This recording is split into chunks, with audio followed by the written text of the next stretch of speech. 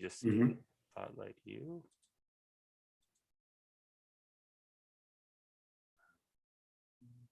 There it is. We're live on Facebook, live on YouTube, and you are the man of the hour, Vlodku. Andrea, thank you. With the first day successfully completed, we usually do we begin with a short reprise, 5-minute reprise. And I actually want to even make it shorter. I simply want to provide 5 quick points that struck our audience as important from the information that the 4 distinguished panels gave us and our focus session individuals gave us. One of the first things that struck everybody is what General Hodges implied when he said that 300,000, it would take 300,000 just to take and occupy Kyiv. And he remembered the battles over Kyiv in 1941, when the Nazis were trying to take it in the first place from the Soviets. And then in 1944, when the Soviets were trying to take it from Germany. And so when he looked at the numbers of 190,000 for the entire operation and said that 300,000, he thought that 300,000 would be needed to just take and occupy Kyiv, which is a very interesting thing of why the Russians may have slowed down, as you've been noticing, have slowed down that process up there.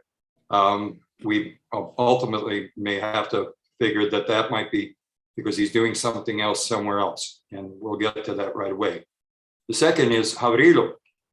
General Havrilo, the deputy defense minister, jumped into that debate and said that it would take 1 million to take all of Ukraine and to hold it. The whole notion was that the 190,000 might be able to do real damage, might be able to take several cities and so on and so forth. But the notion of being able to hold Ukraine, something as large as Ukraine, with the kind of stiff resistance that we've seen, would probably take 1 million, and he doesn't have 1 million, and which adds new meaning to what General Petraeus wrote publicly yesterday, which is that Russia may not be able to win this war. In fact, he said it, Russia cannot win this war.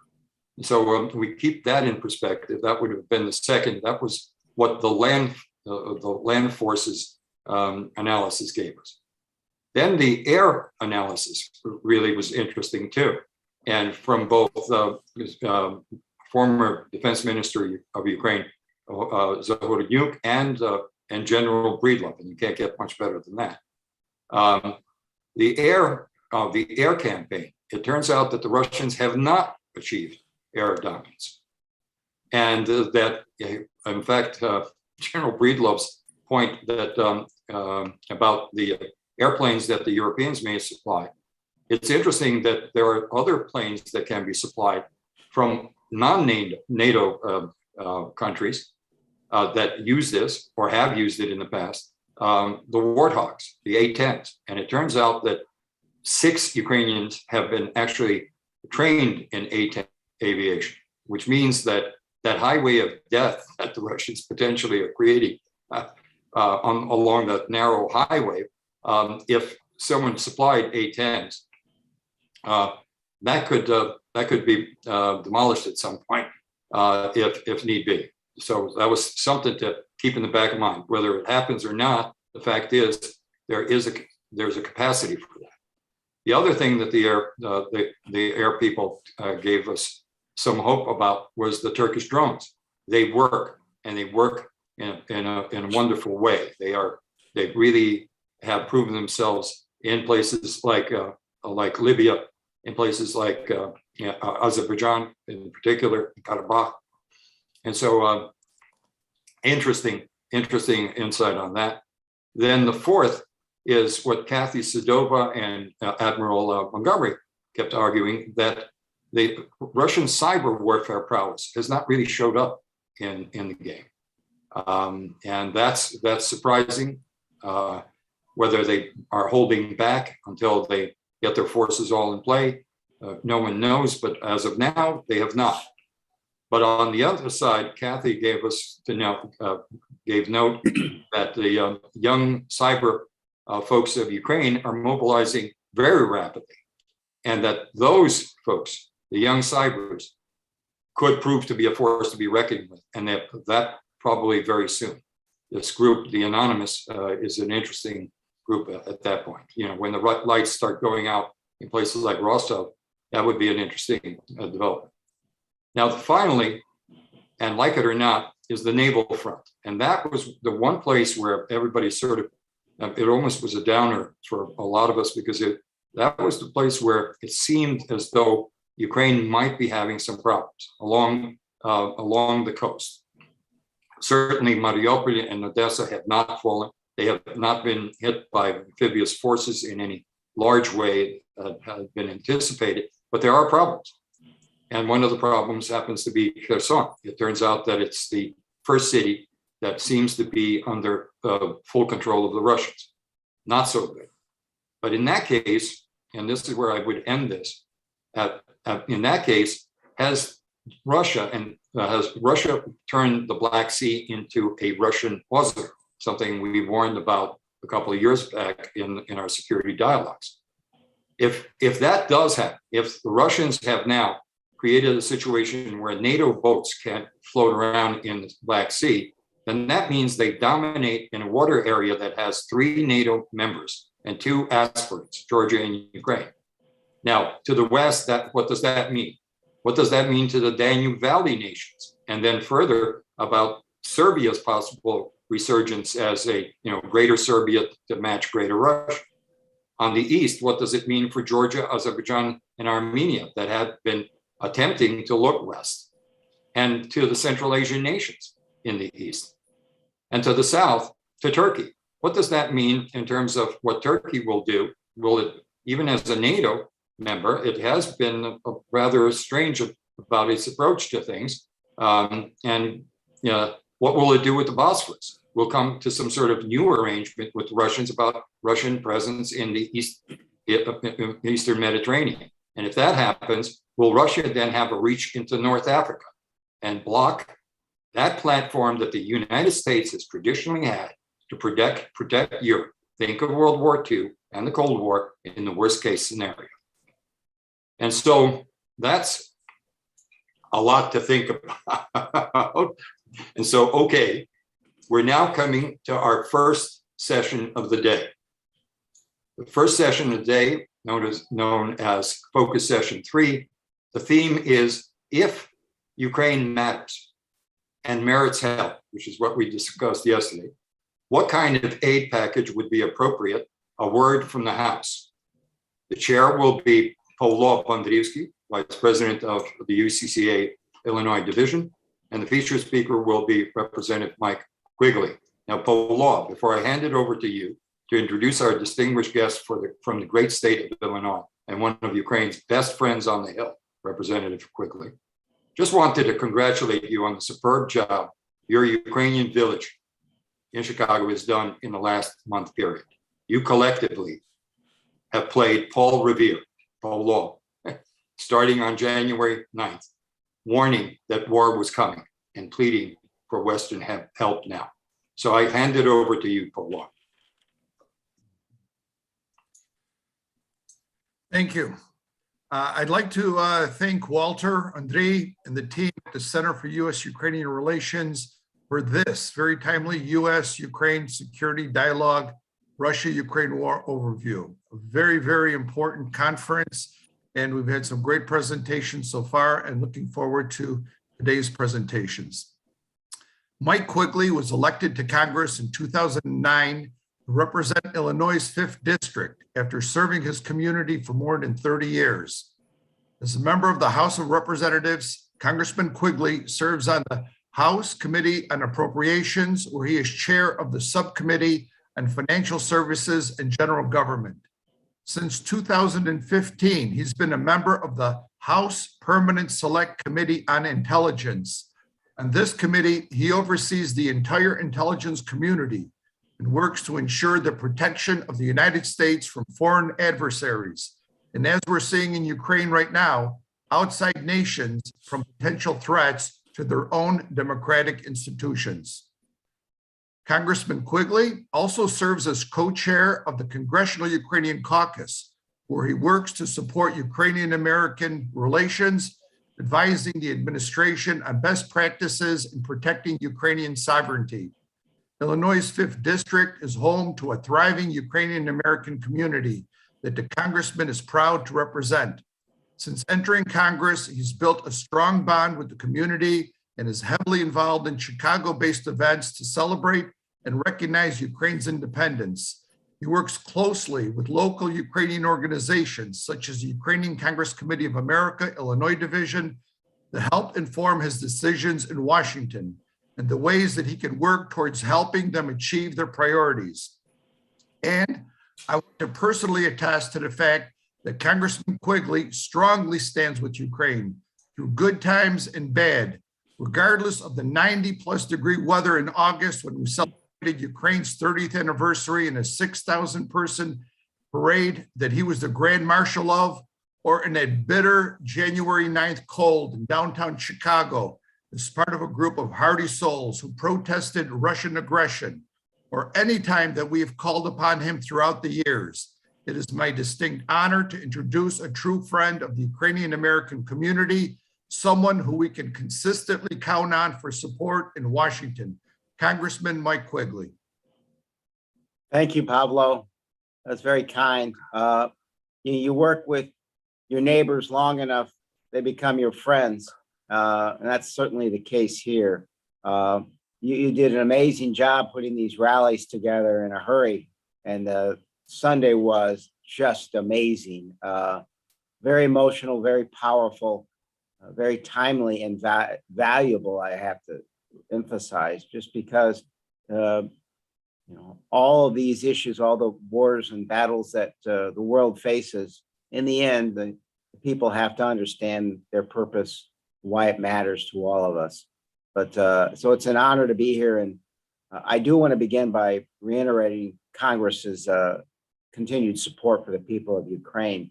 It is rare right now that we see such bipartisan, bicameral support for anything. But you saw at the State of the Union address, when the president talked about Ukraine, everyone stood up because the entire world is horrified by the invasion.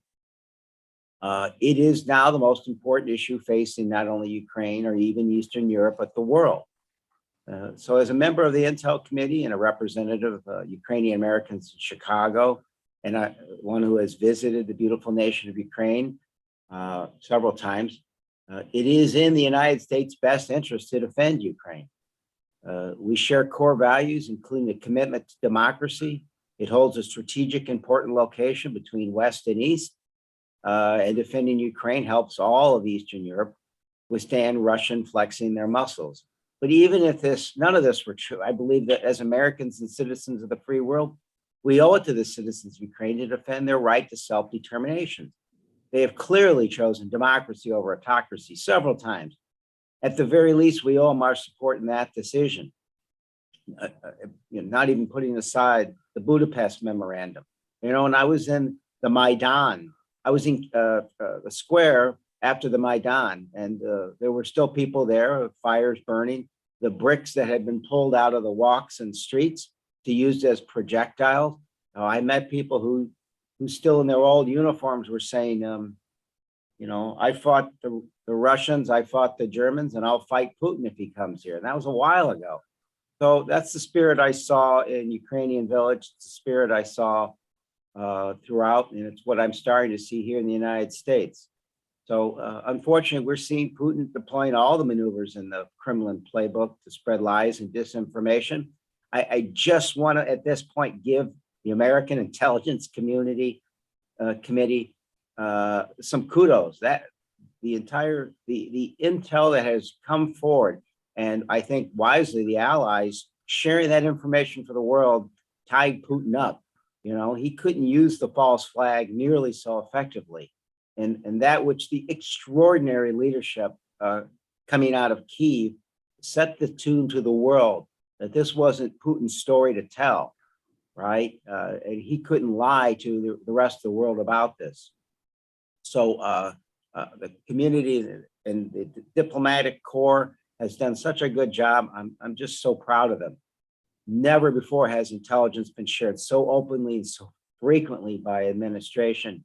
So, as Putin lied about withdrawing troops, the president shared the true number. As they claimed that Ukraine was the aggressor, the administration made it clear that this was a false flag and a pretext. So these were deliberate decisions by the administration. No one would be caught by surprise. And in the end, Putin's lies have fallen flat. Ukraine did not provoke Russia. There's no legitimate reason for this attack. The only reason for this invasion is simple. He is threatening a liberal democracy in a sovereign country. The latest invasion is an escalation of the 2014 conflict in Crimea. In the years since, Ukraine has shown incredible strength while confronting the constant threats of escalation. And I'm saddened to say, largely alone. I am happy to say, somewhat more proud to say, that has changed. Obviously, no one wants this war, not the Ukrainian government or the people or the US or NATO, but that's precisely why the US and NATO deployed every diplomatic option before. And while I believe we should always pursue diplomacy, and I appreciate President Zelensky's efforts there, even while the war goes on, we must understand that those pleas need to be answered while this takes place. I do want to reference the Biden administration authorized an additional $350 million defense aid package for Ukraine. This brings us up for U.S. security assistance, our commitment to $1 billion in this year. This defense package will include, in the last year, will include Javelin anti-tank weapons, anti-armor, anti-aircraft, ammunition for firearms, and body armor. The U.S. this week delivered hundreds of Stinger anti-aircraft missiles to Ukraine. Important here, folks, is the president has requested $6.4 billion in aid from Congress for Ukraine. That's an additional $2.9 billion in security and humanitarian assistance and $3.5 billion for the Department of Defense. As a senior member of the Appropriations Committee, we're at work to do this. I expect a Ukrainian supplemental package to come together in the coming days, and I'm hoping that'll happen within a week. Simultaneously, the U.S. given the green light for Baltic countries, including Lithuania, Latvia, Estonia, to send American-made Stingers and other weaponry. The international community is making historic strides to Ukraine. For the first time in history, NATO has activated its response force and will continue to send weapons and equipment. For the first time since its inception, the European Union is shipping arms to a nation under attack. Germany is supplying anti-tank weapons. The UK has pledged additional military support, and I think this will only be a fraction of it. Still, I must stress to you that I know that the US and the allies have to do more, and that inspiration coming from the military and leadership, the whole firm, is incredibly effective message to all the people of the world. So we understand. For months, I've been asking for harsher standards against Russia, and I think we're starting to see those. Obviously, we're seeing them imposed and starting to see them having effects. Every wave of sanctions has come from a coalition, halting Nord Stream, kicking Russian banks out of the SWIFT system. These are all important steps. But again, I want to stress more has to be done. We understand that. And again, I was gratified when Germany and the United States spoke with a single voice. I wouldn't have seen that coming 2, 3, 4 weeks ago. But I know that halting this pipeline may come with consequences. We understand that Putin's probably not going to sit on his hands and not respond. But as I look at where the Russian people are, we have to appreciate they're going to suffer for their leaders' actions. The Russian people, many of which, particularly those I'm most proud of, who risked extraordinary punishment for their protests, they were dragged into this war through no choice of their own. So I'm just stand behind those who would stand up to Putin in his own country. So I understand these sanctions will affect the common man across the world, in Russia, in the United States. but it pales in comparison to the pain people of Ukraine are suffering. So I believe the free world can't stand idly by while he launches a land war, which will lead to the displacement of millions of people, or up to 1 million now, I suspect. So that our costs are comparatively minor with what costs that Ukraine is facing. So Ukraine has rejected Moscow's puppets and twice selected democratic leaders in free and fair elections. As Americans, we of all nations should respect and defend that choice, and we need to take steps to do this. Let me close by saying this. I was on a local TV station in Chicago, and while I was on, they said, our poll just showed that most Americans want us to stay entirely out of this. I said, with the greatest respect, that's not an option. You know, we're involved. The world is a very small place, and we all need each other, and everything's tied together. But our forebears fought in 2 great wars against fascism and autocracy, and all that is at risk. We owe it to them. We owe it to the spirit of this. And I'll say this. NATO was put together for practical reasons, but also some spiritual reasons, some reasons that mattered to all those who gave their last full measure of devotion. The fact that Ukraine is not a member of NATO is almost insignificant now in terms of how we should respond. And I know that won't necessarily be a popular thing to say, but the fact is we put NATO together for the same reasons we should defend Ukraine now. So those lines to me get tougher and tougher to discern. So I am pleased to see that what would normally take years, if not decades, for us to change to in NATO's, EU's, Germany's, Switzerland's response, we're now seeing in days. So I do believe that will continue. I think the key to that is that resilience, that extraordinary leadership that we're seeing coming out of Kyiv, displayed to the rest of the world. And I think the world will continue to respond accordingly. Thank you.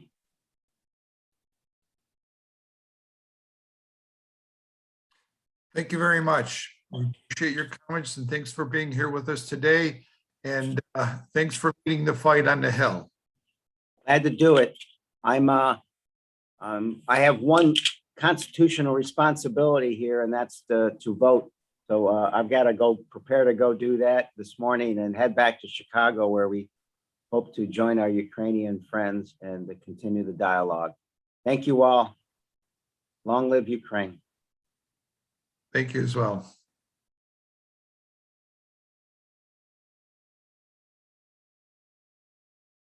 Walter, mute.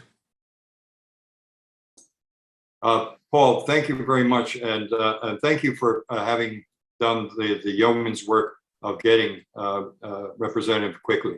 You were absolutely right. He does represent the spirit of that wonderful Ukrainian village that Steve Colbert talked about. You folks really know how to mobilize, and for that also, and the representative has underlined it. He's actually coming back to you guys to join you in whatever else you may do in the future. So Paul, just keep up the good work and tell the people in Chicago we really do love them for the work they do. Okay, thank you, Paul. Certainly will, and we certainly have more rallies coming up, including this Sunday downtown in front of City Hall and Daily Plaza. So anyone from around the country is welcome to come join us at 2 p.m. Thank you, Paul. Thank you. Okay, so with that, we continue. As we said, we've had 4 aces in 4 different panels yesterday, and we continued that tradition today. In fact, our first dialogue panel discussion 5, the theme will be evaluating Ukraine's ability to cope with influence operations and information warfare in present circumstances. and as the discussion moderator, but also the discussion leader. I've seen Ambassador Dan Fried. I just wanted to say about Dan Fried that if we've talked about distinguished envoys, the Grand Master of the U.S. distinguished envoys. I've known Ambassador Fried from the very first conference we tried in 2000 on this level. Dan Fried has been our friend for a very long time. And he is, in fact, one of those senior distinguished U.S. senior envoys and diplomats that have helped us all throughout. And so it's my honor to be able to have him lead this this group that we were going to have as a discussion group. Panyahana Hopko is doing God's work with Samantha Power, who Ambassador Power was supposed to finish up yesterday. They're doing yeoman's work and for some at a different form. So she was kind enough to give us a very good replacement, and he'll introduce himself. And Mr. Janusz Bugajski will be with us. And I see that our wonderful Deputy Director of the Eurasia Center and Atlantic Council, Melinda, has joined us as well. So with that, Ambassador Dan Fried, it's all yours. Thank you, sir. Okay. Thank you very much. The topic today is disinformation. Now, 2 weeks ago, I would have said that Russia is a master of disinformation, and we are playing defense, that our job is to try to identify sources of Russian disinformation, methods of disinformation, expose them and limit the damage. And I would have meant it. The last 10 days have shown that when it comes to a crisis, a real war of the Kremlin's making, Russian disinformation is not all it's cracked up to be. Ukraine and the United States have dominated the information space. Now, small comfort to the Ukrainians who are fighting for their lives, and I don't mean to be congratulatory. But the Russians have failed spectacularly to use disinformation to shape perceptions of the war, except with the possible exception, and I'll get to this, of their own population. They wanted to create an image of Ukrainian neo-Nazis oppressing Russian people, and even starting the war by attacking innocent Russians in the Donbass. Rather similar to Hitler's propaganda machine against Poland in the summer of 1939, by the way. As long as we're talking about Nazi analogies, let's use them. But they failed. They failed partly because the United States was very good at exposing in real time Russian attempts and even predicting them. Astonishing. It failed because the Ukrainians are awfully good, as it turns out, at presenting a narrative which undercuts the Russian narrative badly. Russian disinformation is real. We know this, well documented. I mean, I don't have to go along. I don't have to explain to this audience what it means and what it consists of. But my tentative conclusion, subject to change from the last 10 days, is that in addition to defense in the information space, we need to consider offense. And offense may be the area of greatest opportunity for us. What do I mean by offense? And of course, I think there is one major area where offense is critical, and that is reaching the Russian people. Reaching the Russian people. The Russia has shut down the last two remnants of a free press, TV Rain, Dozhd, and Echo Moskvy. I think Novaya Gazeta is under pressure, and maybe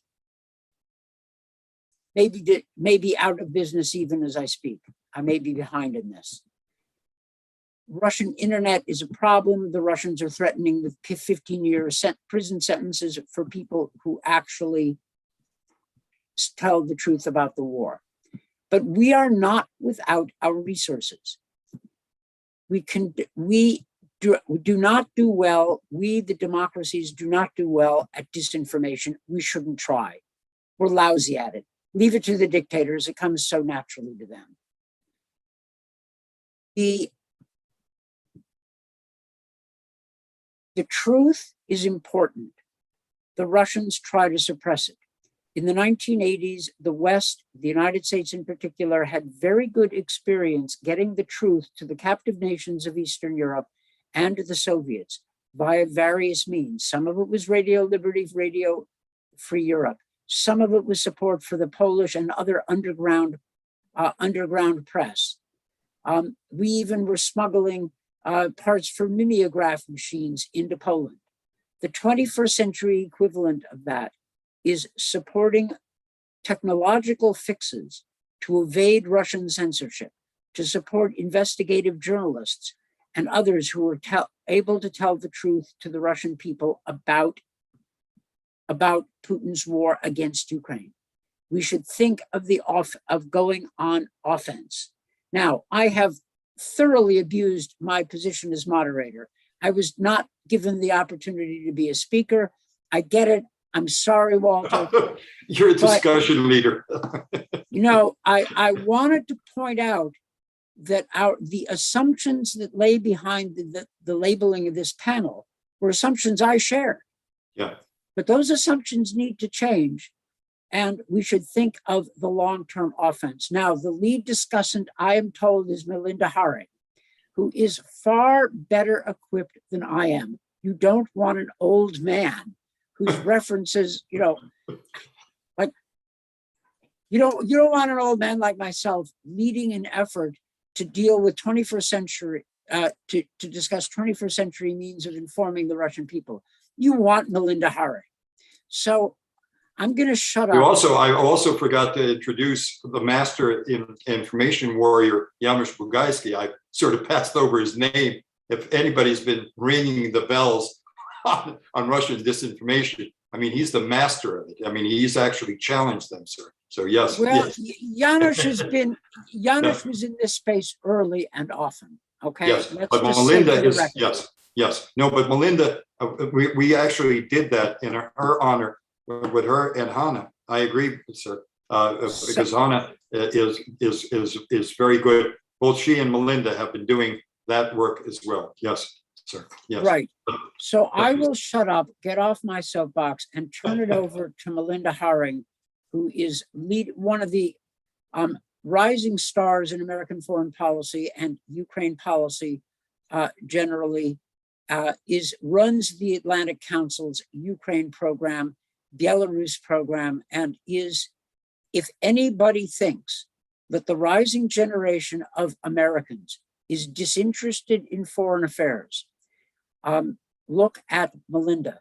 Not the only one, but an awfully good example. All right, Melinda, the floor is yours. Take it away. There's nothing that I can say after that. Thank you, Ambassador Fried. I would much prefer to listen to you. I think you nailed it, though, that our task today is to go from the mimeograph and the copies that the Polish resistance was using to figuring out how to use technology in this current struggle. I'm really worried about the information space in Russia. So a week before the invasion last Thursday, there was public opinion polling from the Levada Center, and it said that 60% of Russians support the annexation of Crimea and the independence of the People's Republics. We don't have good data after last week's invasion. I suspect that number has gone down quite substantially. So the day that Putin decided to invade, there were protests in 53 towns and cities in Russia. Now, there's only been about 6,000 Russians that have been put in the paddy wagon, and that's not a big number, but we have to remember that the space for protest and for civic life in Russia has massively been restricted since 2014. So I don't want to be overly optimistic. I don't want to be Pollyannish, but I think that there's growing discontent. And I also don't want to be an Old Testament prophet and have my hand cut off, but I think that Putin is done.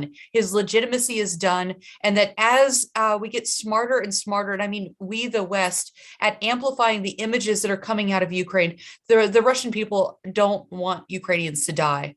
Many of them are relatives. They have, strong relationships and friendships with people in Ukraine. So I think if I were sitting at the National Security Council and talking to the president and his staff, I would urge them to put as much money as possible into building a Russian language television station and more Russian language capacity. I think now is the moment to do it. RFERL is fantastic. They do great work. VOA is fantastic. They do great work, but it's not enough. One of the big problems, and I think we should be honest about this, is that Russian TV and Ukrainian TV is very expensive because the oligarchs back it. They have endless production budgets. So they have 3 cameras. You know, when you and I go on CNN, there's 1 camera and it's a boring, steady shot. But when you go on Ukrainian or Russian TV, the cameras are whizzing by. There's great music. It's really interactive. The US government is not going to be able to compete with that, with 3 cameras and $1 million production budgets, but we can still make good TV. But this is not a 3-year project. USAID we're going to have to blow USA's brain. This is a 20-year project. This is a 30-year project. And we're going to have to build a new institution in Washington that is willing to take risks, and it can't be at the State Department. It's going to have to be independent, and we're going to have to put real money into it. So thank you for the chance to be here. And I think that there's a real fight, and we need to be creative in speaking to the Russian people. Now's the time.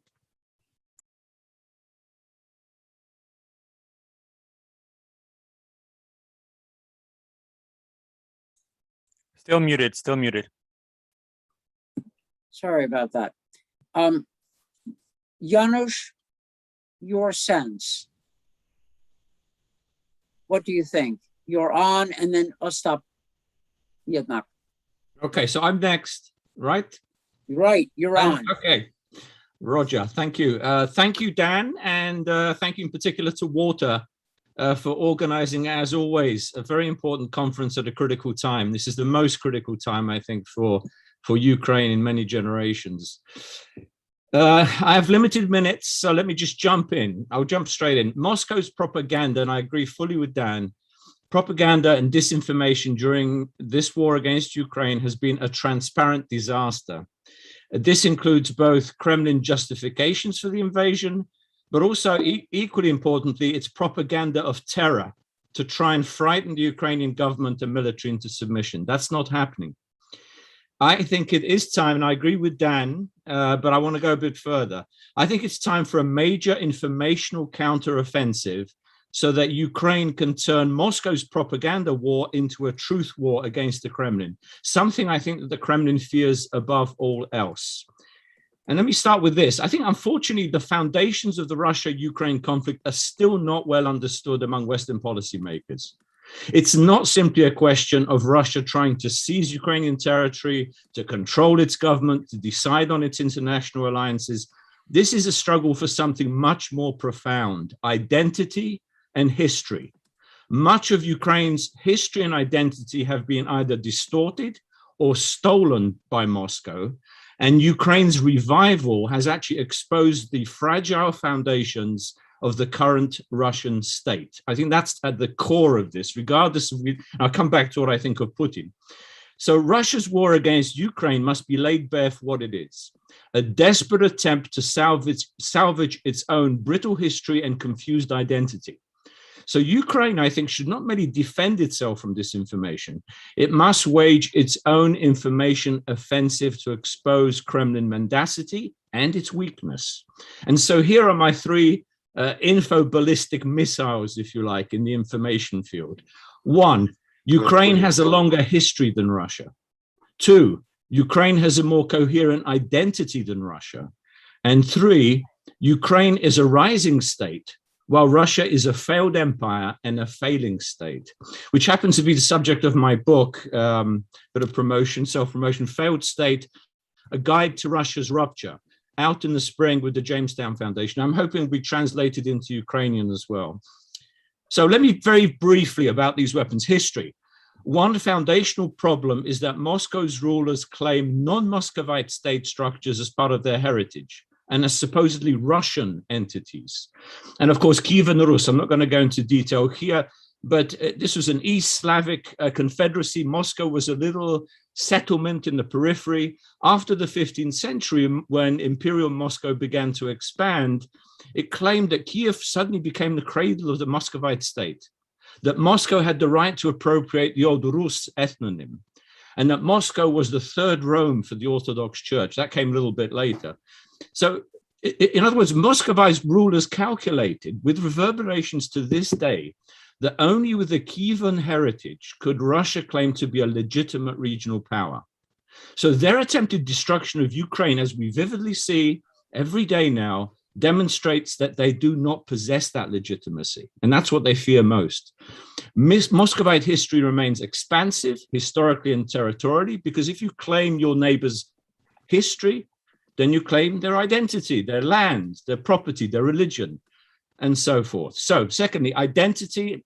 Again, Ukraine, I would say it's consolidating its national integrity, its state identity. This has been happening over the past 30 years. I was active very early on in Ukraine with Bugajski when we were trying to create some sort of, let's say, identity for Ukraine here in Washington, because very few people in Washington at that time knew what Ukraine was. The importance of this country, the history of this country, the strategic significance of this country. We did a lot of work, but there is, and so have others, but there is still a lot of work to do. Now, I think Ukraine is establishing that identity, and I think paradoxically and perversely, this war is going to help. I'm not talking about the lives, people are losing lives, of course, there's massive destruction, but Ukraine's going to come through this stronger. Whereas I think Russia's going to come out much, much weaker. And President Biden actually mentioned this the other day. We can go a lot further. Russia has failed to establish a civic identity to which most citizens would subscribe, regardless of their ethnic background. Instead, if you look at what's happening in Russia, there's constant identity battles between ethno-nationalists, imperialists, federalists, regionalists, and of course, a growing number of non-Russians. And I do believe actually that Moscow's war in Ukraine is going to rebound against the country. It's going to inflame inter-ethnic conflicts between Russians and their neighbors and provoke conflicts within Russia itself, where at least 20% of the population, remember, are non-Russians, and whose identity has been further subjugated by Putin's Kremlin. We talk about all the ethnic Russians that are suffering, but it's the non-ethnic Russians that have their languages restricted, their freedoms curtailed, their cultures decimated. This is going on. It has been going on under Putin. But their numbers are growing. This is the significant thing. Demography. Ethnic Russians are decreasing and depopulating the ethnic republics. Look at the figures of the past 3 censuses. Large tracts of Siberia and the Far East are losing populations massively. Kadyrov's Chechens, who appear to be very loyal at the moment, I bet you anything that as soon as the federal funds run out, they're going to be first over the drawbridge out of Fortress Russia. And they're going to be followed, I think, by many other nations, nations in waiting, states in waiting, the North Caucasus, Middle Volga, Southern Siberia, and elsewhere. So very last point. Well, actually not, I've got 2 last points. If I have time, if you allow me. Yes, go ahead. Okay, statehood. Ukraine, I would say, despite its many problems, is developing as a democratic state 30 years after the dismantling of the Soviet Empire. The Russian Federation has failed to transform itself either into a nation state, a civic state, or even an effective imperial state. They have failed to preserve their empire. Numerous internal weaknesses will be exacerbated, I think, by sanctions. We have to be very tough with these sanctions, and we have to be strict. We can't allow anything to pass through. This is vital to wake up the Russian people, possibly to stir a revolution. If they cannot transform into a democracy, which I tend to doubt given the history, I mean, maybe brief periods, I think more likely the country will start to fracture. The Russian Federation is approaching the end of a regime cycle, and Putin knows this as well, in which the political status quo will become increasingly unmanageable. And if you look at some of the statements by Russia's leaders, Defense Minister Sergei Shoigu recently said, warned of a Yugoslav scenario inside Russia. They could divide along nationality, class, and religious lines and result in disintegration. Putin himself on video warned about over 2,000 conflict points that can tear the country apart. We should be looking at this seriously. What does he mean? What is driving this? What will be the result of this? What should be our response to this? This is the future of Russia. Lastly, let me just say, a couple of things. In sum, I would say this: the very existence of a free Ukraine negates the mythological constructs of Russia's own history, identity, and statehood. As the Kremlin will not be successful in eliminating Ukraine, the current war will further expose Russia's weaknesses. That's why they wanted this fast, quick operation, even hiding it from their own people. Didn't work. The Ukrainians exposed them for what they are. So this is not just a question of democracy against autocracy. I understand what the president is saying. I understand what the American administration is saying. This is much deeper. This is a struggle of independence against imperialism. If Russia cannot be transformed into a democracy, then we must help the autocratic empire disintegrate and prepare for the emergence of new states, just as we did 30 years ago when the Soviet Union collapsed. Very last point, Putin. I don't think we should over-personalize the Russia problem. Putin, of course, is the naked emperor. He's the war criminal in chief, but he's also the figurehead of something much deeper. He is the product of the Russian ruling imperial elite, its security and military apparatus, its political structure, and its ideological class. The only credible solution to protect Ukraine for future generations is Russia's de-imperialization. I'm sure every Ukrainian would welcome the final demise of the empire that has decimated the Ukrainian nation over many centuries. Thank you.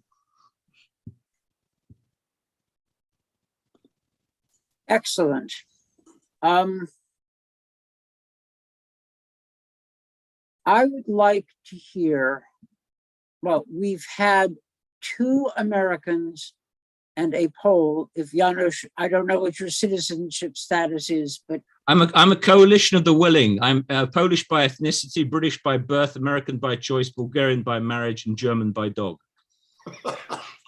in other words, a typical American. I would like to hear from a Ukrainian. We had hoped for Hanna Hopko, right? She's, look, busy is not the word to use, but I would like to ask for a Ukrainian to volunteer to give a perspective on what, we've been said on the principle of nitso vas bez vas. A phrase I am glad that the White House has now internalized. Never thought I would see that. Late, but not too late. Anyway, do we have, Walter, with your permission, I would like to ask for a Ukrainian to give a perspective on what has been said so far. Ostap is ready, I think. Yes. All right, excellent. I was hoping that would be the case.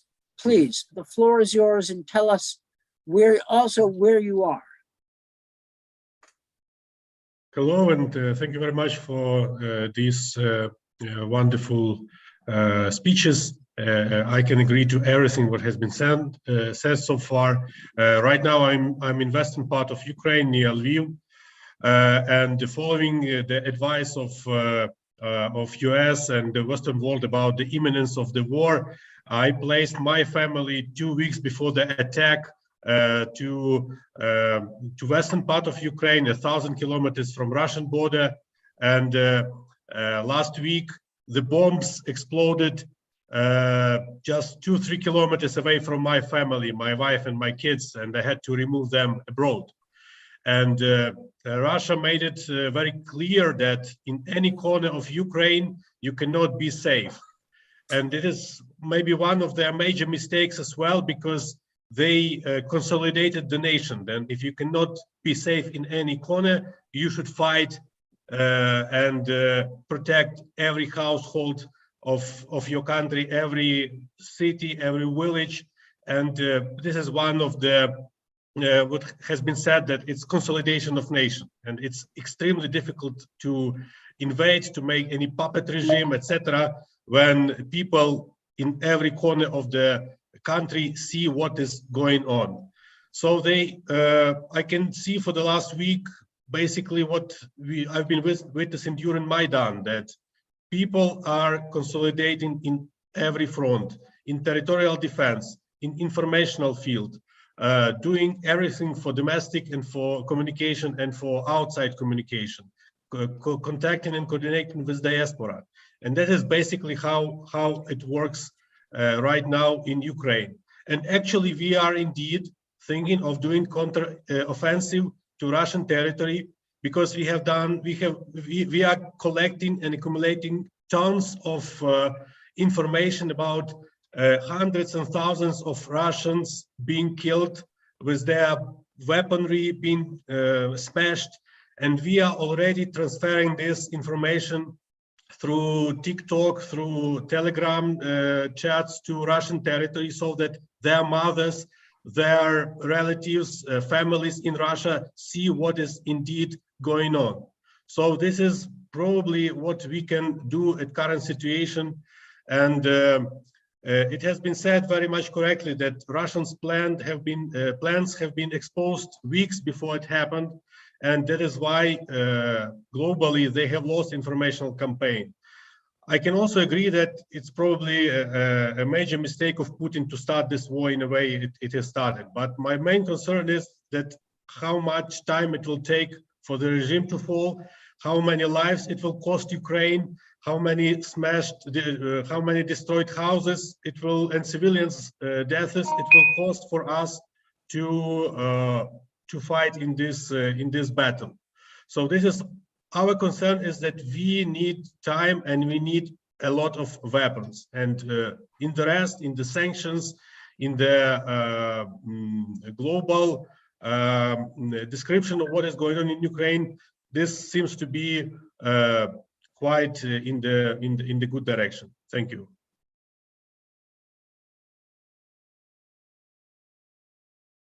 All right, excellent. I'm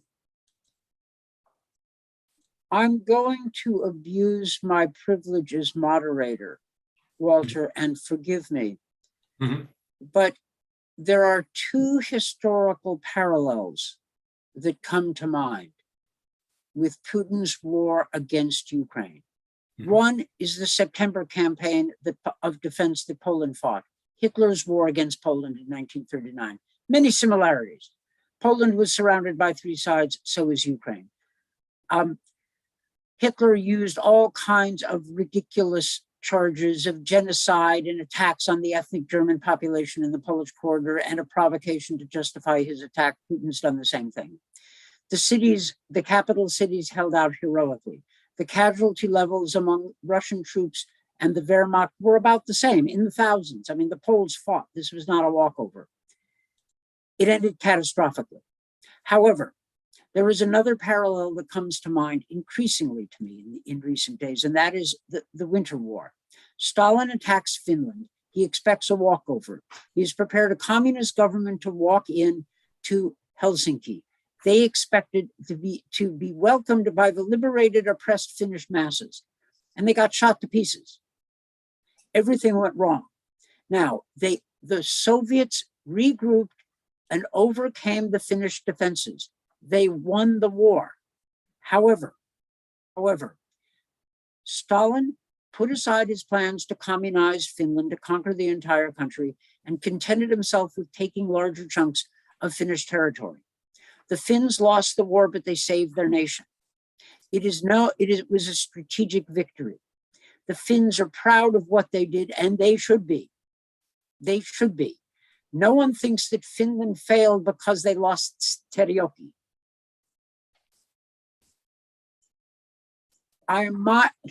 Neither parallel works perfectly. I know that. I'm not trying to suggest, that history repeats itself. but history can inform our thinking of the present. Sorry, Walter, this is out of place. No, but no, this is not. We're dealing with a moving situation. Small comfort to the Ukrainians, but we ourselves can help orient our thinking by recalling that there are similar episodes. All right. Look, we have heard, this is supposed to be about counter disinformation and countering the Russian propaganda machine. Ukraine has done a magnificent job of shaping the narrative. This is a really big deal. I have seldom seen a Kremlin propaganda line fall apart so spectacularly. All right, let's take the Ukrainians as Nazis. All right, let's take that. All right, so we have, of course, a Jewish president of Ukraine. We also have the chief rabbi of Ukraine speaking out. And this morning I see pictures of Jews at the Western Wall in the Ukrainian national colors. On top of that, Dan, they actually bombed Babi Yar. Yes. With the Yes, there is that. Talk about a propaganda disaster, desecrating the graves of the victims of the Holocaust. Well, who's the Nazi? Who are the Nazis now? But my point is this. The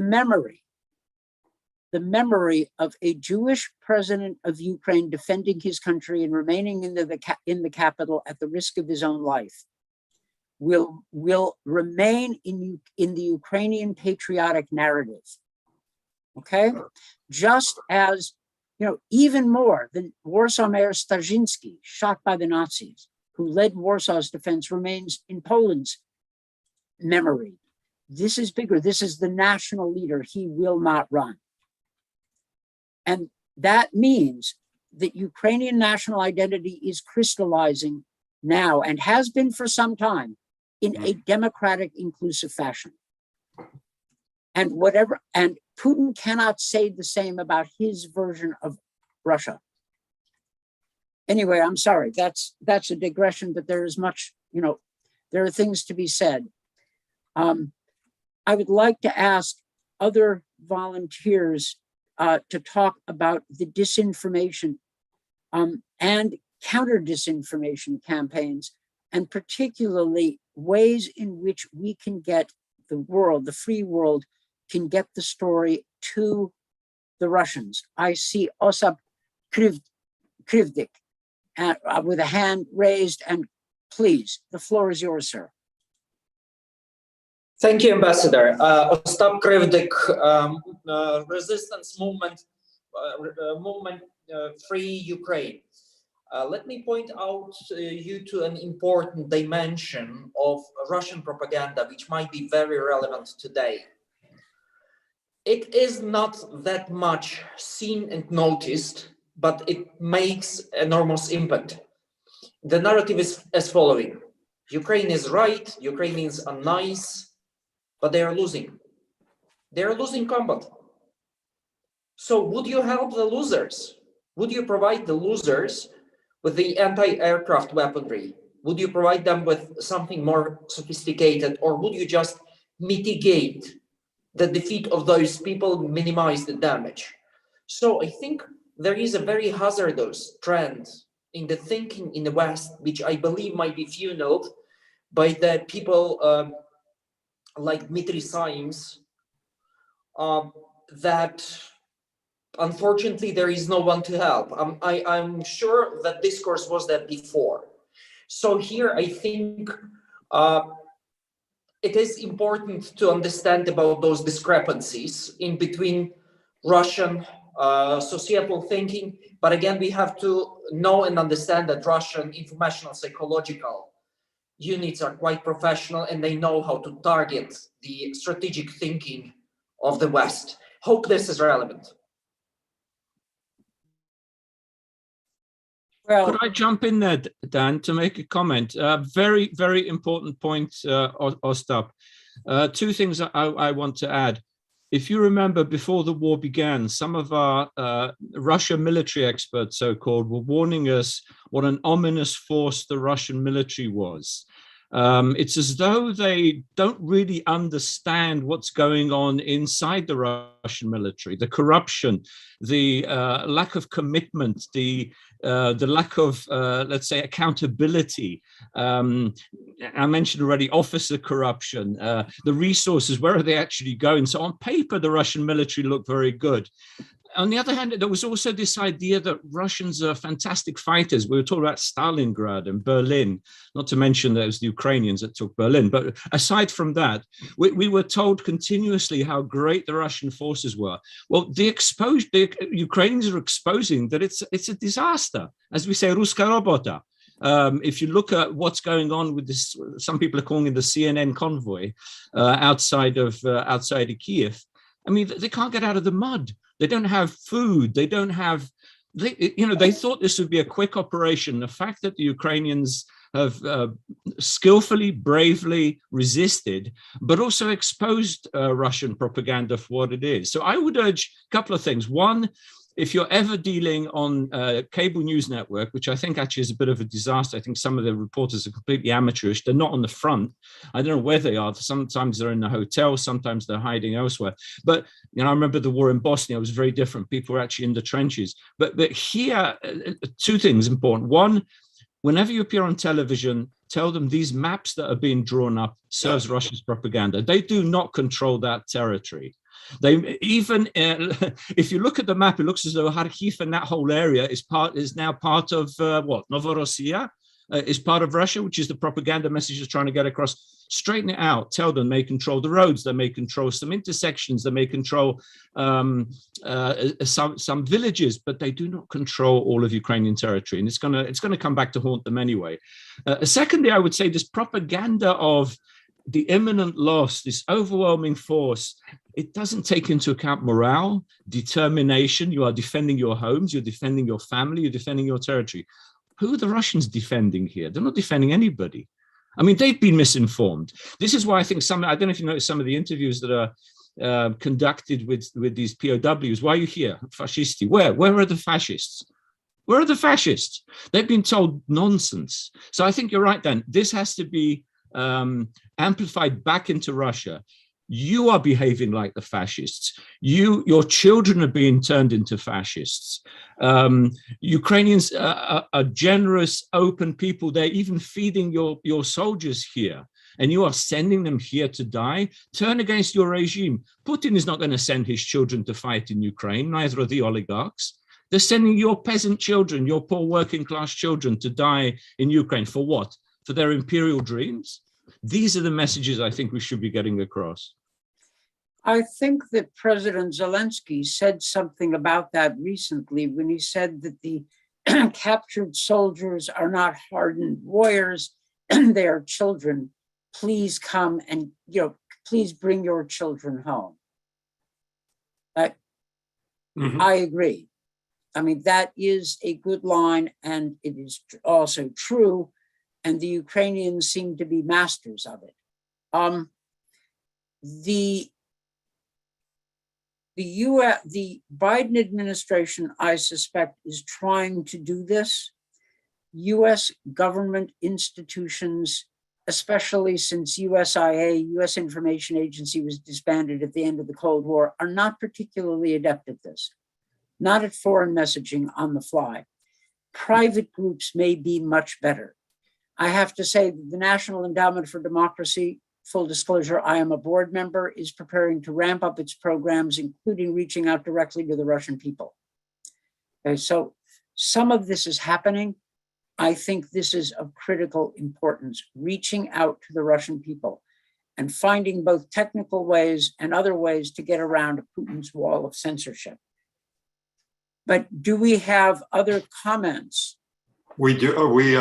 The reason is a lot of people are looking at the participants. Those are people that have been allowed to listen in and even chat and ask questions. But we're getting a lot of people because we're broadcasting on UCCA. We're getting a lot of comments on the UCCA channel and Facebook and so on. Andrei probably would explain this even better.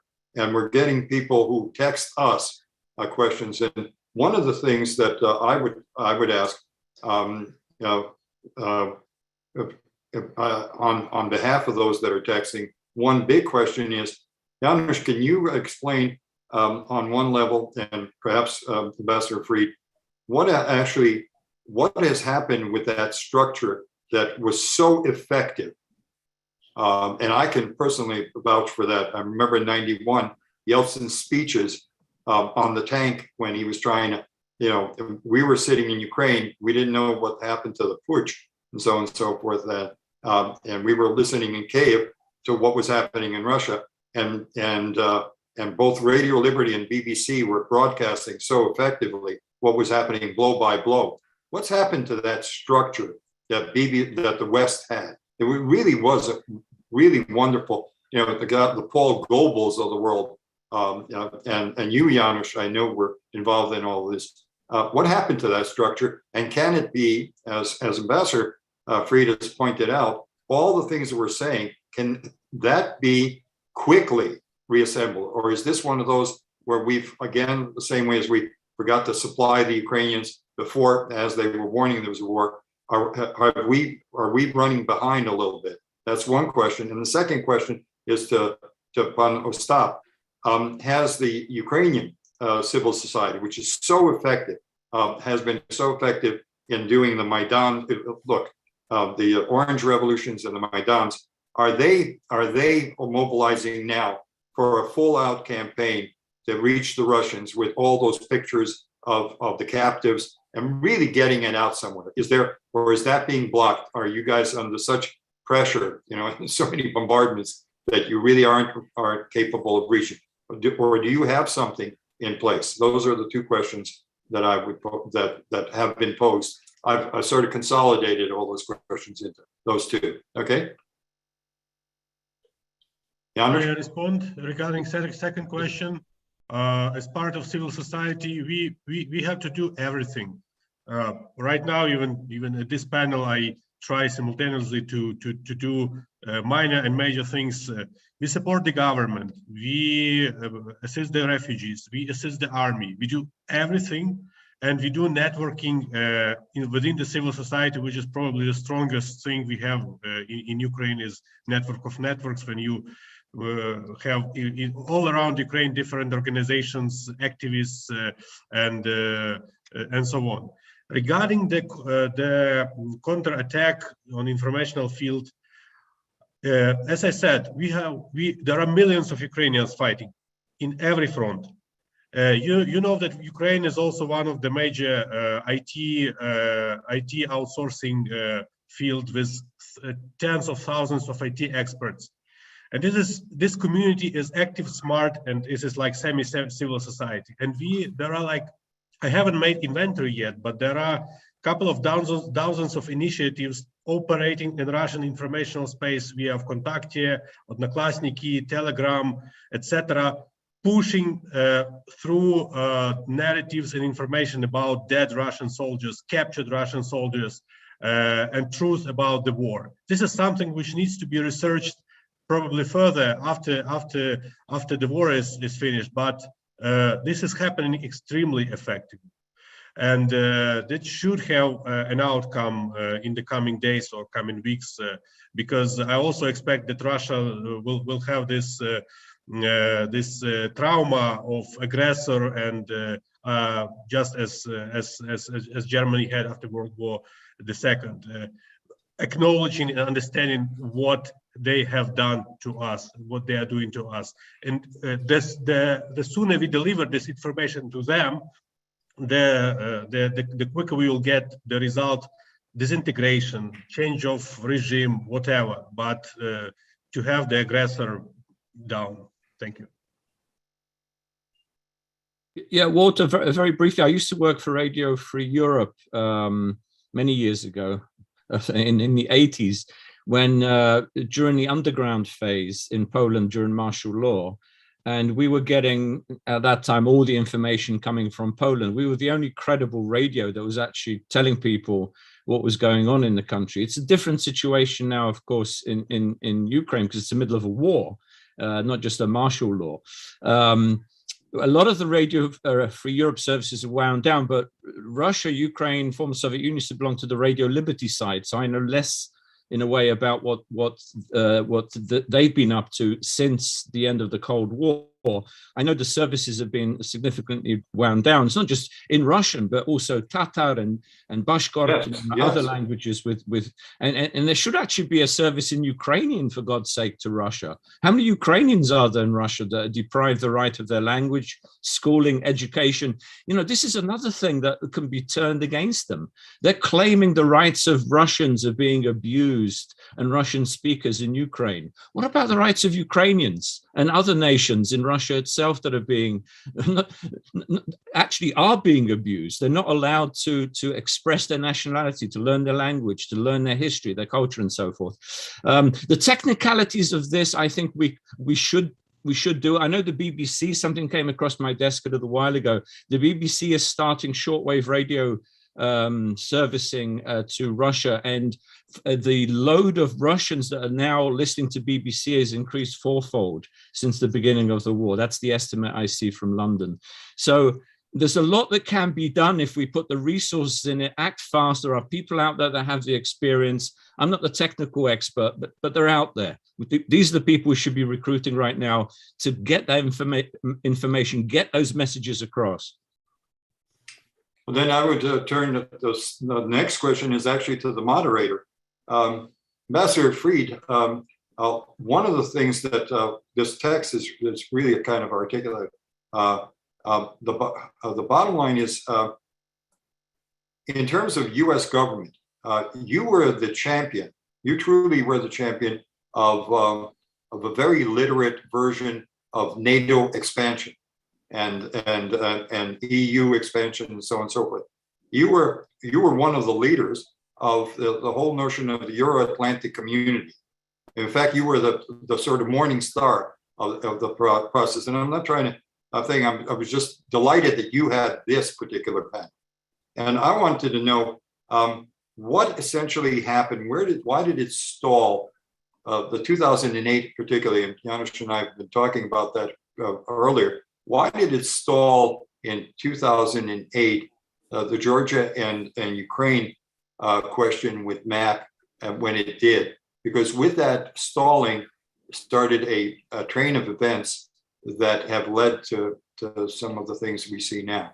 And how is it possible to convince the world that Ukraine really and Georgia really deserve to be part of the Euro-Atlantic world?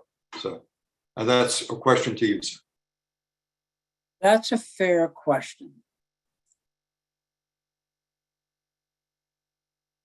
In the early 90s, we knew we had a window to expand the frontiers of freedom. Mm-hmm. Our theory was that we would do so whatever happened in Russia, but we hoped for a more positive evolution. So what we did was two tracks, a NATO enlargement track and a NATO-Russia track. Mm-hmm. And the most optimistic scenario was that the two tracks could meet. In other words, we weren't ruling out that a very different Russia could actually join NATO. This was the most optimistic variant, but that we would not hold NATO enlargement to the newly self-liberated countries of Central Europe hostage to Russia's pace of evolution. So the two tracks would proceed independently. We designed this, wanting to avoid either isolating and humiliating Russia. So we reached out to it, no reparations, no isolation, but we would not offer to extend Stalin's line in Europe after the fall of the Iron Curtain. That was the theory, right? In the 90s, Ukraine was nowhere near ready, to think about itself as a European country. Its reforms were basically at a 0 point. Ukrainian society took years to think of itself as a natural and rightful member of Europe. The people on the Maidan were not flying the NATO flag, they were flying the EU flag, rightfully so. And before that, the Orange Revolution was similar. My point is that Ukraine was not Poland. It developed, it had a dissident movement, it had a democratic movement, it had a long-standing movement of its national identity. And then back to the 19th century, and of course, a much older period of political, centuries old period of political identity. But then in the 90s, neither the US nor Ukraine were ready. Poland and the Baltic states were pushing from the early 90s for NATO membership. And they amassed an enormous amount of political capital by the success of their reforms. I saw this. Everyone in Washington in 1989 thought that Poland transformation wouldn't happen, that if they overthrew communism, they would collapse in chaos. Now, I'm being brutal, but I'm not wrong. I remember the predictions. All right, so the Poles outperform everybody's expectations. They overthrow communism, they introduce a democracy, they transform their economy, and they have Chinese levels of economic growth starting in the mid-1990s. That gave them enormous political capital, and they invested that capital into NATO membership. Like Lech Wałęsa said, what the hell do you want? We're doing everything, right? What's wrong with you people? He almost put it that brutally to Bill Clinton, who was listening. Ukraine didn't make this case in the 90s. They made this case in the early 2000s. Yes. Yushchenko made it. But the reforms in Ukraine had never taken hold in Ukraine the way they did in Poland. Not that they were steps forward, but not the kind of dramatic reversal that convinced Europe and the US to push ahead. Now, Ukraine is it reminds me a lot of Poland in the 90s, right now. Okay, right now, they're there. But while all of this was happening, Putin, Russia was turning to the dark side. No need to tell anybody on this listening in what that means. It started early, and Putin was warning of this 15 years ago in his Munich Security Conference speech, 2007, February. We were slow to understand this, we Americans. We didn't take it seriously enough. The Georgia War, the Bush administration after the Georgian War understood the problem. Condi Rice understood it exactly right. But, they left office. The Obama people came in and did the reset. Mike McFaul always was, he knew, right, he was right, and he's always been honorable. But there were others who believed that the reset meant we had to tolerate everything Putin was doing. The Obama administration also discovered its mistakes and reacted well after 2014. But 2008, okay, this is the backdrop. In 2008, President George W. Bush personally decided to throw everything he had into a membership action plan for Ukraine and Georgia. I mean, he risked everything. And there was a deadlock at the NATO summit, and they came out, they made a compromise that Ukraine would someday be a member of NATO, but they had no way to get there from here to there. The goal was clear, the means were not. It was a mess. I'm not thrilled with that. It may have I think it did convince Putin that the West was divided about Ukraine and Georgia, and emboldened him to strike against Georgia a few months later, the August 2008 Russo-Georgian War. Now, Walter, I've gone into detail, and I apologize for that. No, this is very important. You asked a serious question. Yeah. This relates to today's debate. Yes. Yeah. Because there are people in the United States, a few on the left and more prominently among the so-called realists, who say that we should have not pushed for NATO membership, for even the principle of NATO membership, that Ukraine rightfully belongs to Russia's sphere of influence. That's what they say.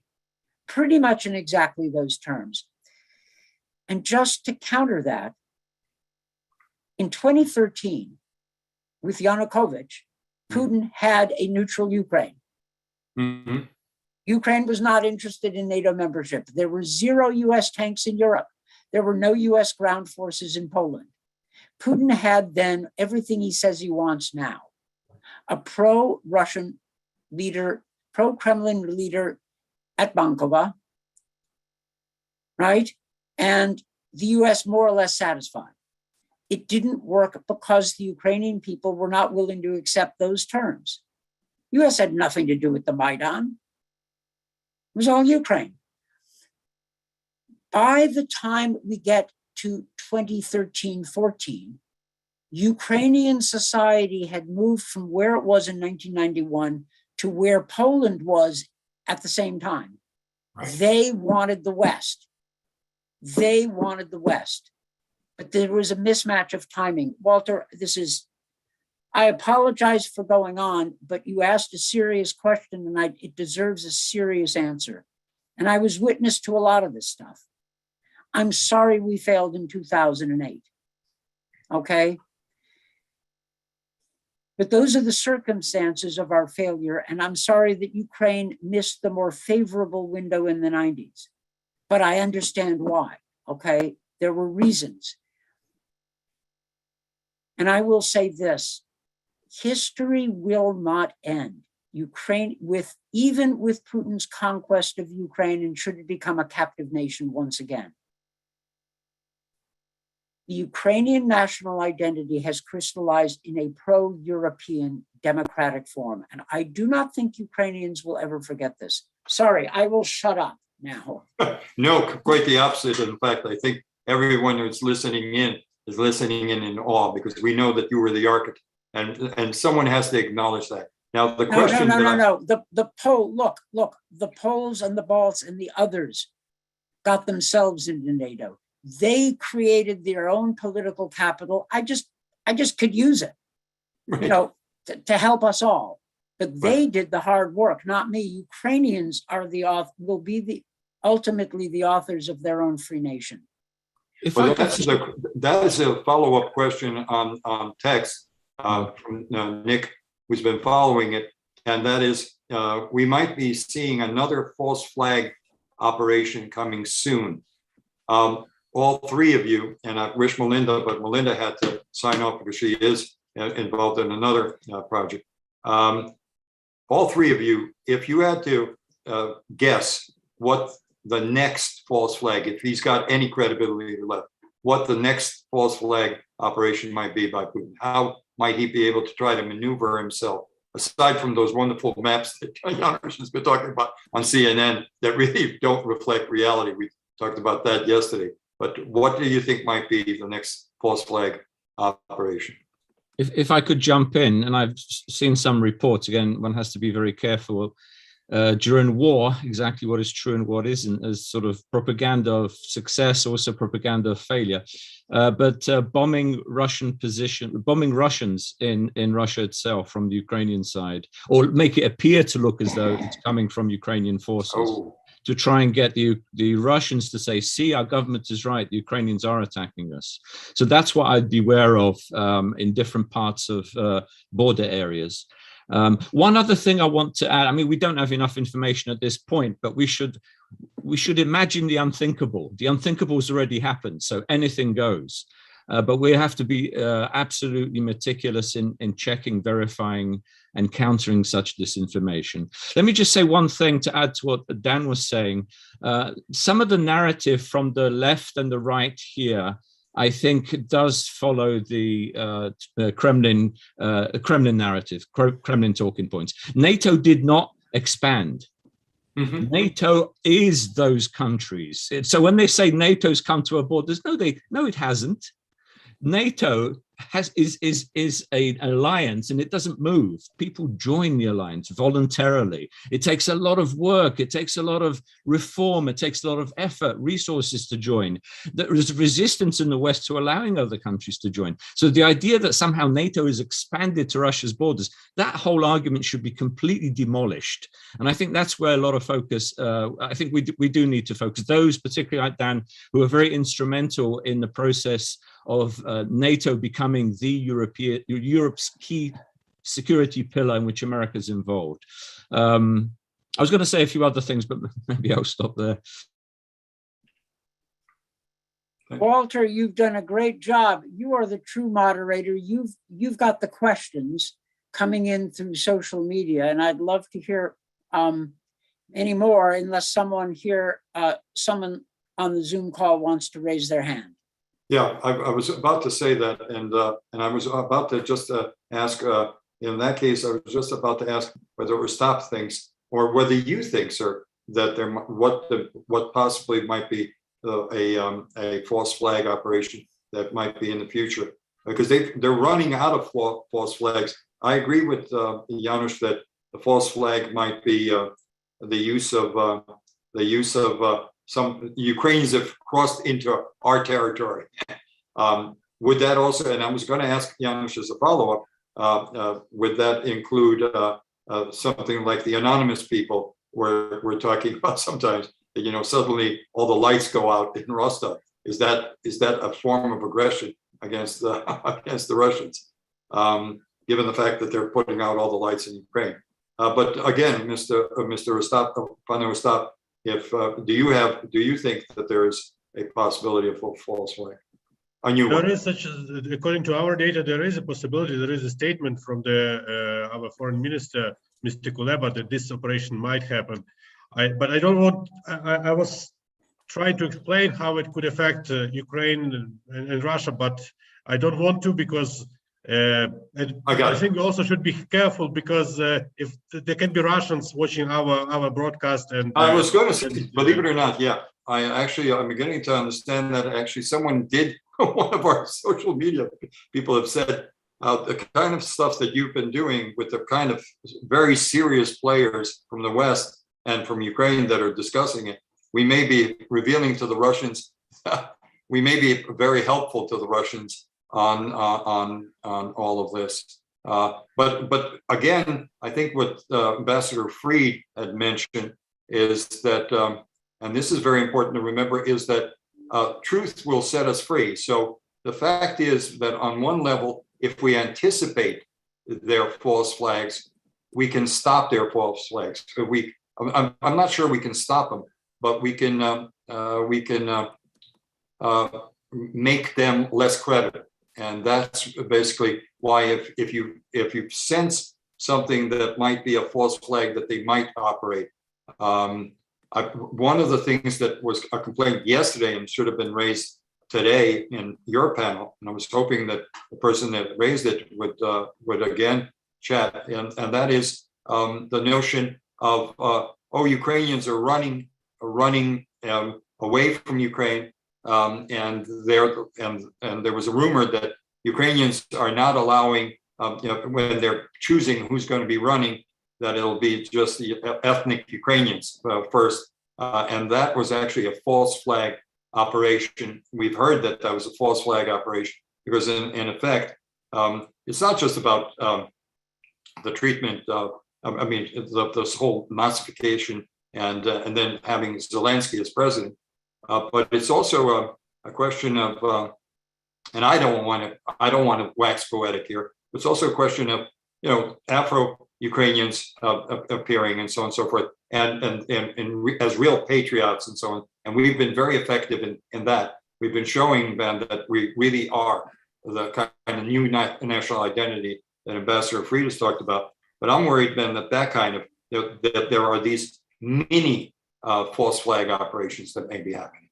And is that a concern as well for this panel? Because we still have time to discuss that. Is it possible that those are the things that are going on? And how do we stop that? Walter, there's a lot of false flag operations out there. I was looking at some of the Polish press from Przemysl, for example, where a lot of Ukrainians are crossing. There's this narrative that Poles are somehow attacking non-whites, African, I don't know if they're Ukrainian or they're students, I think mostly students or people working in Ukraine that are crossing into Poland. The fact it transpires that the Poles have been actually very welcoming. There was a huge Pakistani delegation that they immediately put up, and they flew back to Pakistan. I mean, there's I think something like 600,000 Ukrainians have now crossed the Polish border, and the Russians, of course, will present it as they're fleeing their country. What should be pointed out is how many Ukrainian men who are working in Poland are flocking back to Ukraine to fight for their country. I've seen incredible reports of Polish employers saying, you know, with tears in their eyes, saying, "You are such great workers. Just make sure," I'm not going to use the words, you know, in company, but just make sure you come back here alive when you finish fighting the Russians. So that I think should be stressed. Stress the positive. Don't chase your tail by trying to figure out what the Russians are up to. You have your own objectives. You have your own truth. Push that. Ukrainians are coming home to fight. That's the key. And they're flocking to fight. And other nations too are helping. Well, I see Ariel Cohen, and he's always, I mean, he's supposed to be at the next panel, but if, with your permission, Ambassador Fried, Ariel, would you have something on in terms of his influence operation? Because you've also always talked about Russian uncles in Ukraine controlling the economic levers, this whole corruption thing that we're noticing. Was that part of that process for the last 10, 15 years? Could you say that, you know, us not being able to identify that Russian uncles, they did it in Ukraine with the economics, they're even doing it in Eastern Europe. Was that part of that problem that we've had for a long, long time, even with the corruption issue? Janusz, thank you for your remarks as well about Poland. That was absolutely right. But Ariel, can you unmute? Ariel.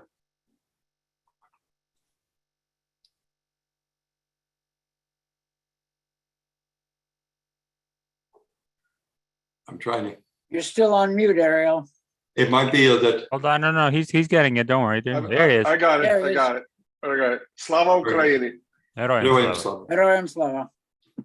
First of all, I am as emotional, as sad. All the memories of me being in Kharkiv with my grandma, with my babushka. And, you know, here she took me to the zoo and she fed me her wonderful walnut pie, and here we were in some sky, and seeing this destroyed, this is horrible. This is absolutely horrible to me. I forgot most of the Kharkiv. I remember Yalta very well, my birthplace, but Yalta is not destroyed. It's occupied, but Kharkiv is being battered. And also I've been to Kyiv many, many times. Seeing what they're doing to Kyiv, it's absolutely horrifying. In terms of corruption, of course, yeah, Russia uses corruption broadly as a weapon in Europe. Schroeder and everything else, and everybody else they were buying, they used it in Ukraine. So there's nothing new here. But I found out something very interesting.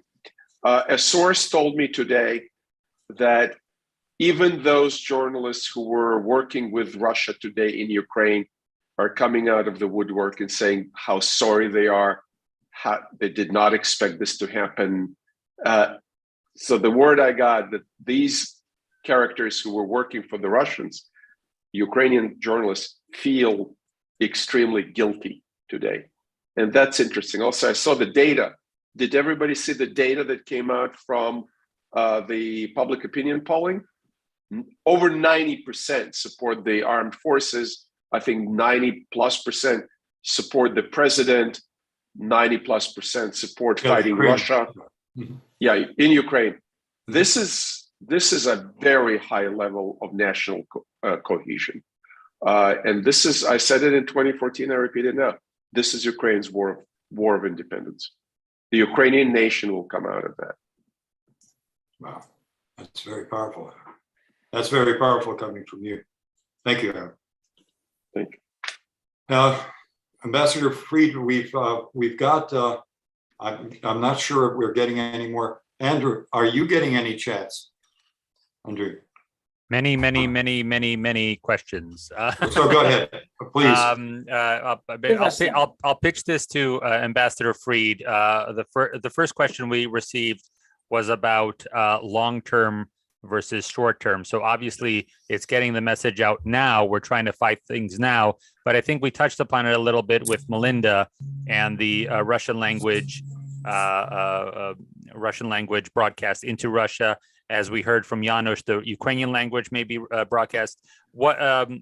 Many of the questions we get, and this was true yesterday during the military discussions as well, is what should our priority be? And unfortunately, you will probably underscore the fact that the priority is everything, right? It's not a decision whether we put resources towards long-term disinformation or fighting or short-term. But the question is, how do we make sure that Western democracies are more resilient to this constant propaganda disinformation campaign? Well, there's a lot in that question, and I should unpack it. First of all, there is no need to start getting into a silly debate about long-term versus short-term, because different arms of the US government and different US non-governmental organizations have natural advantages in both. It will take the US government a long time to develop certain capacities, and others can be developed in a very short time. So the short term is providing weapons and real-time intelligence to the Ukrainian forces. That's pretty clear. Longer term efforts to enforce the sanctions, to make sure to go after Putin's wealth and expose it. That is, the economic pressure is long-term, although there's an immediate impact from the sanctions already imposed, particularly the central bank sanctions. In terms of reaching out to the Russian people, there are things that can be done immediately, but this will be a long-term project. It is a long-term project. These things take time. And the bad news is they seldom yield results within the framework that you would like or have set out in your memo, to the president or the secretary. But they can yield spectacular results in the longer term. Small comfort to the Ukrainians. So humanitarian assistance, possibly humanitarian corridors, military assistance is an immediate priority. An immediate priority is what we do to support the Ukrainian resistance in whatever happens after the acute phase of the war comes to an end.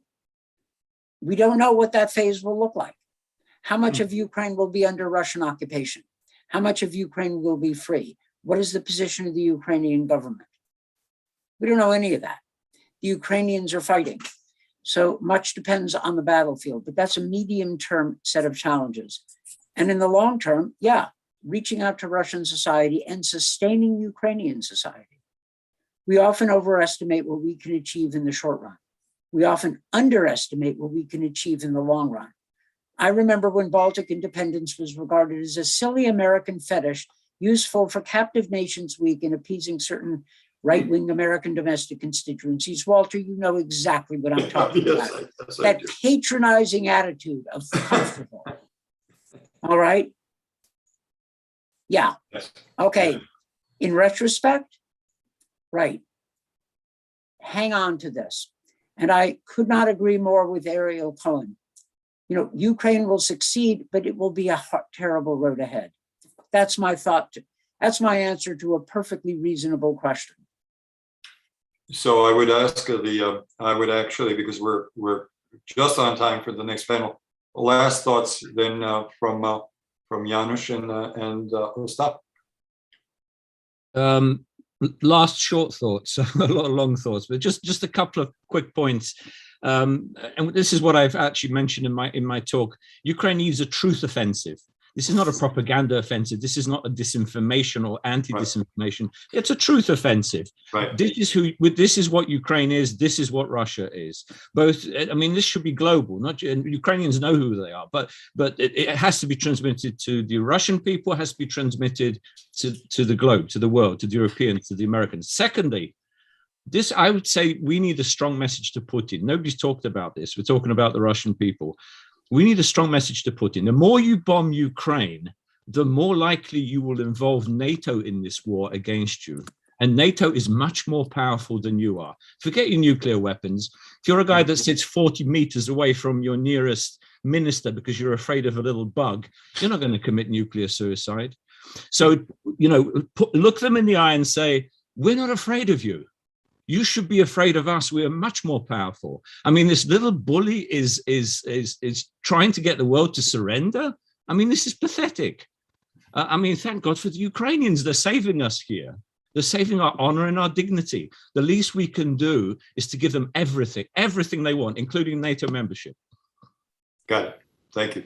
Thank you for that. And Ostap?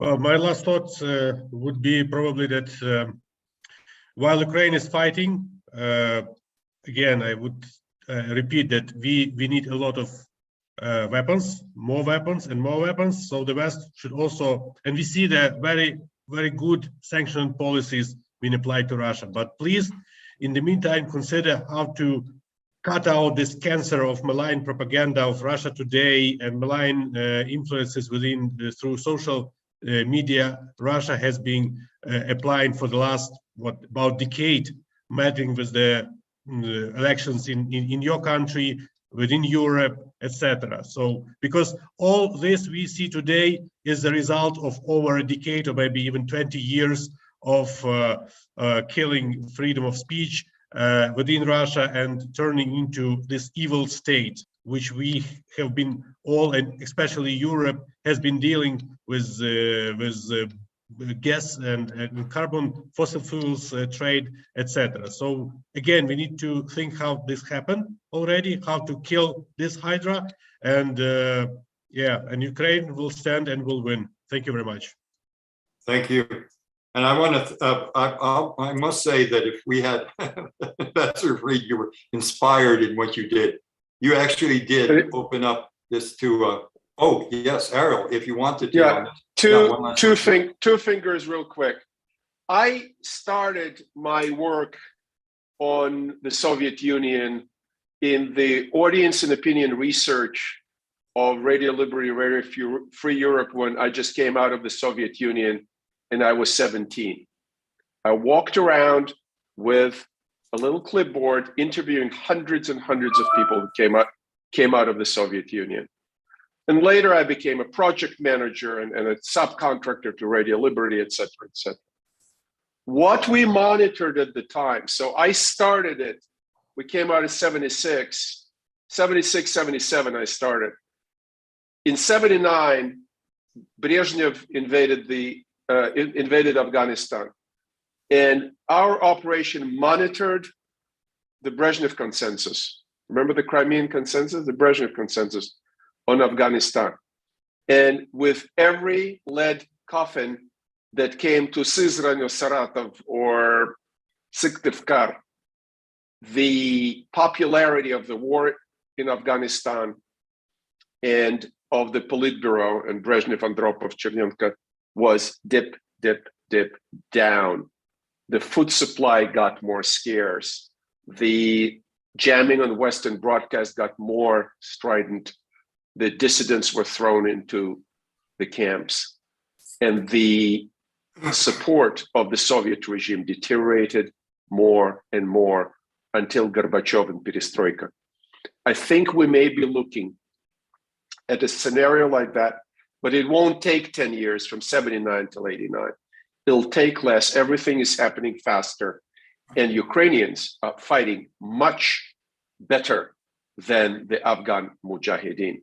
The fierceness of the Ukrainian resistance already put in lead coffins or in the incinerators, in the mobile crematoria, thousands of Russian troops. And the more of these boys go back home in ashtrays, the faster the support of the Putin Politburo will deteriorate. Thank you very much, Eric. Thank you very much. And it's from the author. I wanted to plug seminal book work. plug, the book plug, yes. Russian imperialism was something that I used with teaching my kids at NYU, because it was just that powerful a statement. You really did have what we've been talking about, and Janusz just talk about it's Russia's problem with the truth, something that I wrote about, and I think Janusz, you did as well. They've got a long-standing problem with the truth, and that's what we've got to do. We've got to release the truth out to the world. So I thank you, all of you. I mean, I thank this extended panel, and I wanted to compliment you, Ambassador Fried, for having allowed us a sort of wonderful, free-flowing discussion. This was actually a wonderful kind of discussion of the issue. And so again, big thanks for this panel. And I think we're ready. I see Ambassador Popadiuk. So thank you, guys. And I see Ambassador Popadiuk ready with the next panel. I see Miss Margarita is in. I know she's from a very far away place. I know that Ariel is from a far away place as well. And I think that we have Honchar on as well. We do. I know that he's in a troubled area. He's in Ukraine, but I think he's on with us as well. I've seen him. Andrei. I'm putting people on the screen for you. Sorry. Yeah, is because I see Honchar on our panelist Yeah, panel. there he is. It's just everybody's everybody's just taking their microphones off mute. So Okay, all right. Then what I will do is I will then with the next panel is a very important one as well, and so I'm just going to make sure that everyone knows we're on panel discussion 6. Taking measure of the war's impact on Ukraine's energy resources and key industrial infrastructure. It's a tough sell, Ambassador Popadiuk, because the industrial infrastructure, we're watching it getting destroyed. So this is going to be one hell of a panel. Thanks, guys. Right. Okay. Right. It's all yours, sir. Yeah, all right. Thank you very much, Walter. I want to congratulate you and your staff on another successful conference so far, and a very timely conference. And I want to also compliment your flexibility in rearranging events given the circumstances that are ongoing in Ukraine now. I think I speak for all our panelists when I say that our thoughts and prayers go out to the people of Ukraine, and we urge the international community, and particularly our own government, the United States, to continue supporting Ukraine and increasing that aid and pressure against the Russians to stop this war in Ukraine. Having said that, and going to your comments about the infrastructure and energy, I think it's a very important topic to discuss, because obviously the energy structure impacts not only the Ukrainian situation, but also has very wide ramifications internationally, particularly for Europe as a whole. And we have a very strong panel this morning that will examine the implications of the whole energy structure in Ukraine. What I'd like to do before I introduce the panel is kind of give a brief outline of some of the basic facts of the energy structure in Ukraine, and then we'll proceed from there to a discussion. Basically, Ukraine produces about 65% of its own energy. It relies on 35% from outside sources. The four main sources of energy in Ukraine are gas, coal, nuclear, and oil. Gas is an important feature, and there are 3 points that we have to recall about gas in Ukraine. One is that Ukraine has very large reserves of natural gas. It's one of the top European states in terms of the reserves. It also has the largest underground storage capacities in Europe. So Ukraine can store gas, quite a bit of gas in its territory. It's also a very powerful country when it comes in terms of gas transit. We all know about the pipelines that go through Ukraine toward Europe to transport Russian gas. As a matter of fact, about 80% of the EU gas from Russia goes through the Ukrainian, or has gone through the Ukrainian pipelines. Gas flows from Russia. Obviously, Ukraine relied heavily on gas from Russia over the years. And in the wake of the 2014-2015 conflict in the Maidan Revolution 2013, Ukraine has stopped the flow of gas and has been relying on some reverse flows from states such as Hungary, Slovakia, and Poland. Coal has always been a main source of energy for Ukraine. Obviously, Ukraine lost a lot of its coal capacity as a result of the early conflict 8 years ago when the Russians invaded the Donbass area, took it over, and disrupted the Ukrainian coal production. But Ukraine has third largest reserves in Europe in terms of coal. Obviously, this would include the Donbass area, which was taken out of control from the Ukrainians 8 years ago. Nuclear capacity is quite important for Ukraine. About 50% of Ukraine's electricity is produced by nuclear energy. Another 25% of electricity is produced by coal. It's important to realize Ukraine has 4 nuclear power plants, and it has probably Europe's largest nuclear power plant in Zaryckyj. And these have implications during the course of this war. And I hope some of our panels touch upon this, because Chernobyl and the 4 nuclear power plants pose a great danger, particularly obviously in terms of the conflict that's ongoing now and any accidents that can occur. Renewable energies in Ukraine are quite small at this point. It's less than 5%. Ukraine is very important, as I mentioned, as a transit point, and Ukraine is stuck between Europe and Russia in terms of fuel and energy overall. You have to realize that Europe gets about 40% of its gas from Russia and about 27% of its oil. So Ukraine is right in the middle of this political quagmire and energy quagmire. Obviously, we have a lot of questions to deal with. We have questions of what is the status of this infrastructure that I've just outlined? What are the threats to the nuclear capacities? What are the long-term implications for Europe in dealing with the Ukrainian and Russian conflict and energy? And joining us this morning, we have 3 very strong panelists that will examine this issue. We have Margarita Assenova, who's a senior fellow at the Jamestown Foundation. She's an expert on political and energy security issues in the Balkans and Central Asia.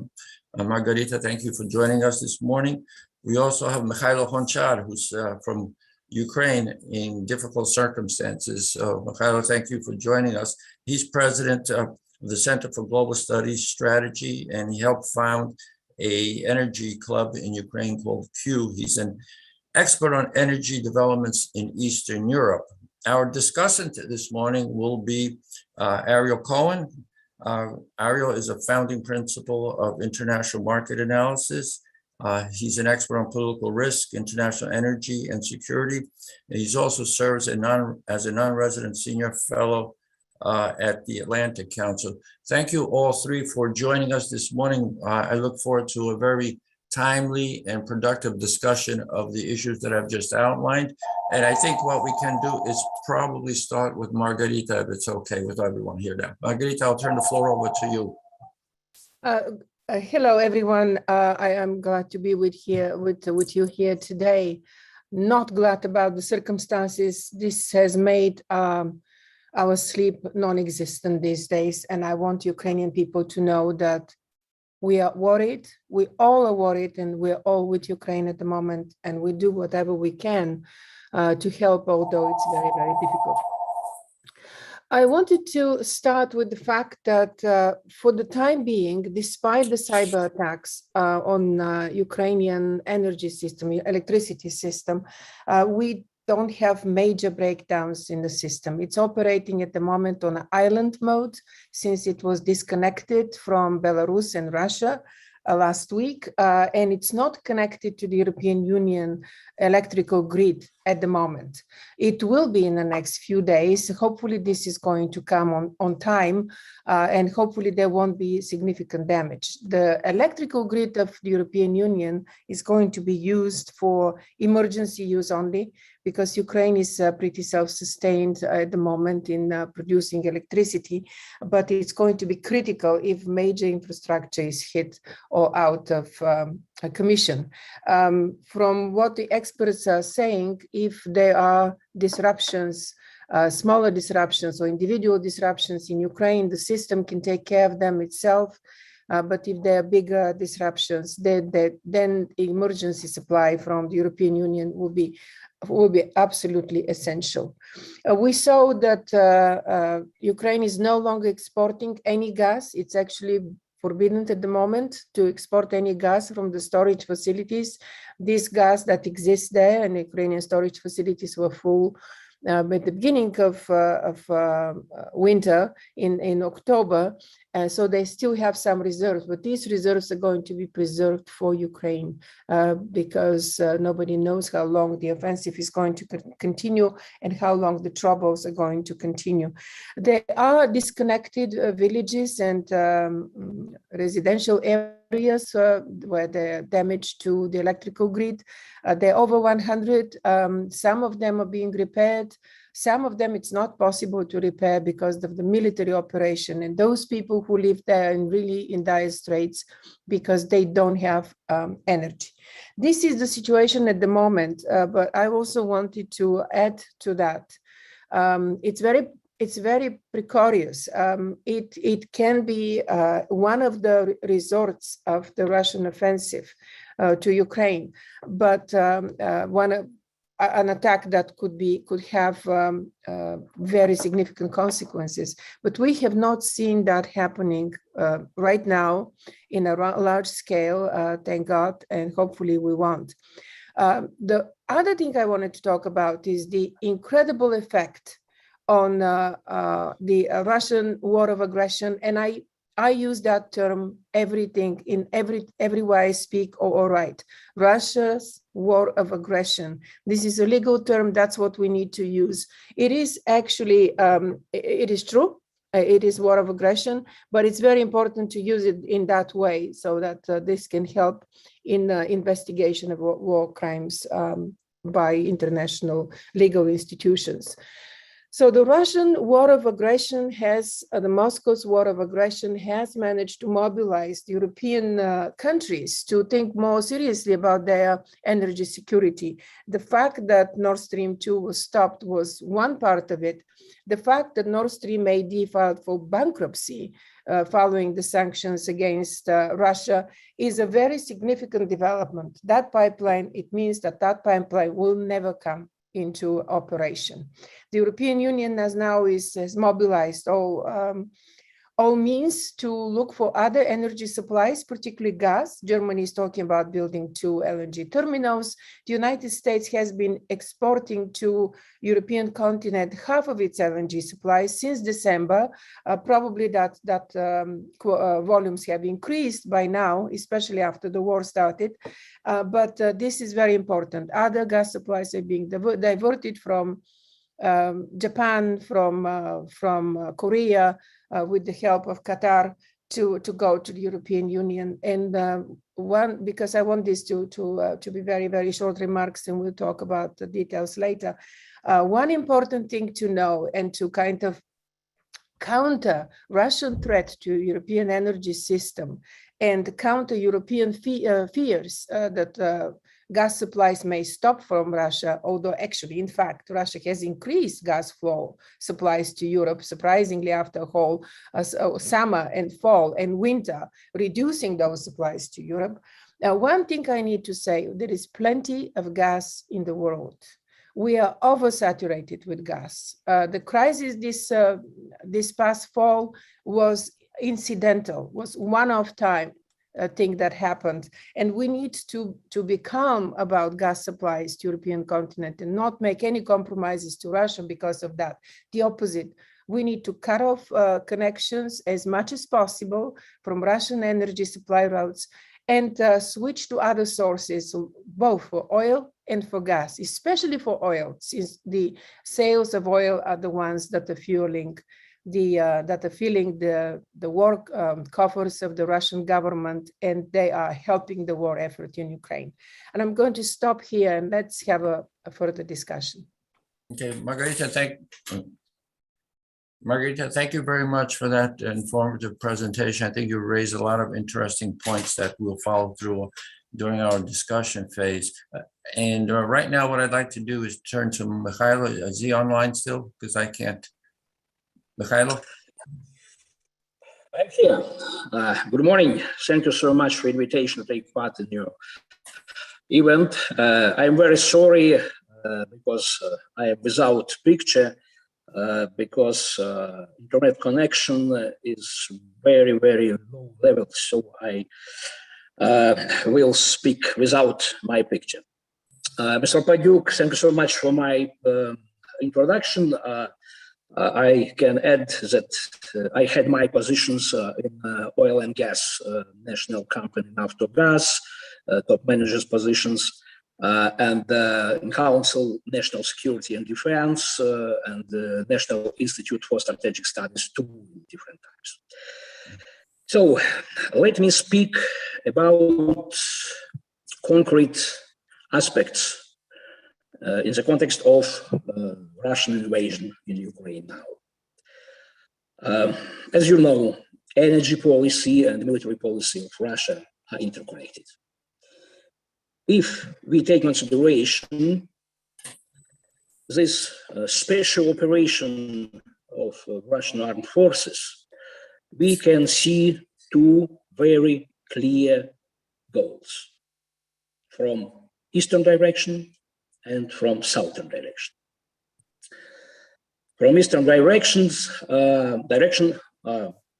Russia wants to provide control over 2 biggest Ukrainian gas extractive regions, Kharkiv and Poltava regions. Maybe you know, these 2 regions provides totally 88% of domestic gas extraction, 88%. In the case of Russian control for these 2 regions, it means that Ukraine will receive serious gas deficit.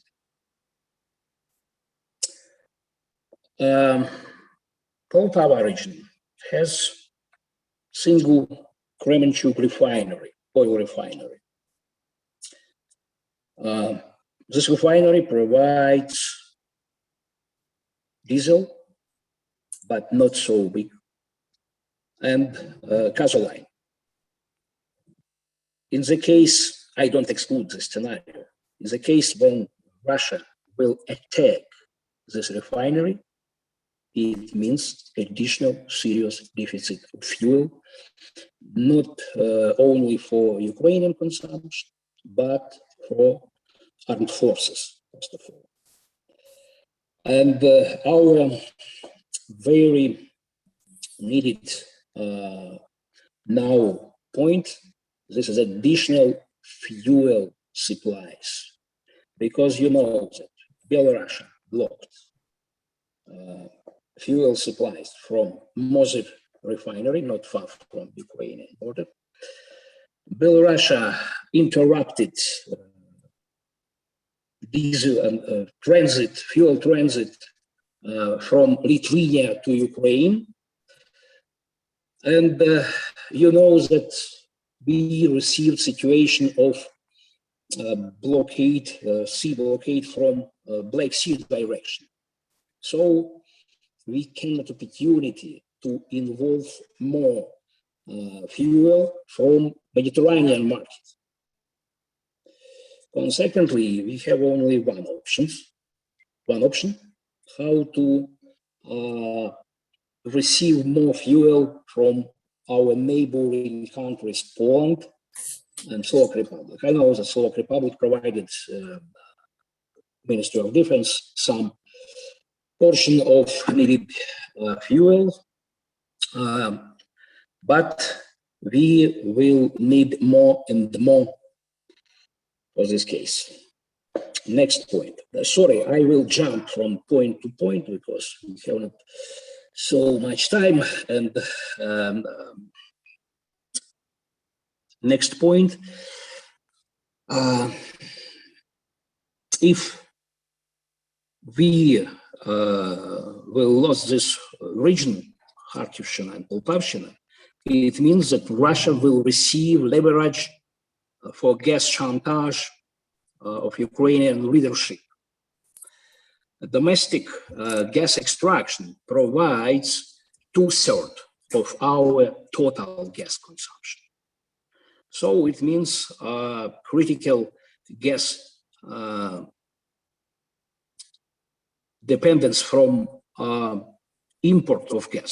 Of course, we can technical opportunity to receive more gas from European market. It's technical, it's not problem. But in this case, we will receive serious damages of our gas infrastructure in eastern and the central part of Ukraine. Next point concerning southern direction. You know that Russian army provides offensive into two directions. Into Energodar. Energodar is a small town which is located near Zaporizhzhia and near Zaporizhzhia nuclear power plant. 6 nuclear units, 6 from 15 existing in Ukraine nuclear units. So, Zaporizhzhia nuclear power plant is the biggest in, not only in Ukraine, but in Europe. And other direction, southern Ukrainian nuclear power plant in Mykhailo region, 3 nuclear units. Consequently, these 2 nuclear power plants, it means 9 nuclear units from 15 existing in Ukraine. Consequently, in the case of occupation of these 2 nuclear power plants, we can receive serious electricity deficit, destabilization of our unified energy system, and unpredictable scenarios of possible destruction of our energy system. If we add, as told earlier, some cyber attacks, it means serious, not challenges, problems for us. And other serious, very serious risks are in the context of damages of these nuclear plants. I don't sure that Russia will shoot into nuclear power units, but some mistakes are possible. Consequently, what we need no-fly zone over these several areas around nuclear power plants, and the same concerning Chernobyl, and the same concerning other 2 power plants in Khmelnytsky and Rivne. These points are under Russian air strikes too. So if United States and NATO is afraid to direct clash with Russia, so my idea is maybe fantastic, but you can ask, you can request, for example, that this no-fly zone will provide by, for example, military aviation from Sweden, or Finland or together as a neutral countries, because risks are very serious of damages of this nuclear units, and it means not only risk for Ukraine, but for Europe too. Last point. Yes, our different systems, energy systems, are under Russian cyber activity, cyber attacks. Now we have more or less normal situation because this attacks was not successfully. But I think we need not only protective actions, but offensive too. Let me express that one crazy idea. You very good remember situation around Colonial Pipeline in the United States last 2021. What we very good know who was author of this attack. What answer? No answer from the United States. But United States has unique opportunity to realize serious plans how to provide hidden counter war against Russia in accordance with Russian principle. Их там нет. In any case, the US can answer. We are absent. Who knows who provided these attacks? First of all, it is important for us how to destroy lines of supply of Russian army by fuel. You know that it provides not only by special car, tanks, but by special pipeline system, which is very similar on Colonial Pipeline. There's a system of Transnefteprodukt. And in our case, line Samara, Zapadная граница, Samara Western border, which exists from Soviet time, is a main fuel line for supply of Russian armed forces offensive against Ukraine. So we need cooperation and coordination how to interrupt this logistical chain. Okay, I will stop because so much time. Thank you for your attention. Okay. Mykhailo, thank you very much for that very vivid description of the energy sector and the challenges, particularly as regards the nuclear area. Right now, what I'd like to do is turn the panel over to Ariel Cohen. Ariel is our discussant. He'll try to tie the comments so far into a coherent whole and present us a platform from which we can move forward. So Ariel, without much further ado, I'll turn the floor over to you and look forward to your comments. Thank you, Ambassador Popadiuk. Thank you, Walter, for inviting me year after year. I never thought we will have a wartime conference like that. It's a huge tragedy.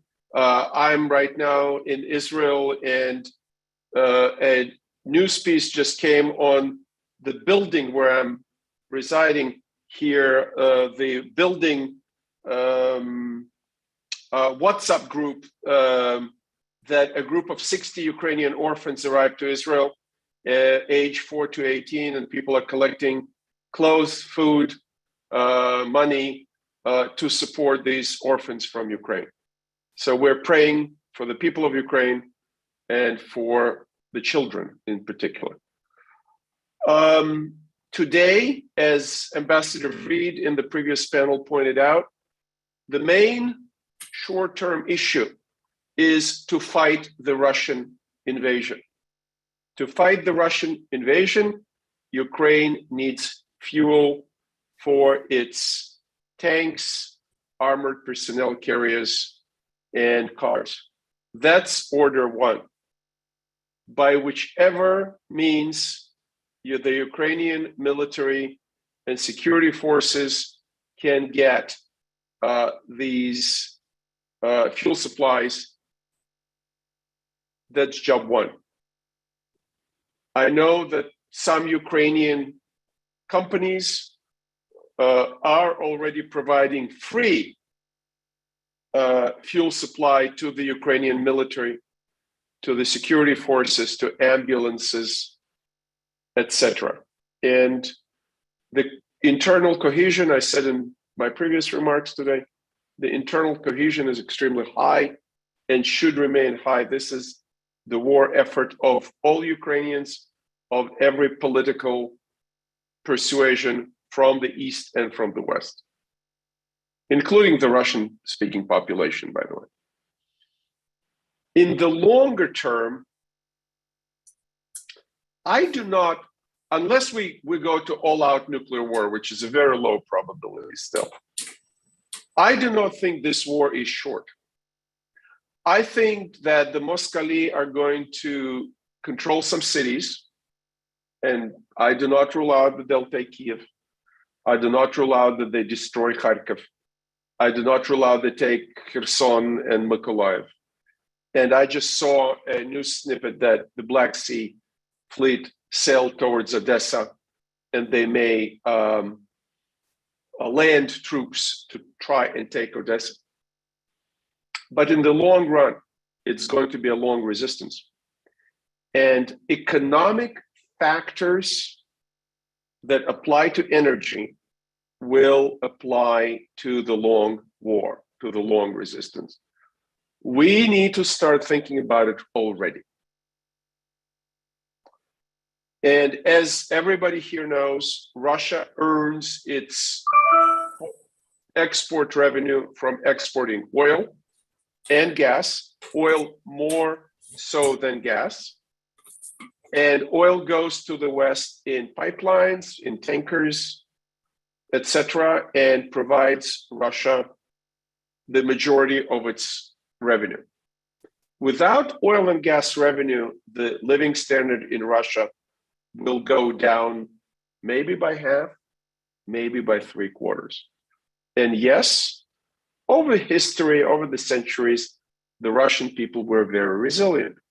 However, a lot of people in Russia today, it's difficult for me now to speculate about the percentages. Maybe the majority is still supporting Putin today. Are they going to support Putin in a week, 2 weeks, 2 months? We don't know.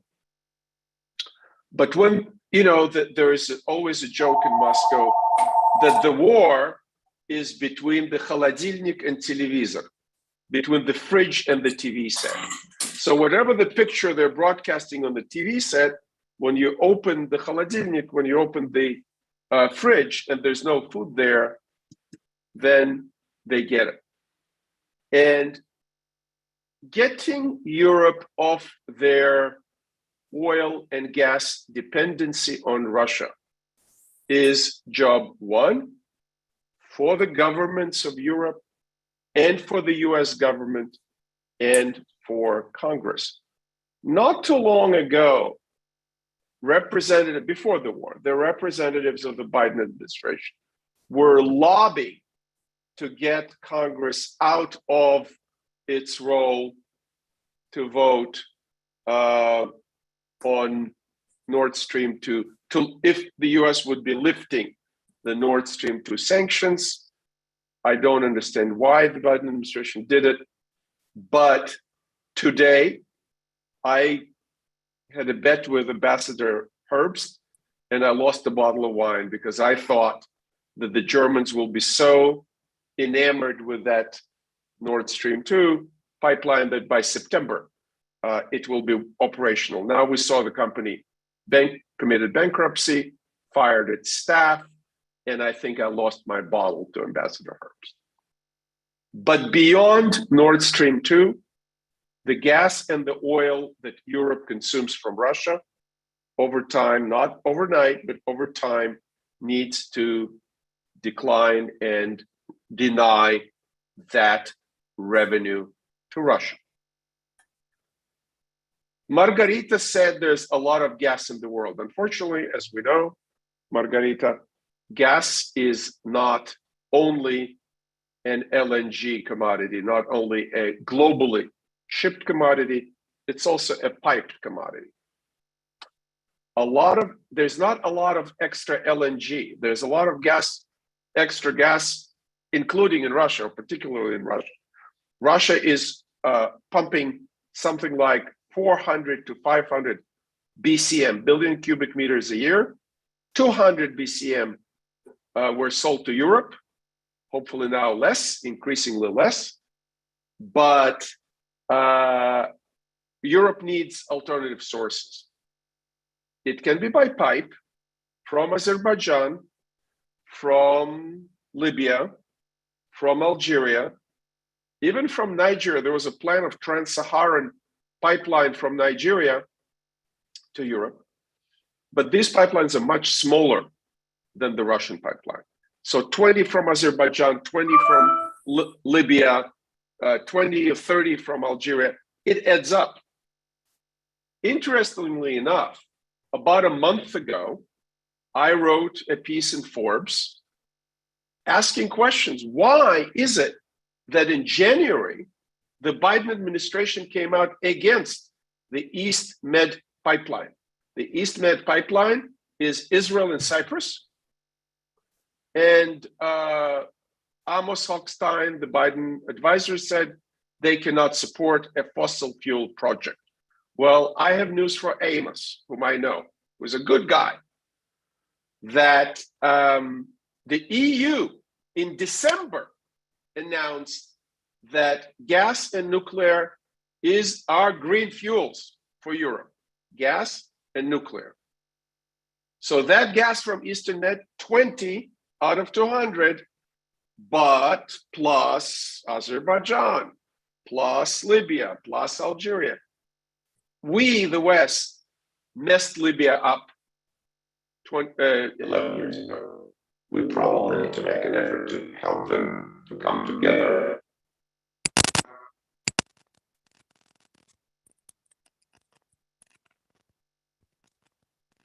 Ariel, if you can hear me, we're having just a little audio slowdown. So try speaking again. Yeah. You know what I'm going to do? There it is. There it is. You're back. You're back. Okay. All right, good. So the Libyan potential to expand the Libyan pipeline would be good if we can help the Libyans to find peace between Benghazi-based forces and Tripoli-based forces. But a lot of this gas will come through LNG. There's a scarcity of LNG now, but Biden invited the Emir of Qatar. There is a big field being developed offshore Mozambique, and there's other gas. So European capacity to absorb more expensive LNG. So it will drive prices up in Europe. It may slow down the economic growth in Europe, but it won't be Putin's gas. Very important. So that gas would be the replacement gas for a good part of Gazprom and hopefully eventually to all of Russian gas until the occupation of Ukraine is stopped. In addition to that, I think Germany needs to revisit its policy of wanton shutdown of nuclear reactors. Nuclear reactors together with gas and coal, but I personally think coal is very polluting. Nuclear reactors provide the base load, the base capacity we need, and on top of that, we can build the renewables, wind and solar. Germany needs a solid base load from nuclear and from gas that is not the Russian gas for the national security reasons. It can also buy electricity from, for example, France, that produces a lot of electricity in its nuclear reactors. Back to Ukraine. One way or another, the areas of Ukraine that are occupied by Putin, he will be responsible to supply energy to Ukraine, probably Russian gas. The less Russian gas Europe buys, the more Russian gas Putin has. He'll be pushing it into Ukraine. There's also a question about the more general industrial situation in Ukraine. We've seen it from the Crimea and from Donbass, that once Russians are coming, they steal the industrial capacity, the assets, and give it to Russian proxies, Russian oligarchs, Russian flunkies, Russian allies.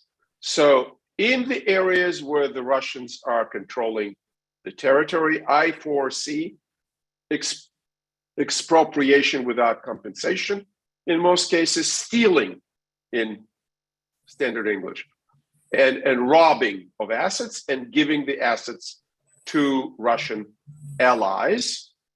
Every such case should be documented and then taken to the appropriate international legal fora. I did not spend a lot of time evaluating all the legal cases that Ukraine brought against Russia and those Russians who stole the assets in the Crimea and the Donbass. But I believe that we're talking already about many billions of dollars, whether it's solar in the Crimea, where there's offshore gas licenses that belong to Western investors, whether it's vineyards in the Crimea, and similar stealing was going on in Donbass, including coal mines and industrial productive assets. It is going to be on a much, much greater scale. And if you estimate it, if you evaluate it, if you may be having a centralized database and management of these legal cases, you can tie up a lot of Russian assets around the world in trying to collect these awards. It's a very difficult business. I have a lot of experience supporting international litigation, both as an expert and as a public affairs advisor, but it can be done. And Russia will be very embarrassed and tied up when their airplanes, ships, museum assets, buildings are being seized around the world for tens and hundreds of billions of dollars in damage that they create. Finally, because I don't want to carry on and I want the discussion to ensue, I will raise one red flag. And the red flag is about the radiation contamination. I got this information from one of the European intelligence services, which are very concerned. You may remember that when Chernobyl blew up, a lot of the airborne radioactivity was taken to Scandinavia. Some of those radioactive elements were covered with earth, with soil in and around Chernobyl.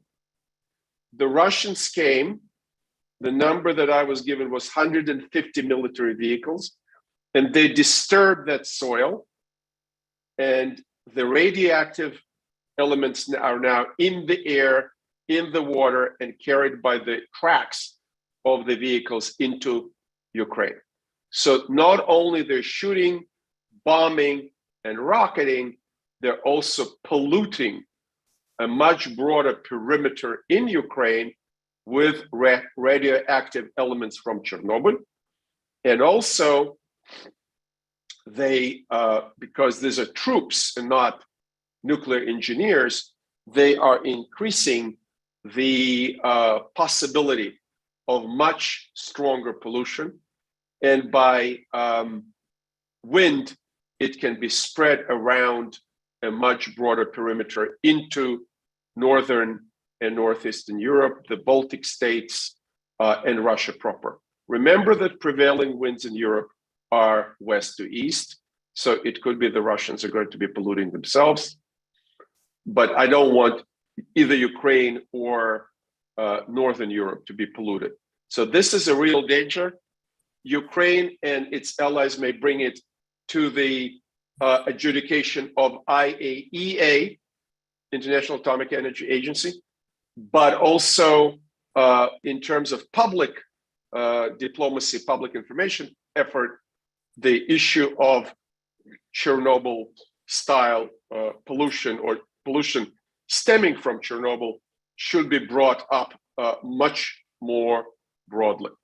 Finally, in terms of nuclear security in Ukraine, even in the best of times, I have a friend who is a consultant, there's a consulting firm that works on Ukrainian reactors. There was a lot of corruption, there was a lot of incompetence, there was a lot of delayed maintenance that happened. In the wartime, clearly, nobody has time or effort or resources or manpower to maintain these reactors. Some of the engineers, if you're a nuclear engineer and you don't tolerate Russian invasion, you pack your bag and you go look for a job elsewhere in Europe or in America. In Europe, it's easier because there's quite a few Russian, Soviet designed reactors. In America, if you're a good nuclear engineer, you can study and learn and work on a Westinghouse reactor or GE reactor, et cetera, et cetera. So a good nuclear engineer will find a job. So my point is the threat level with the Ukrainian nuclear reactors, which were not the safest and best maintained, even in the best of times and peacetime, now that threat just went up considerably. And while, thank God, the grid is still maintaining, and companies like DTEC, for example, is giving energy for free now to the security forces, to bakeries, to hospitals. In the long term, all this energy security will become much, much more precarious, and I would volunteer to say more dangerous for the people of Ukraine and for the peoples of Europe and of Russia. I'll stop here and thank you very much. Okay. Ariel, thank you very much for that comprehensive overview and tying together what Mykhailo and Margarita had addressed. Walter, did we lose Mykhailo? He went to Yes, shelter. we did. Yes, we did. Mykhailo had to go to the shelter. I figured, yeah. We have quite an international setting today. I didn't realize Ariel's in Israel. Margarita, you're here in DC with us, or? Far away. I'm sorry? I'll be in DC tomorrow. I'm flying tomorrow, hopefully. Yeah. Right, but Margarita, are you in DC? I'm on the West Coast. You're on the West Coast. Okay, so we're quite All over the international today in distance and everything. Israel, and obviously we know where Mykhailo is. All the best to Mykhailo and safety for him. I'd like to thank all our panelists. They raised some very interesting points. And particularly, Ariel, I want to thank you for your exposition on the nuclear threat, particularly in the wake of the Russian invasion in terms of their troops moving across the Chernobyl area and the threat it poses in terms of creating the rise in pollution from the soil and all. I think that's very important for the public to understand that. What I'd like to do is start with a question to both our panelists now, Margarita and Ariel, and that involves the general energy sector, in particular oil. We all talk about the need to do some short-term solutions, particularly for Europe. We're talking about Europe here, the global implications. I wonder if you could, either of you or both of you could be a little bit more specific in terms of what is it that we can do. You saw that the president, for example, released some oil from the SPR here in the United States to meet the needs. But what are the specific things that can be done to alleviate any European concerns about energy, given the fact that they get so much energy from Russia? And then the other thing, I think it's very important for the public to understand what would be the impact if we put sanctions on the Russian energy sector? What would be the pressure on the Russians themselves? And what would be the implications for the global energy markets and for consumers in general? I think it's very important for the public to understand that. I think it's an issue that our government has to address, and I hope we put those sanctions on the Russians in this sector to really squeeze them. But I think it would be good if someone could explain exactly what those implications and ramifications would be. So with that, I don't know who wants to start that off, either Margarita or Ariel, on addressing those two issues. I just wanted to say about a few words about those countries that are most dependent on Russian energy, and this is Central and Eastern Europe and Southeastern Europe. These are the countries that depend, some of them almost 100% on Russian gas, and many depend on Russian oil. And if you look at the map and the energy map of the Black Sea, you can see that one of the biggest refineries on the Black Sea is the one in Burgas in Bulgaria. It's a Lukoil refinery that supplies with fuel most of the Balkans. That refinery, by default, because it's owned by Lukoil, receives oil from Russia. So I don't think that's going to be interrupted unless the Bulgarian government decides to completely sanction Russian oil imports and switch to another sources. And what are the other sources? Because oil can be transited by different means. It's not only pipelines. It can come to the Mediterranean, it can come to Greece. It's a little difficult to come by ships through the Bosphorus. That's almost impossible. But oil from Kazakhstan could be transferred via Azerbaijan, via the Caspian Sea, the way Romania, for example, supplies itself with Kazakhstan and Azerbaijan oil at the moment. They go through the Black Sea. So the situation in the Black Sea is going to be critically important for that to happen. If Russia takes control of southern Ukraine and the territorial waters and the economic zone, that's going to be a little bit more difficult to realize safely through the Black Sea. This is why it's so important to not only watch this, but help this invasion be stopped in the southern border, especially Odessa region, and kind of cutting off southern Ukraine from the Black Sea. Because in that case, Romania is going to be a direct neighbor of Russian-occupied territories, and that might disturb the routes of oil to the Balkans. From the Balkans, I mean, capacities are not that huge, but Romania has refineries. Fuel can be directed from there back to Ukraine. It's very important to make sure at the moment that these routes are secured and these routes are accessible, because they will be critical for Ukrainian resistance in the future as well, after the immediate conflict is over. And we need to also work very seriously, very, very closely with Hungary. There's been a lot of pressure on Hungarian government, which is also very dependent on Russian energy, to do the right thing. But it's not going to be only the Balkans, but several Central European countries that are going to be in really dire straits if Russian energy is sanctioned. And it needs to, it has to happen, but it has to happen after we have the options available and analyze what are the options for those countries to be supplied safely with oil and gas. Ariel, I'm sure. Yes, yeah, I think that if we are planning and wargaming right now, we need to assume that within a week or two, we will lose Odessa. And then the question is how you push fuel into Ukraine. The answer is from the West, and the answer is Poland, Hungary, as Margarita suggested, gasoline product, natural gas, etc. And US and other allies need to be prepared to pay for that. I don't think Ukraine will have the money itself to pay for the amount of transportation fuel it needs to continue this war. And the longer the war will continue, the more the incentive will be for the Russians to go into the West and try to get into the Carpathian Mountains. And then people need to be prepared with the appropriate tools to meet the Russians if and when they go there. I don't have information. Are they going to go to the Carpathia or not?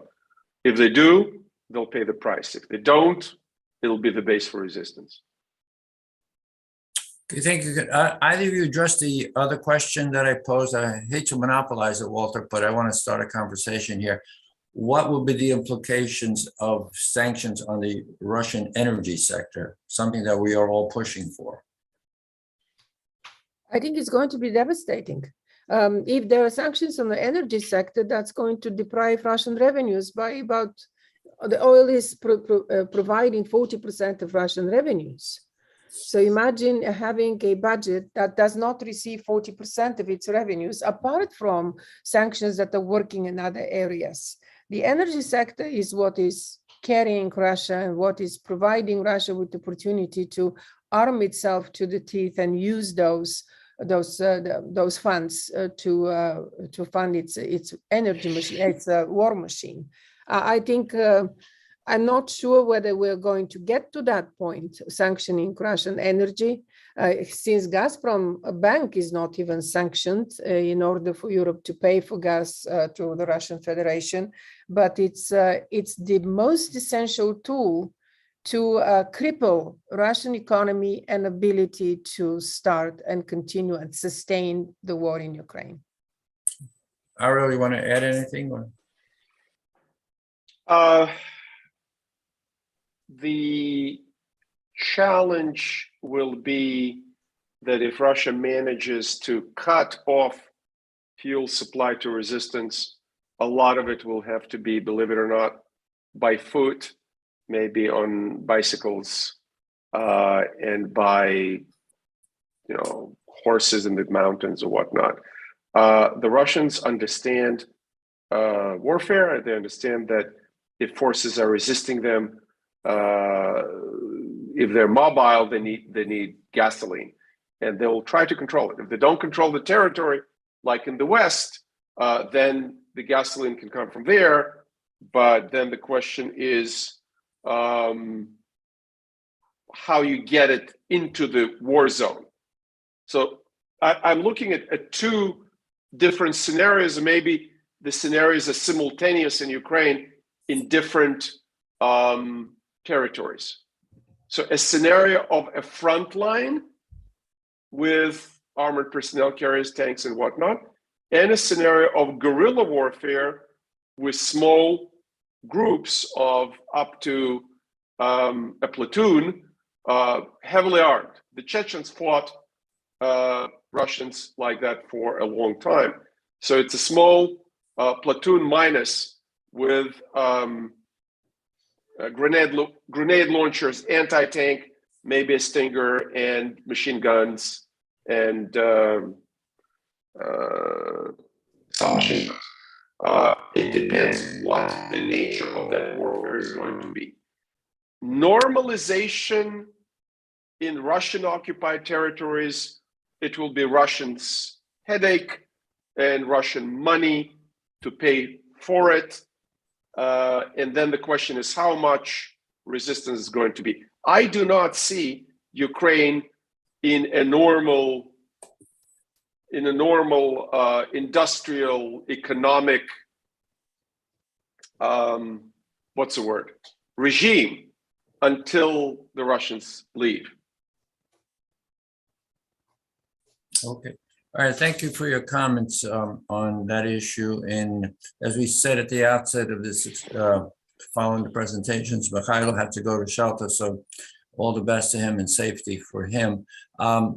Walter, I think we're ready to take some questions from our viewers. So Walter or Andrei, if you want to call on them, or I call on them. I don't think I see anything in my chat file in terms of questions. Correct. Nobody's submitted anything specific in the chat, so we're gathering them from the live streams for you. Okay. However, if somebody wants to ask a question before then, I'll do a quick survey. Oh, Vlodko, you're muted.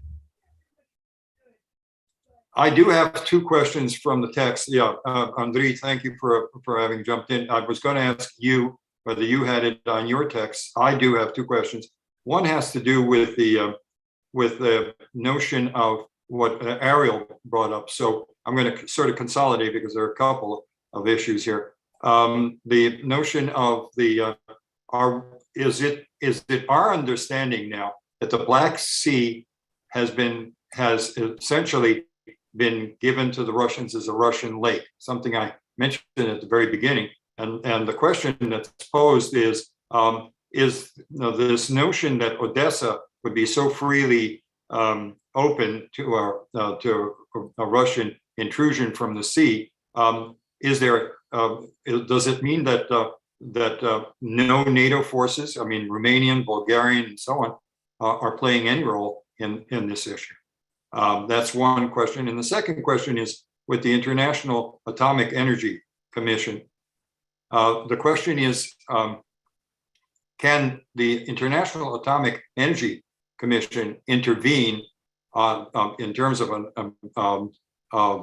kind of international intervention to talk about the possibility that damaged nuclear reactors in Ukraine in the midst of a war that seems to be horrifyingly, getting more devastating?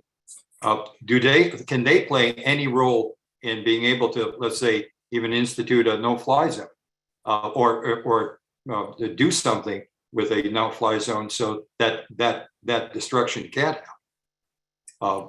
And I wanted to add to that, Ariel, the question about what you raised with the tanks. The 150 vehicles, those are, if anybody knows about nuclear, they know that the light stuff is what hit Sweden and destroyed the lettuce in Italy. That's why they were doing it. But the heavier stuff is in the ground, and that's more deadly. And that's what's been stirred. Can't the Atomic Energy Commission intervene on that? Those are the two questions that I've had from my end. Okay. Okay. Can I address the IAEA issue? Yeah. I think the best we can do is to push IAEA to send inspectors. But IAEA inspectors have to be agreed upon by the host country. So if the host country is Ukraine, IAEA inspectors are approved and agreed upon by Ukraine. So what will Vlad do? He would resist. I mean, there's an interesting question here, but I think you can put him on the spot to resist nuclear security, and then it's a position that he cannot win. Whether they will let them in, I don't know. Whether IAEA has an authority to impose a no-fly zone, I don't think so. IAEA is a consensus organization. But to recommend it. Good luck. And then my other question is, in the Secretariat, does Russia have some kind of a veto power as a nuclear power? In other words, is the nuclear 5 the permanent member? Maybe Ambassador Popadiuk knows that.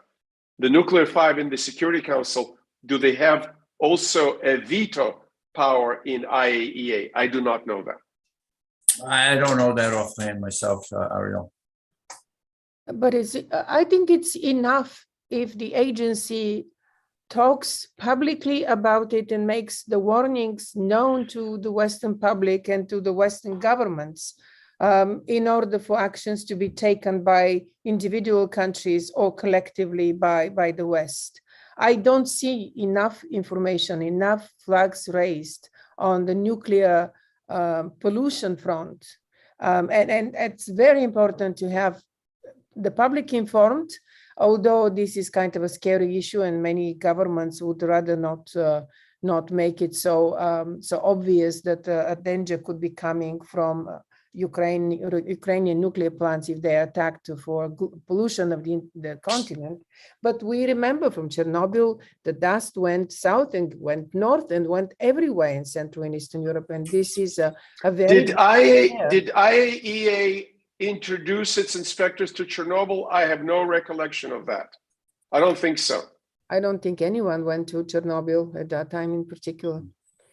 But the other thing, talking about the Black Sea and whether Bulgaria and Romania are doing something, the fear of NATO countries confronting Russia because Russia could use nuclear weapons against them, they will start a nuclear war. This is what is restraining the response in the Black Sea as well.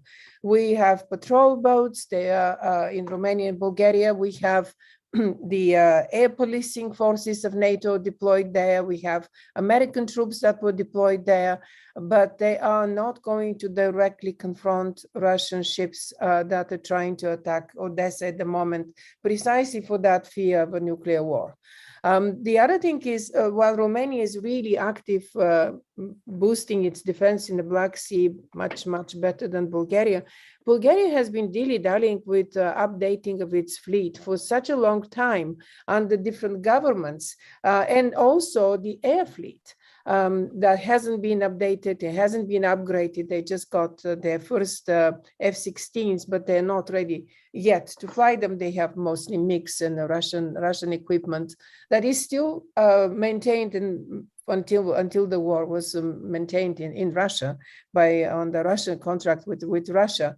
But the important part is the political attitude as well.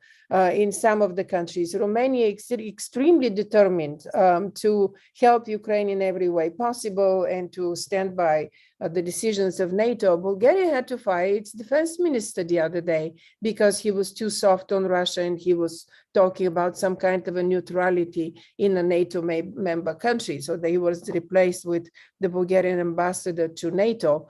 And hopefully it's going to be a more cohesive government response, while we have the president of the country still making those statements that more appeasing of Russia, and he's been opposing sanctions for the annexation of Crimea, invasion of Donbass for years. So it is also a political task of what the countries do, combined with their military ability to act. Okay. Thank you. Any other questions, Walter, or do we have I think that, Andrei, unless you've got some, I think the only other questions are all about oil that are being sent in, and what are the realistic pressures. So some people have mentioned that FIFA dropped Gazprom as a sponsor. The Rosneft CEO had his yacht seized. There are even local city councils in New Jersey that are announcing that they will not honor franchises to Lukoil gas stations here. And just in the last hour, Nancy Pelosi and the chair of the House Armed Services Committee announced that they would like to ban oil. What are the realistic? So all the questions are: what are the realistic? How realistic is it that this pressure actually does something to change Putin's mind in terms of the oil oligarchs? This is a very important development, because I saw prognoses, I saw forecasts that say that if Russian oil is totally banned from the market, the oil price will go up to 200. That's, I don't want to say catastrophic. I don't want to sound too dramatic, especially if it doesn't affect me because I drive an electric car. No, seriously, that was a joke. But 200 oil, that means that Nancy and Schumer are throwing poor Joe to the dogs, because no American president would win presidential elections in 24 if oil is at, or they will lose the majority in the House in 22, because no party wins a majority with oil at 200. Whether it's going to be 200 or not, I don't know. I'm just quoting one forecast that I saw. Margarita, you're welcome to quote others, but I want to say one thing. During COVID, Our Saudi friends, that by the way, the Biden administration is beating up upon quite a lot, our Saudi friends shut down a lot of productive capacity. Right. Now that we're coming back from COVID, they want to keep the prices high, and they are releasing, or they are increasing the production at 400,000 barrels a day. Each quarter, it's going up by 400,000. If the Biden administration goes to Mohammed bin Salman, the bone cell guy, and say, listen, Mohammed, we have a situation here. Your great-grandfather, whoever he was, worked with us very nicely during Afghanistan. We brought the oil price down to $9, $10 a barrel, and that finished off the Soviet Union. If you do something like that, you open the spigot. We stop buying Russian oil at all. But that oil that is missing from Russia, I'll tell you how much it is. It's 4 million barrels a day. The question is, where can we find today in the market 4 million barrels? And I would even go as far as offer to buy some Venezuelan oil, as long as we can control that it doesn't go to Russia, because Venezuela is under sanctions. So Saudi, Margarita, how much Saudi is pumping now? 9, 10? What? I know that they're not increasing their production despite the war. My guess is they're good for at least 2 million barrels, at least. At least. Then the question is, are we getting really to that JCPOA deal with Iran? That's 1 million barrels right there. 2, 1, 3. Venezuela has heavy oil that cannot be refined everywhere. Let's say we can get 500,000 from Venezuela, that's 3.5. We can certainly get 500,000 more from elsewhere. So I'm willing, as Churchill said, to fight Hitler, I'm willing to go to hell and make a deal with the devil. I'm a realist. I'm willing to deal with Venezuela and Iran now, as much as I detest both, to get the oil price maybe around or under 100. 100 is good because it's also encouraging the renewables, but Vlad does not get a penny out of that. Not a kopeck. Okay, thank you. Thank you, Eric. Okay, thank you. Walter, I think we've run out of time here, so Yes, we have an yeah, I'll Australia. have to bring this panel to an end. I would like to thank Margarita and Ariel for staying on with us, and of course, special thanks to Mykhailo, who had to leave our panel because of personal safety issues and had to take shelter. So I'd like to thank all our panelists again. I'd like to just leave our panel and our viewers with one thought. Ukraine is under difficult circumstances, no doubt now. If you look back at Ukrainian history over the centuries, Ukraine has faced many challenges and it's overcome those challenges. And we all look forward to Ukraine overcoming this challenge. And I ask that the international community, and I hope we can all pressure the international community, particularly our own country, the United States, to step up to the plate and increase the pressure on Russia so we can bring this conflict to a peaceful resolution. With that, Walter, I'll turn it over to you. Thank you very much, Ambassador. And again, very quickly, because I have a friend from Australia who's about to speak. I just wanted to thank you, another senior envoy, a distinguished U.S. senior envoy.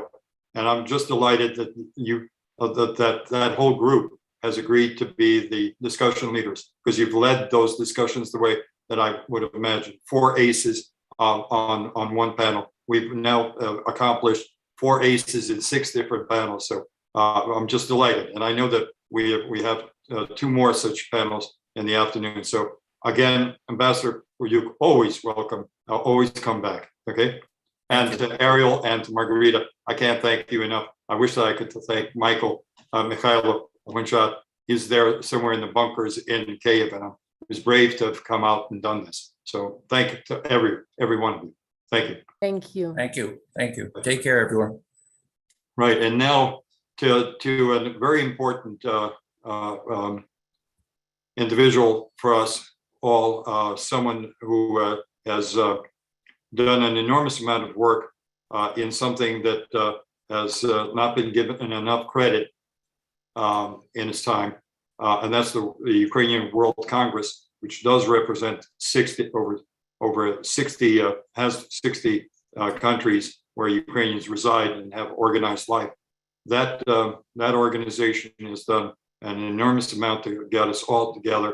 It has once been said by Andres Oslin that Walter, you've got 2/3 of your Ukrainian population in Ukraine, and you've got 1/3 of your population now in the abroad. You've really got to start thinking of a kind of global Ukrainian nation. So, the next speaker, the speaker I'm about to introduce is from faraway Australia. It's 3 o'clock in the morning, and he's agreed to do this for us. So, without much delay, I'm going to introduce my very good friend and first vice president of the Ukrainian World Congress, Stefan Romaniw, to explain how the diaspora, the global diaspora, is dealing with this terrible issue that we face, war. Stefan. Thank you, Walter. Not 3 o'clock, mate. 4 o'clock. Oh, so, even worse. Sorry. Look, first of all, on behalf of the Ukrainian World Congress, I'd like to greet everybody at this forum that you have in these very, very sad times. I've just come off a meeting with the deputy minister for foreign affairs in Ukraine. The mood is we will fight, we will resist.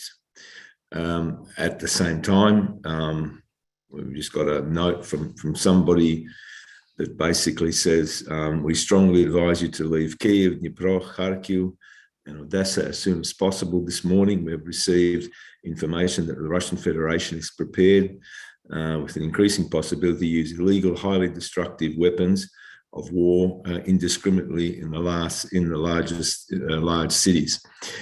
I just want to start with something that, in terms of the diaspora, those who know the Ukrainian World Congress know that once upon a time it was the Ukrainian World Congress of free Ukrainians, and when Ukraine became independent, there was a move from some circles that the Ukrainian World Free Congress, or Free Congress of Ukrainians, had done its work, and it was time to fold up and enjoy independence. And luckily, as we say in Ukrainian, zdorovi gluzd, in other words, it was a smart move not to dissolve that organization, but rename it to the Ukrainian World Congress. And we see how important the Ukrainian World Congress has come in terms of doing its work. Our forefathers did a fantastic job in having an organization that spread its wings around the world. Today, we're in 65 countries, over 20 million people, and that 20 million will grow again over the next year or so because of what's happened today. So I just want to briefly go through some of the things, some of the initiatives that we worked through. We see ourselves very much as a coordinating body.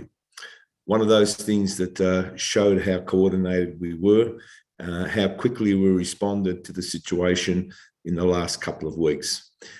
We've lobbied, or in your term, advocated our governments to isolate Russia, to isolate it diplomatically, to isolate it economically. We see that the economic situation in Russia is falling, the ruble is falling, stock markets are falling. We need to continue. I just want to give you a little example from faraway Australia. We have obviously lobbied the government here. I had a meeting with the Prime Minister last Tuesday. We've lobbied to have a whole range of things. We went from non-lethal weaponry to lethal weaponry, military aid. We've introduced a refugee program. We've isolated, and in Australian terms, we keep saying, the Prime Minister keeps saying, we will not be bullied. And I think if I go through most of our countries where we are, the same thing has happened. And obviously America's played a huge role in setting the tone, because in conversations with the Prime Minister, obviously for us, the Five Eyes are very, very important. And the Ukrainian World Congress obviously has also a network in terms of the Five Eyes. The conversation we had with the minister a couple of, half an hour ago, or deputy minister, they wanted us to continue to work with them because they see the no-fly zone as being very, very important at this point in time. So they've come to us and said, look, can you find us some experts? And I'm calling on the people that are a part of this conference. And I know that Phil Carver and Mr. Volker spoke about some of this no-fly zone, but it is now a real issue for Ukrainians. We have also worked on the NATO issue. We have a very good relationship with the EU. At present, you know that we've initiated together with the Ukrainian resistance movement, the Human Rights Watch, the issue of Putin, a war criminal, Russia, a terrorist state, actions such as that. We're also the Stand with Ukraine campaign that happened around the world, again, I think has lifted people's opinion about Ukraine, and there is no more confusion about what is Ukraine and what is Russia. We embarked on a number of things when the war started. First of all, strategically, we needed to work with governments. So we set out to work with governments. The second part was to work with media. And I think that we've been able to achieve a lot in that space of the media space, because I think the media and most media outlets have absolutely no doubt. Not only that, the media has become aggressive. And this evening, for example, here in Australia, we have a program called Q&A. So there's a panel and there are questions from the audience.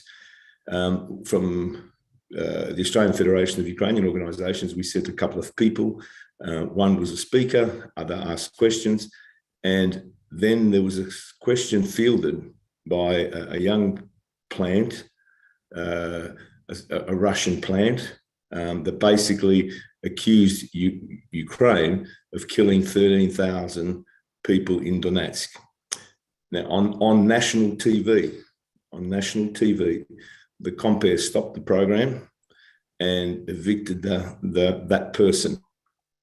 And that's now, again, what, if you go and look at some of the Australian media, that's a main story now, because Russia, you lie wherever you go. We have no confidence in you, and we need to continue to isolate you. So that, from that point of view, we've worked with the media, I think, internationally. The third part was obviously to take communities with us. And, like anything else, when we went through the Orange Revolution, we went through the Revolution of Dignity, and now our communities around the world have been activated. There are thousands and thousands of people, not only Americans, not only Ukrainian Americans or Australian Ukrainians or German Ukrainians. We've been joined by many people from different countries. Not only that, I don't know what it's like where you are. Here, we even have the Russian community joining us because they are anti-Putin and ultimately want to see him fall. We've also have committees of foreign affairs, and Roman Vostruk has been chairing that for some time, but now that he's back in Ukraine, Mykhailo has taken that over, and that committee comes together every so often to look at what we can do. So the purpose of our exercise now, I think we now have to put everything aside. You know, we had grandiose plans about doing other things. Our purpose today is to do nothing but isolate Russia, continue to economically, for example, we have, and again, I'll go back to here, we've worked from the point of view of the corporate sector. So in other words, those who have been trying to promote an easy, you know, buy some stocks and so on, have been isolated, stockbrokers. The trade union movement has now joined and will not move Russian goods. The traditional get rid of vodka on the shelves has been a huge success because ultimately it's isolated that part of it. In terms of expulsion of Russian ambassadors, we're pushing that. And another area, and this is, I suppose, probably less for you and less for us, but more for our friends in the United Kingdom. Our children in Ukraine, you can see now, are being killed, are being wounded.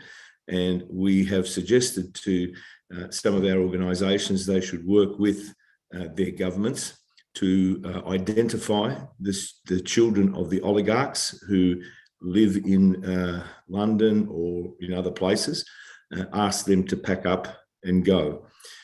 Our ultimate goal, obviously, in terms of isolating Russia and so on, we've been active in the Magnitsky space. We've been active in the SWIFT, removal of SWIFT space. I'm not saying we're the only ones, but we've been active in that space. The Magnitsky one, for example, America, Canada, Great Britain, Australia, all worked in partnership to make sure that that act got up. And I understand that from what I'm reading at the moment from England, there is going to be a repossession of yachts, buildings, and so on. And the number of times I've said this on the media here, you know, if you have a big house in Chelsea, London, and you come home and there's a chain on the door or a lock on the door and you can't get in, or you go to the ATM, you put your card in and it says decline, that is only the only way some of Putin's cohort are going to be able to understand. And lastly, in terms of, you know, we talk about Putin, we talk about others that should be tried. And what about those who sat in the Duma and those who shook their heads and said, yes, go ahead and do this? So the target is there. We've also created, and for example, here in Australia, as of yesterday, a group of what we call Queen's Councils or senior councils have come together in terms of pro bono, and we'll work on the whole issue of the international courts.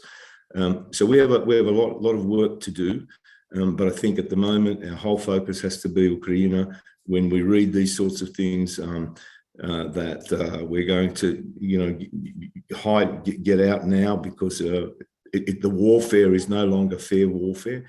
Not that anything that they do is fair, but from the Ukrainian World Congress's point of view, we're also very, very focused on particular issues, and we're coming together as a group, for example, in terms of humanitarian aid now, in terms of military support, in terms of being able to take the message out. We're very coordinated in that, and I think we've played our role. And again, I just want to highlight that I'm not saying we're the only ones. There are a lot of people doing a lot of good work, but the Ukrainian World Congress, because it is a body that brings people together, we've been able to strategize. We've been able to say, this is what needs to happen. We're able to at least provide support for people who maybe advocate less. You know, we see our friends in Germany now, how active that community has come. When we look at our community in Singapore, if we look at our community in the United Emirates, you know, we traditionally look at America, Canada, Australia, and so on, or some of our Eastern European countries. But, you know, Asia has become very, very important to us. And I think the other issue that we're doing, trying to highlight to the world, is one step into Ukraine is just a green light for China to continue with Taiwan and other places. So our focus is, at the moment, we have to do everything possible to isolate, to bring down that economy. Anything we can do to activate the street in Russia, I think is also something that is very, very positive, because there is dissension. And he doesn't understand anything in terms of being a person who has any respect for humanity, for people, for anything except himself. So we have a tyrant. We have an evil person who, have a look at what he's doing today. The warfare is not that warfare is ever fair, but the warfare and the way he's playing the game at the moment is very, very dangerous to our people. So the Congress will continue to work. And as I say, those people, if MFA, Minister of Foreign Affairs, says to us, like they did today, in half an hour, please come together because we have issues, we try to respond to those issues, and we try to work with our embassies and so on. And I think that's the last thing I'd like to say, is that the cooperation between the Ukrainian World Congress, our communities, and the embassies has been, I don't think it's ever been as high as it is now, because we have a common goal, we have a common enemy, and we have to strive to somehow get rid of that enemy. But there's another part of this that we've started to talk about. There was a question put to the minister, the deputy minister: is there a plan B? What happens the worst case scenario? The question is, they don't even want to entertain that. They don't even want to entertain that. But then there's the other part of what will happen eventually, and hopefully Ukraine will win this. The rebuild is also going to be a huge job for us, for the diaspora to work with Ukraine to rebuild Ukraine. And I think the most important thing is Ukraine is resilient.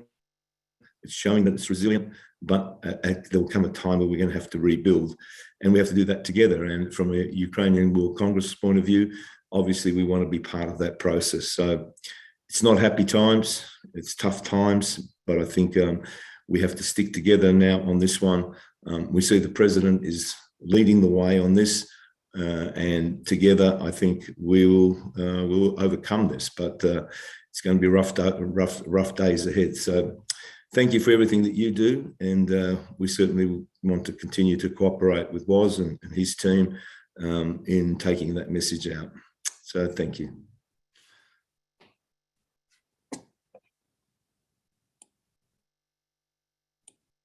Lotko, you're muted. Steph, I wanted to give you a wonderful thanks for, it's 4 a.m. for you in Australia. And I just knew that you had to get that message out. I know that we have a very important next panel that will be dealing with exactly the issues that you've just raised. We're going to be talking about something that Ariel raised, what's going on the front right now, and what might be the issues. We have created an international event. We have captured what we've heard from the panels, and there are a lot of people listening in. You don't be looking at the participants. We have the social media up. A lot of people are listening in on the messages we're giving. We've given a lot of information yesterday, and we're planning to give a lot of information today. We can do this in a coordinated fashion. I thank you, Steph, for having done your work with the World Congress, because you really have been point on a lot of this. And I know that we're going to be doing it in the future. Anyway, Steph, thank you again. I'm going to be moving on to the next panel right away. We've had 6 panels with 4 aces in each panel, and this is no different. Dialogue panel discussion 7 has to do with the issue of exploring the possibility of Ukraine making its territory incapable of being securely occupied. And the issue is going to be how. And Stefan, I'm glad that you're staying on to listen in on this. This is a very important panel. It's run by the discussion not moderator, but leader, is someone really well known. Robert McConnell has been in this business for a long time. And it's a very powerful figure in DC. He has kept that Friends of Ukraine group together for a long, long time. And he's joined by two very powerful friends of Ukraine in Washington, General Wes Clark and Dr. Philip Carver, and the lead discussant from Ukraine, from Resist Ukraine, and from the Ukrainian Strategic Initiative, Ostap Kryvdyk. Robert, I pass it quickly over to you. Well, thank you, Walter. Excellent discussions this morning. A lot was presented to think about and consider. But of course, as we've had these discussions, as they're taking place, the focus is on Ukraine, and Ukraine is at war. It is a war where we are seeing a lot of misjudgments being exposed. Obviously, Putin misjudged how the Ukrainian people would respond. They weren't, his forces weren't seen as liberators, let's put it that way simply. But I think more interesting and here in Washington, important is how America and our government misjudged. I won't here go into how I believe this misjudgment has influenced our much too slow engagement. But Washington did not anticipate what is happening. The people of Ukraine have had their independence for 30 years. It's a long time for independence in Ukraine's history, but it's not so long that they do not remember the overbearing repression of the center, the Kremlin, and how that impacted them, their lives, and their ancestors. That history and that knowledge clearly informs what we see today, the determination, the fearless fight to keep their freedom and the sovereignty of their country. That total commitment to be free is a powerful emotion. And I don't think certainly we in Washington, anticipated or saw that coming. We've been complacent, we've been safe, we've been free for too long to understand that emotion. But having said that, it's worth remembering that back in 1991, as Ukraine moved toward independence, what we heard, certainly what we heard in Washington and the United States, was that if Ukraine tried to be independent, it would be a bloodbath. It could lead to nuclear chaos. Oh, the terrible things that were going to happen. That too was a total Western misjudgment. Ukraine's establishment of independence was peaceful. There was no violence. But having said that, I reflect on something Ariel Cohen said this morning. Right now, Ukraine is fighting its war of independence. Now that war is taking place. And I think Ariel made an excellent point, and it puts it in perspective. We do not know how this war is going to play out. That's the topic of this panel. What happens if part of or all of Ukraine ends up coming under occupation?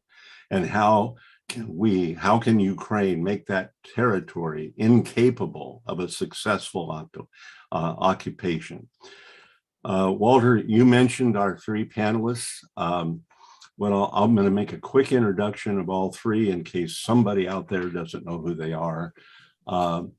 Wes Clark, boy, you have to limit the introduction of Wes Clark to only the highest of the highlights to be of an extraordinary career. Valedictorian at the class of 1966 at West Point, Rhodes Scholar, 34 years in the Army, Presidential Medal of Freedom, Supreme Allied Commander in Europe. I mean, all that could add up to a couple of days of describing what went into those things.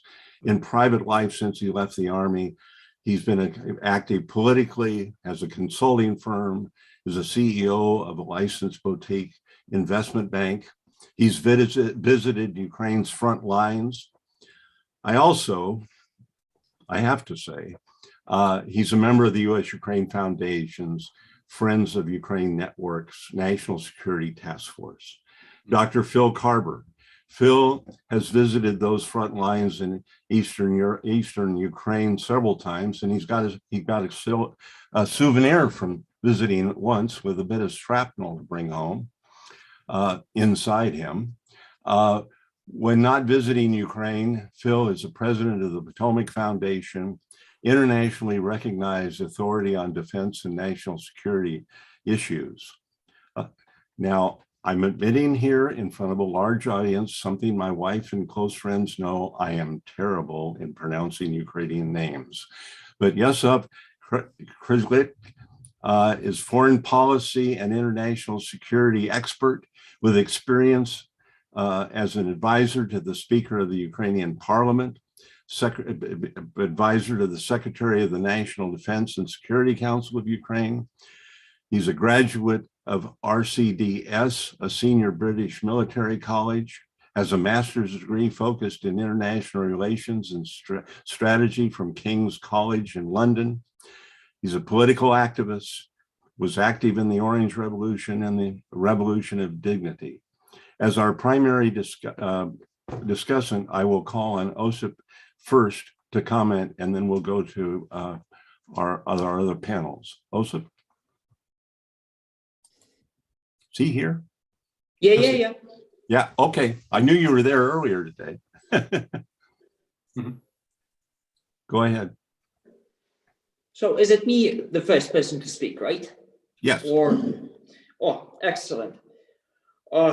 Thank you, sir, for the introduction. It's an honor and pleasure to be on a panel with such distinguished group of panelists.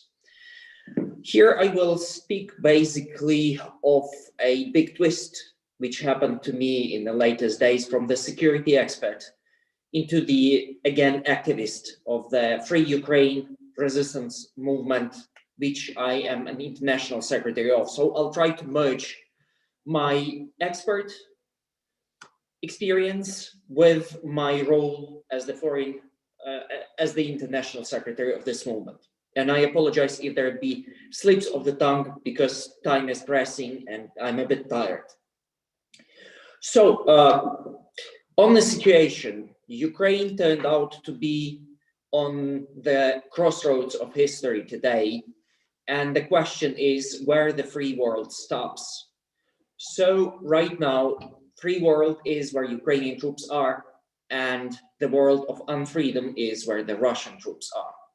So how do we make sure that freedom is still present on those lands which are occupied by Russia right now? One of the answers is the activity of Free Ukraine Resistance Movement. It is a community of volunteers and network which is working strongly accordingly to the Ukrainian law and in a very close coordination and cooperation with the Ukrainian appropriate bodies. The aim of this movement is to involve all the active citizens in the resistance movement. So if Russians are coming, we have the community of those who will resist. We will be, and we are, disseminating information about our practices, methods, and goals of resistance, and we do act decisively and proactively. So it is not a partisan movement. It doesn't have any of the goals of the electoral nature. This is the independence war. And for us, for the activists, it's our next Maidan, to get together and to defend our country and to restore our territorial integrity. Our network is within the territorial defense battalions in the form of volunteer battalions. What do we specifically do? And here I will try to address the question of the panel on how do we make territory of Ukraine incapable of being securely occupied. So here we speak about a couple of specific activities. We speak of the subversive and sabotage activities in the occupied lands. We participate in the military actions on the hotspots of the front line. We do provide some intelligence insights from the occupied and frontline territories to Ukraine's official bodies. We do provide educational activities. We disseminate instructions and methodological materials of the resistance movement. We join in our PSYOP units of the special bodies. We do moderate volunteer help within Ukraine and also within Ukrainian diaspora. And we conduct joint advocacy campaigns with the Ukrainian diaspora in support of Ukraine. One of those being Punish Putin and Stop Putin Now, which our movement is doing in coordination with the Ukrainian World Congress, which started yesterday. I also need to mention another thing. I liked when Dr. Bugajski spoke about that Ukraine has to attack informationally. So here within the Free Ukraine movement, we are also building the Stratcom Center in order to speak about what we do, who we are, and what is fighting Ukraine like. So our frontline fight has an informational dimension as well. We are going to work as decentralized movement and autonomous movement. So for Russians, there would not be a very clear ability just to decapitate the movement and to get rid of it. It is more like a culture. It is quite necessary in the environment which is deeply penetrated digitally and considering harsh Russian repression. So our aim is to make the occupied territory for Russians unbearable and the price for them so high that their frontline units would be undersupplied and their units that are coming to the frontline would be devastated, tired and burned on the way. I would like to speak of a couple of essential needs that our movement still possesses, and we are working very hardly with it on the G2G level. It is essential that our people, very motivated and mostly with the combat experience, get retraining specifically for the activities behind the enemy lines. We do need a clear political decision, and we do need fast moving within the bureaucratic machines which are there. And actually we are ready and our volunteers are ready. So we do things already. We do perform trainings, we do act now, and any help would multiply our results by 20-fold, I would say. Again, we see that the enemy is proceeding slowly, but it is moving, say, in the south. So one of the essential activities we are to do now, in case the enemy proceeds, we are ready to meet him at the newly captured territories. So this is also an ongoing thing. It is taking place as we speak. Here, let me use the opportunity to express gratitude for the collective West, for the US in particular, for all of the armed help to Ukraine. I would like to specifically mention the NLAW launchers, which were used by our people countering Russian tanks on the outskirts of Kyiv. Extremely helpful, need more training, need more attention. Things will be going on. There is a need of more equipment and more training to come. And we would like to have your attention, and then we look forward for political decisions on the matter. So appreciate the opportunity to speak and look forward to answer the questions. Well, thank you very much. Wes, why don't we turn to you at this point, and then we'll come with Phil. Well, thank you very much, Bob. It's an honor to be here with this distinguished group today, and I know it's been a fantastic event. I've looked at the list of speakers. You've covered all the major issues. I apologize. You're looking at the ceiling of a car as I'm en route to an airport. Can't help it. Look, this is a 1939 moment for the West and for the world. What happens in Ukraine will determine the course of world history for many, many decades afterwards. Ukraine is fighting the fight for all of us. And I want to just say at the outset, my heart goes out to the brave men and women who are fighting in Ukraine and to all the others who are there the men and women and children in the shelters, the people who are standing by, the people who are putting their trust in us, in the West, in democracy, human rights, and the principles that we have stood for and lived with and fought for in our lives. And I wanted to say, we're not going to let you down. Now, the purpose of this panel is that we're going to talk about how to prevent Ukraine from being successfully occupied. So I think the previous speaker has outlined many of the key principles.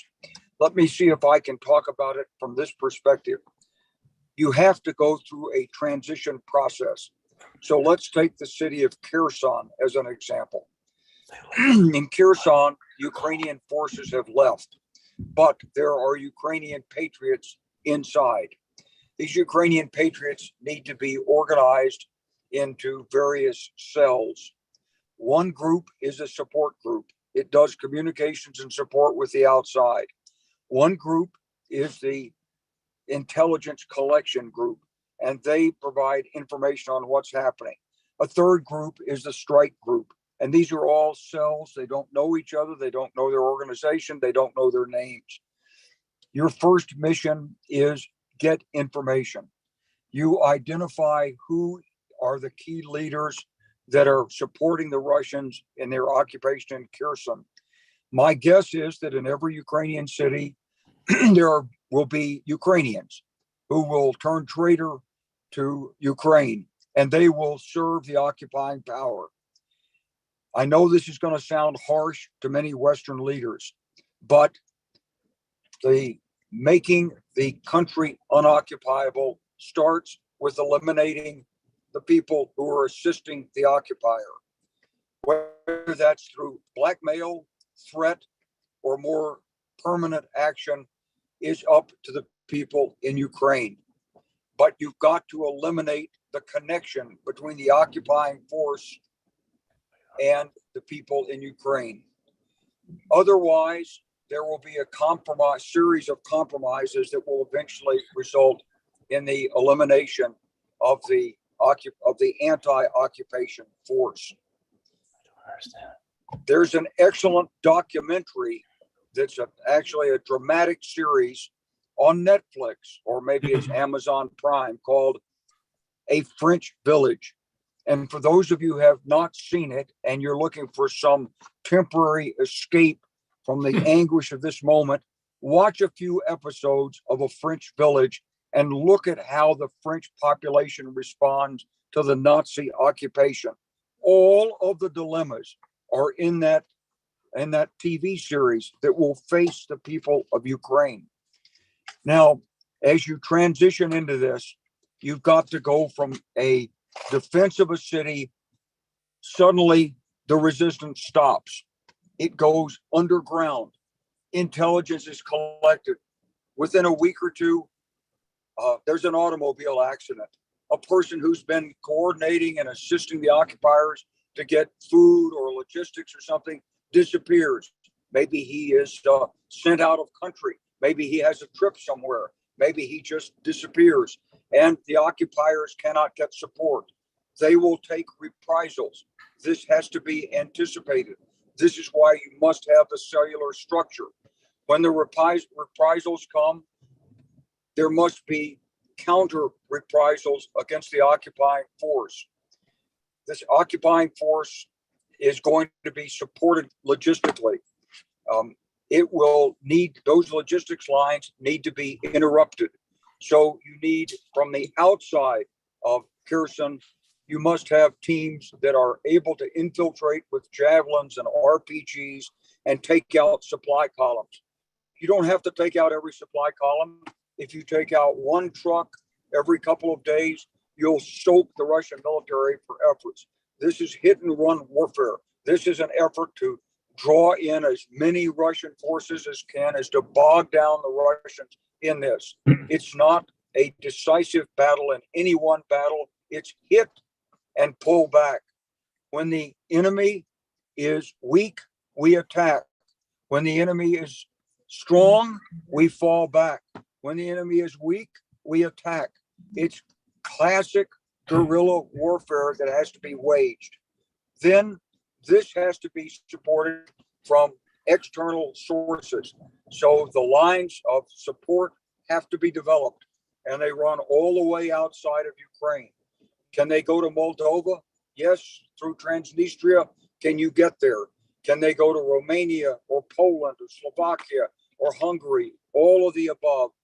And they must be sustained. As much of Western Ukraine as can be retained for as long as possible to bleed the Russian forces is also essential. When you think of the Ukrainian forces, think of them this way. There are 3 or 4 different levels. There's the Ukrainian main force. It's armored. It's capable of mobile warfare. It has tanks, armored vehicles, artillery, aircraft. Then there are the territorial forces. They may have armored vehicles. They don't have aircraft. They are assigned to a specific territory. Then there are local defense forces. They are organized to defend their city. They may get or may not get some support from the territorial forces. And then there is the underground resistance force that's established. And you've got to have these 4 levels. They've got to be put in place now throughout Ukraine, even under fire if they haven't been already. And in particular, you've got to scramble the cell structure. Right now in the cities of Ukraine, there are no doubt Russian intelligence agents waiting. That list of assassination targets, we don't know. I don't know whether it's 400 people or 4,000 people or 40,000 people. But when I look at the record of how the Soviets occupied Eastern Poland in 1939, after the Molotov-Ribbentrop Pact, I would say that's a very extensive list. So many of the people that we know that are our friends and loved ones in Ukraine are on that list. Those people have to be protected and exfiltrated. The other people that are not on that list, that are on our side, have to be organized according to their willingness to take risk and signed up and then scrambled through code words and other things. Vladimir Lenin set this up. He was the expert on cellular structure. We'll turn Lenin's tactics against Putin. Thank you. Thank you, Wes. Excellent, excellent. Phil? So I'm going to build on Wes's comments and look at it a little bit higher level for a second. Putin has basically 3 options. Well, lots of variants in between, but basically 3. At some point, he can realize that whatever he's gaining is not worth the cost, and try and figure out how to end game, which ultimately ends up in either keeping pieces and withdrawing from others and having some kind of ceasefire. The second option is to just keep on going, broadening the conflict further and deeper into Ukraine. Obviously, elements have stalled, but that doesn't mean that the Russians do not have other options. For example, down in the south, they have yet to commit elements of the 49th Army. Sitting behind the Kharkiv is the 2nd Army. Up in the north are elements of the 5th, 29th, and 35th Armies from the Far East, plus the Belarusian Special Forces and Air Assault Forces, which are the ones that are most dangerous of that group. So thank you for putting the map. So this shows you sort of the encroaching squeeze on Ukraine. To summarize, the situation in the South is probably the most imminent because it has been expanding both west in the direction of Odessa and east. They're now on the outskirts of Mariupol in danger of not even circling Mariupol, but suppressing it. When that happens, the Ukrainian forces along the Donbass are going to face a very serious problem. If they stay and hold, they're going to end up being attacked from the rear, or they have the option of turning and running. The problem is, will Zaporozhye river crossing still be there? Will Dnipropetrovsk river crossing still be there? And if they start retreating back, what then happens up in Kharkiv, Sumy, and so forth. So it has the danger of the whole Eastern Front unraveling all the way to the Dnieper. That does not mean the Russians are occupying it. It doesn't mean the Russians are actually controlling cities, but it means that Ukrainian main operating forces have lost their ability to control and conduct major operations east of the Dnieper. That's the second danger. The third danger is the drop down through the Pripyat marshes, extending the penetrations that are made around Kiev and trying to cut Ukraine off from NATO and the West. Not easy, difficult terrain, but it's sort of waiting. If you look at this, also we've seen Lukashenko in a weird press release briefing his military with a map that showed essentially the invasion objectives. And it showed very essentially reinforcing these directions all the way to Transnistria, perhaps cutting Ukraine down essentially on the Zhytomyr-Vinnytsia line, but it didn't have, his map didn't have stuff in the West. Now, maybe it was only a first, of a given phase of that map.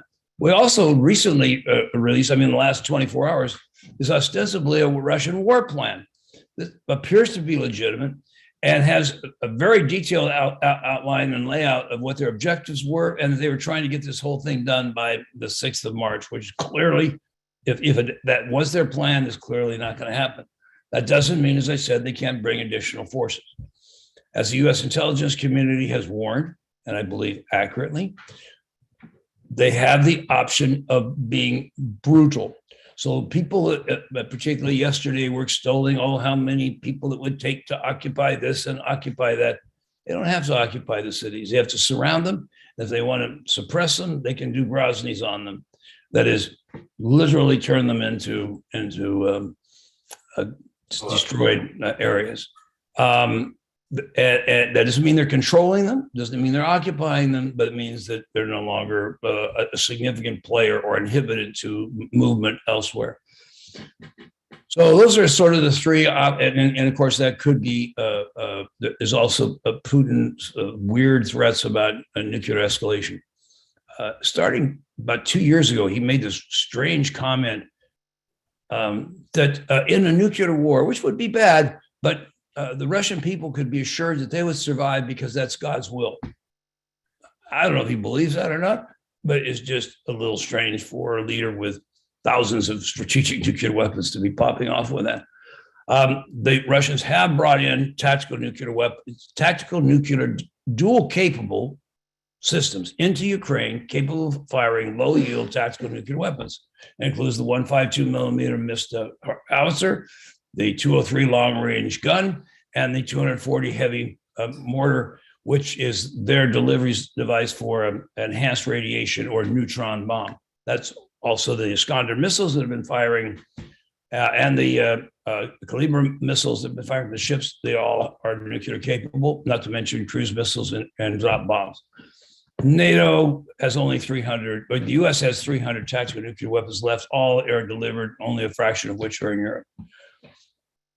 That doesn't mean he's going to do it, but it does raise a very challenging issue, and one which is inhibiting to some extent of our action. I want to focus on what I think is the strategic issue for the survival of Ukraine and thus this panel, and that is, assuming the Russians don't take the let's stop now or go back now and negotiate, but continue on a slow, methodical. It is imperative to try to save as much of Ukraine as possible. What I mean by that is an area where, one, a legitimate government can be housed, because yes, you can always have a government in exile, but it's not the same as being on your own home ground, which also allows you to deny the legitimacy of a alternative government installed by the occupier. Secondly, having that on your own ground allows you an area to assemble, to have retreating forces regroup, train and organize your resistance. It is the ultimate irony. And by the way, the stupidity of American policy that said we're not going to send aid until the war starts. Now the flood of weapons is coming that we've been Clark and I and many others, all of you have been begging for 8 goddamn years. Now it's coming. The problem is there isn't time. There isn't time to get it there. There isn't time to distribute it to the guys in the fronts who are the most critical. It isn't time to even give them minimal training on how to effectively use them. It's great, but what are we going to do with those systems? Well, if we can hold Western Ukraine, that is an opportunity for that material to go in there and actually be used to fortify and eventually even reconquer the area. If you can hold part of Ukraine, you have the chance of getting it back. If all of it is occupied, in the long term, you're talking about a very long time. Maybe a long resistance movement will finally get them tired, or change of government or whatever in Russia. But that tends to be a very prolonged affair. So there's an imperative to try to save the Western side. We have a second issue that we really need to address. So again, the United States, in what I consider an imprudent policy decision, has said we're not going to put boots on the ground. And apparently that means we're not going to put seats in cockpits of aircraft, and therefore we will not send aircraft over the area. So all these pleas about a no-fly zone are falling on deaf ears to date. We have to change that, and I think there's a chance that it will, and here's why. But first, we need to realize that getting air cover over central and eastern Ukraine is very, very difficult. First of all, we don't have the reach. And to enforce a no-fly zone, you have to have consistent presence. That requires a lot more aircraft than we or NATO allies currently have.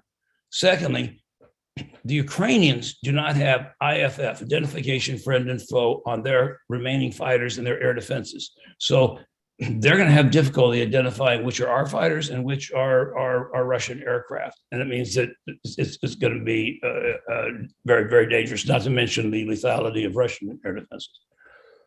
But there's an alternative.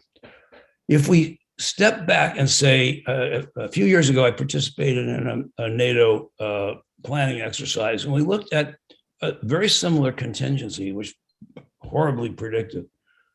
And one of the issues we looked at was refugees. And when we looked at the areas that could be conquered, and as they took over, the number that came out consistently was about 10 million refugees that would end up coming west.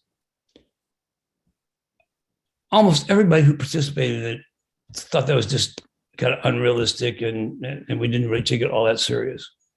Well, I'm here to tell you that in the last 3 days, the rate and quantity of refugee flow is exceeded what we had in that NATO study. So we are very realistically facing the prospect of 10 million people. The NATO countries on Ukraine's border have every right to screen and process people. They cannot open their board and have a mass of the hordes literally flooding their country. So that means that in addition to the ones that have already gotten through, there's going to be somewhere around 5 to 7 million refugees waiting near the border. They're mostly women and children. They're going to be without food, without shelter, without medical help, and without security to provide a minimum of order in makeshift camps. Now, how many times have we heard people say, oh, well, it was terrible. We sat and if we'd only known about the Holocaust, we would have intervened. Well, I'm here to tell you, we are facing a potential Holocaust of those refugees. And I don't believe any American commander-in-chief can sustain a no intervention policy in the face of that. So we need to encourage the administration to start thinking creative. You can offer humanitarian aid. You can have a multinational peacekeeping force in Western Ukraine where the Russians currently aren't. And you see, we're not trying here to fight you. We're here to provide protection. And oh, by the way, over the top of that is a no-fly zone. If you can establish that, then there's significant help in creating the conditions for successful resistance and long-term survival of the country. Thank you. Thank you. Phil, we're on the same wavelength, and I guess we have been for quite a few years now. I'm looking at both Ostap and Wes. Do you want to respond or back and forth before we take questions? Yes, I'd like to respond and say, first, I associate myself with the remarks of both previous speakers. I think Phil has given you an excellent overview and an excellent prescription. I think the trick is getting the intervention started. And here's what I would suggest. Number one, that these European nations send those obsolescent MiGs into Ukraine right away. If the foreign ministers don't want them flown in, take the wings off and put them on trucks and truck them in and assemble them. Get them in there now while the situation is still fluid and they can be flown by Ukrainian pilots who know what they're doing and know the aircraft. That's number one. Number two, Moldova should immediately request a NATO exercise. And that exercise should begin with the French troops that are moving into Romania. We can then make it a larger exercise. It could be an air-ground exercise. And Moldova then, this does two things. This is proactive in blocking Putin's next target, Moldova. It's also possible by operating out of Moldova to have an access corridor into Ukraine that doesn't directly fly past NATO borders. This was the prescription of the, eventually the EU foreign ministers will recognize they have got to do something to help. They can't absorb the refugees. It's immoral what Putin is doing. It's illegal, and Europe can't stand it. Now, I know Putin's using the N word. Well, let me tell you something. He thinks those hypersonic missiles are so great. He thinks he's got some kind of huge torpedo that can automatically sail into New York Harbor and blow up New York Harbor. Maybe he's got both those things, and maybe we don't have those things. But the functional equivalence still stands. We have nuclear power. He has nuclear power. And we need to say this very clearly to Mr. Putin in a private way. You need to back off. We're not afraid of your nuclear threats. And if you use it, you will be the loser. And it needs to be said very clearly and very privately to Mr. Putin. And then step by step, we need to push back on his idea that Ukraine belongs to him. Those borders of Ukraine are Ukrainian national sovereignty. President Zelensky to invite outside forces in, as he's doing. And we need to declare that those borders are Ukraine's borders, and we are there at the invitation of the sovereign government of Ukraine. If we can do this, we will give heart to the resistance, we will buy time for the resistance to organize, and we will make Ukraine unoccupiable by Russia. Ostap, you're muted. Yes, thank you. So what I would like to say, we have to put more stress on organizing of the activities behind the enemy lines. So enemy is disrupted so much that he's moving further, is either very much slowed or stopped at all. We see a big discrepancy of motivation amongst the Russian soldiers and the Ukrainian soldiers. We have to help Russian soldiers to capitulate, to turn and to go to Ukrainian soldiers to give up their unfair fight. We have to help to understand Putin that neither the blitzkrieg nor the fast nor the slow occupation of Ukraine is possible. And here again, I believe that subversive activities will do the job. Yes, thank you. Walter, do we have questions coming in from the? Yeah, we do. We actually do. Wait, Phil, go ahead. I was just handed a report. I don't know whether it's true, but supposedly Russian and Ukrainian negotiators have agreed to create refugee escape zones. Presumably, it's probably from certain cities that are semi-occupied. If it is true, it says several things. One is the Russians find it in their interest to have the refugee flow, not only to go and cause problems in the West, but also to uninhabitate the areas that they're going to be occupying. The fewer people, the less problems you're going to have in controlling the area.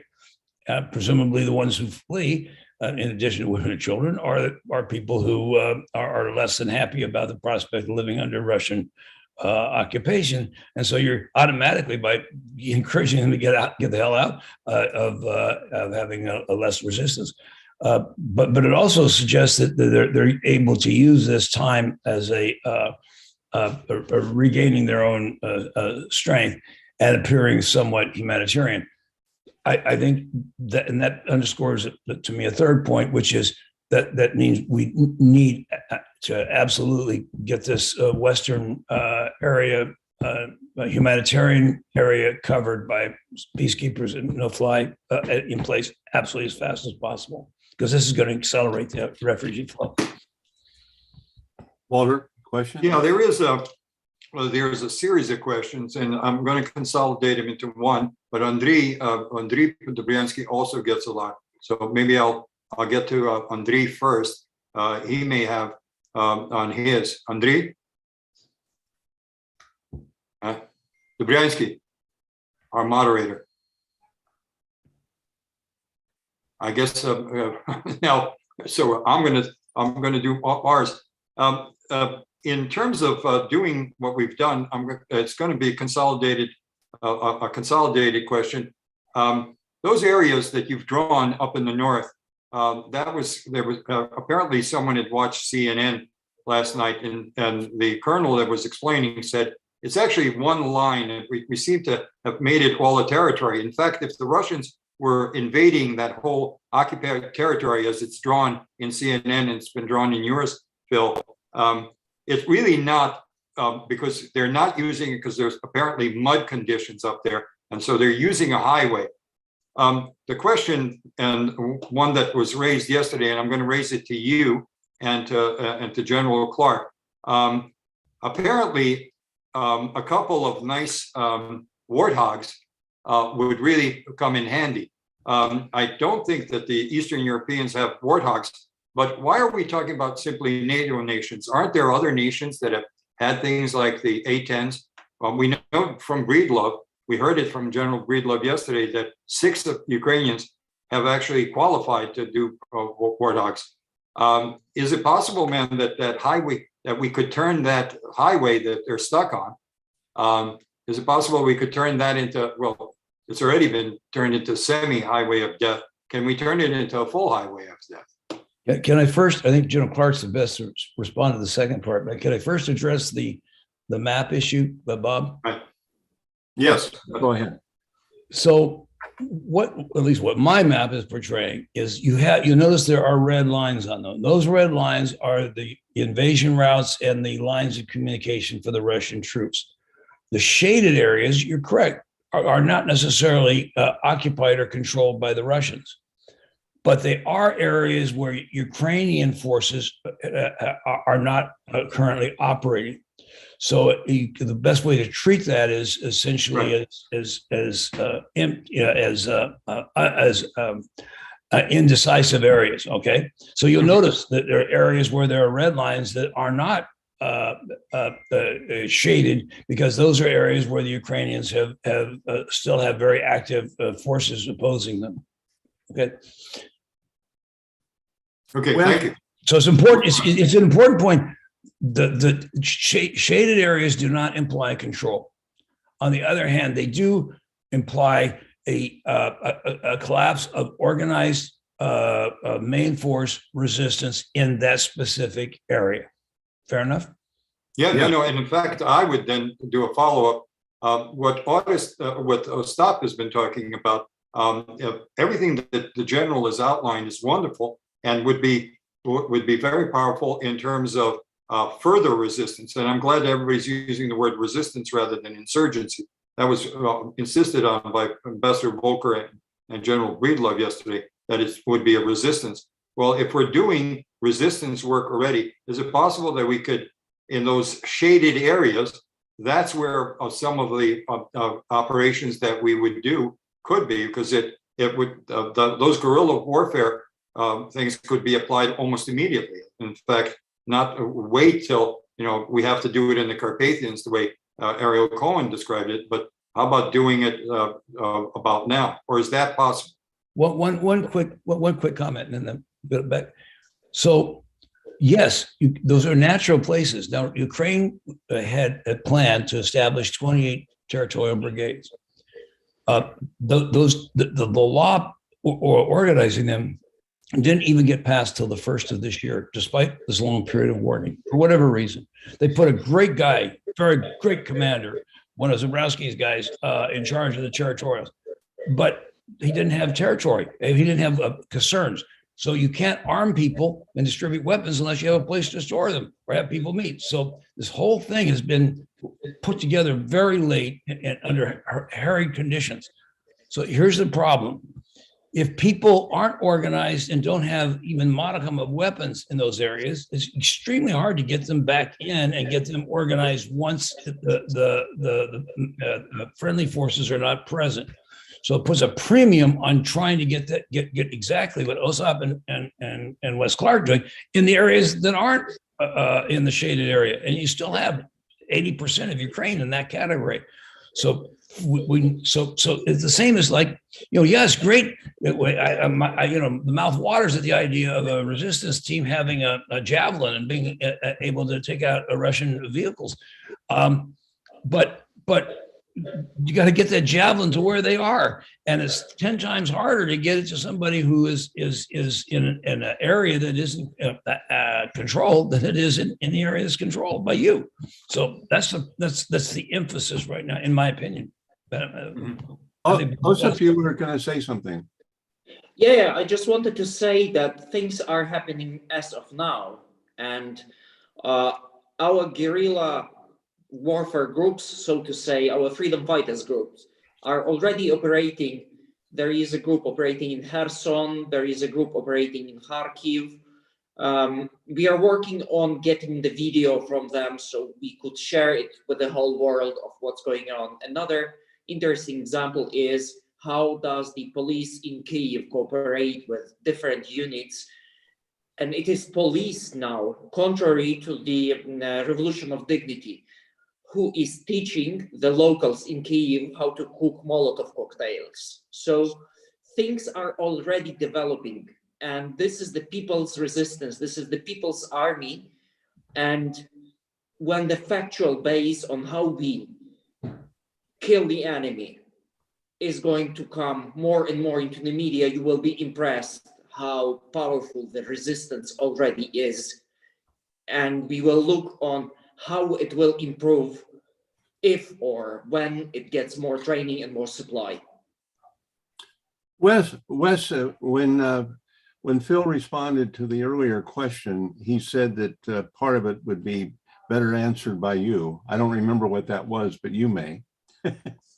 Well, okay. So I want to address first that the Ukrainians already are taking on that convoy.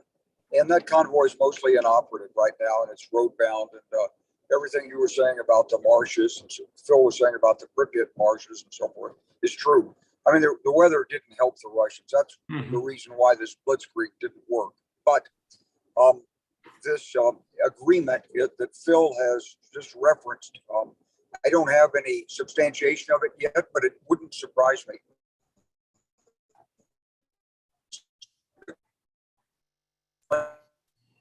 When you put cities under pressure, you let the men leave, the women and children leave if they want to, and then you brutalize what's left and you destroy its ability to be used as a base of resistance because it's got nothing but men and there's no support network.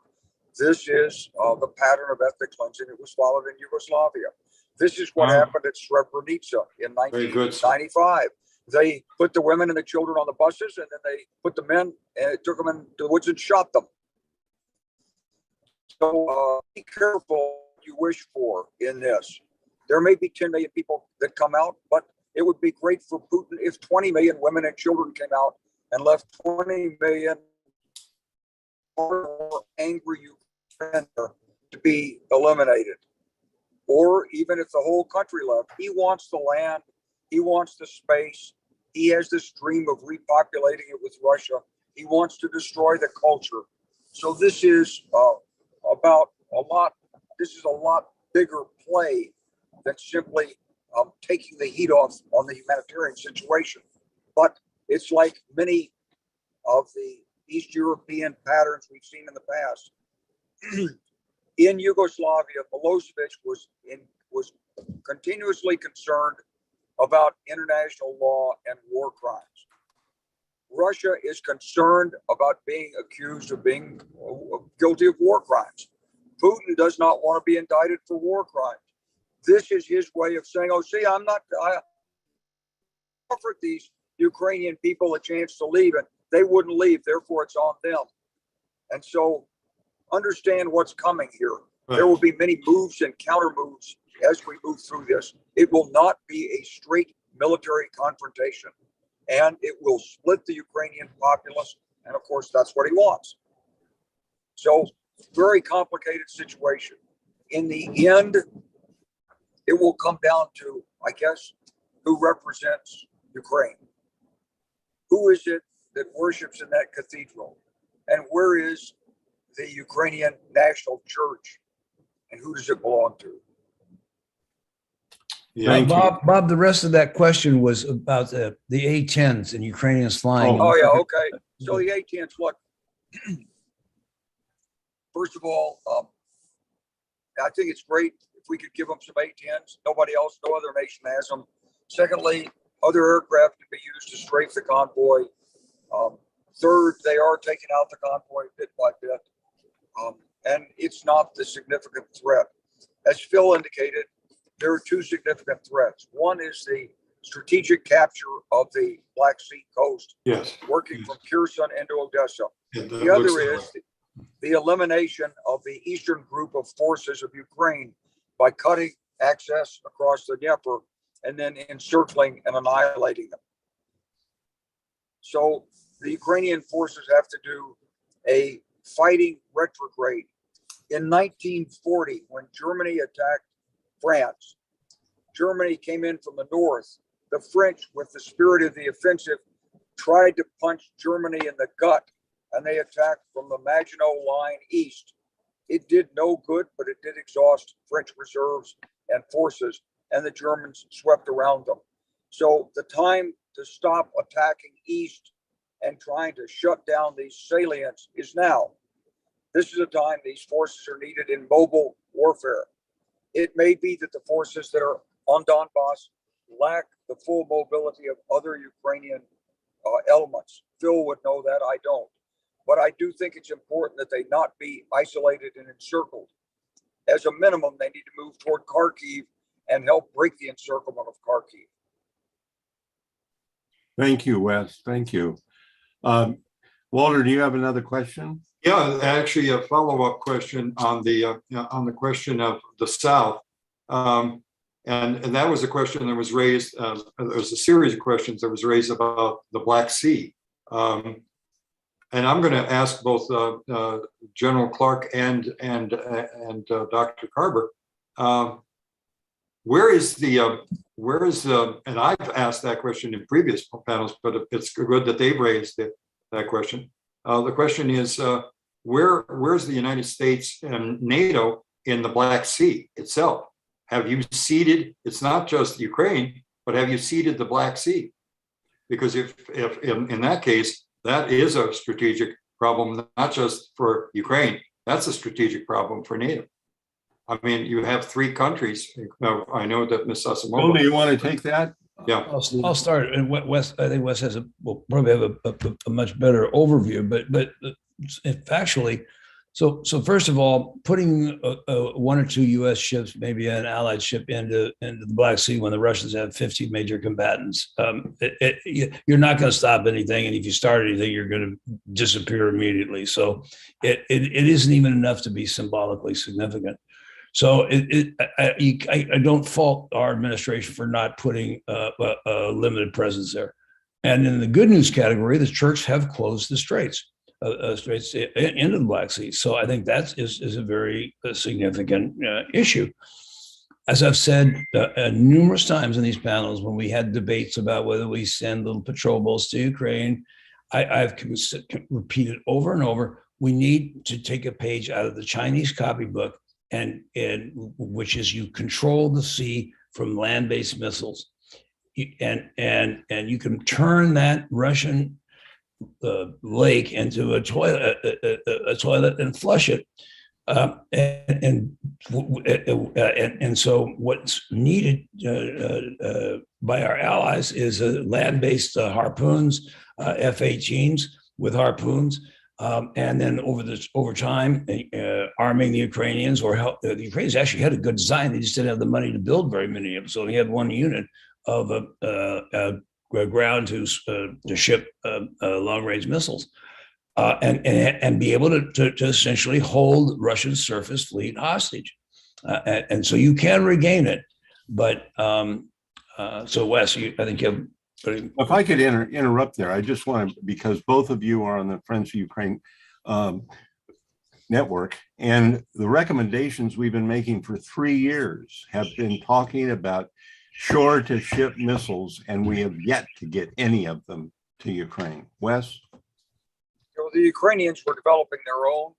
We don't really have much specialty in that. We've got the same Navy stuff that could be taken off a ship and used. Like we took the air defense called Aegis ashore, put that into Romania, trying to get it in Poland. I don't think it's quite operational yet. But the point is that what we need is we need to understand that there's no Black Sea strategy possible if Russia controls Crimea. The weapons ranges, their ability to strike with hypersonics, the ability to come from multiple directions. Sure, we had some U.S. Navy ships in there and some Royal Navy ships in there from UK, but that was just for demonstration purposes. We never took seriously the idea that we would contest the Black Sea. It's simply not in the cards. We have to accept it. For Ukraine, that means you got to take back the Black Sea coast from land. And that means you got to hold Odessa and Mykhailo. Got to hold those cities if you want to hold the Black Sea coast. And you've got to make them into battleground cities against the Russians, assuming that the war continues. Sir, actually, that's one of the questions. If I can, Robert, I'm going to funnel these to you. That's the follow-up question. Yesterday, one of the participants had heard that one of the bright spots that Glenn Howard brought up, another friend of Ukraine, Robert, you've been talking about, brought up that artillery is the coastal artillery has kept the Russians somewhat at bay in terms of amphibious landings. Do you anticipate amphibious landings on a very large scale, given the fact that they haven't happened in the first 7 or 8 days? No, they did. They did. I'm sorry, they did. There was an amphibious landing west of Mariupol. It was, but not in the Odessa area. Yeah, it wasn't. It wasn't opposed. So, and part of the problem with artillery units is artillery range is measured in radiuses of 20, 30 kilometers. I believe the Ukrainians actually shot up some a couple of Russian ships on the first day, but so you take your ruler and go 20 kilometers or 40 kilometer diameters all along the coast, and you're running up into 10s and 20s of artillery batteries that you need, and the Ukrainians just didn't have the money or the force structure to do that. Missiles are much better. I think the Russians trying to do an assault on the Odessa beaches, if the defenders are not being hit from the rear is going to be almost suicide. I mean, I think the Russian, it could be a very bloody and ruined. Just in that sense, I agree with Glenn. On the other hand, if the attackers break through Mykhailo now and come in to Odessa from the rear, all bets are off. I mean, those amphibious forces don't have to land on the beach of Odessa. They can land 20 kilometers to the west or 20 to the east of it and link up. I mean, it's a force in being threat, but its power is as an anvil against the attack from land. Got it. Walter, I know that we've just gotten to our cutoff point. I would love to continue to, and I have something to say, or would like to have said something about the no-fly zone and what we've been trying to push for, but our time is up. I think we've covered, I certainly think that our three panelists covered very well the resistance force, the guerrilla force that needs and how it needs to be done. And let's hope that we don't even get to that. But if we do, Ostap and all your people, God bless you. We'll try and get you everything we can. Right. Thank you very much, guys. This, again, I just want to thank you, Robert. I knew you to be an excellent discussion leader. And I just want to say, if I had 4 aces, I mean, I just scored another 4 aces on this panel.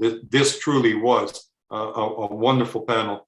I just hope that doesn't portend the future, and we're going to have to do more of these. But thank you guys. I really mean it. Thanks. And now, now that we're coming to the end game, as they said. We're going to be dealing with panel discussion 8, and it will deal with the theme will be: do Ukrainian allies have the will and the tools to help Ukrainians make their territory incapable of being securely occupied? A very, very important question, and a question that's going to be covered by another 4 aces, in fact. Ambassador John Herbst, again, distinguished envoy, one of the senior diplomats that's always been there. I mean, the Americans have produced some very serious, distinguished envoys to Ukraine. And then James Shearer, who just about everybody knows. I'm not sure much in terms of introduction, but and Ms. Jill Sinclair from Canada, and lead discussant Adrian Kartnitsky. Andrei, do we have all of our people on? I don't have the ambassador on. I do have Adrian and James, so we can follow up with the ambassador shortly. Let me start adding all those people you mentioned. Mm-hmm.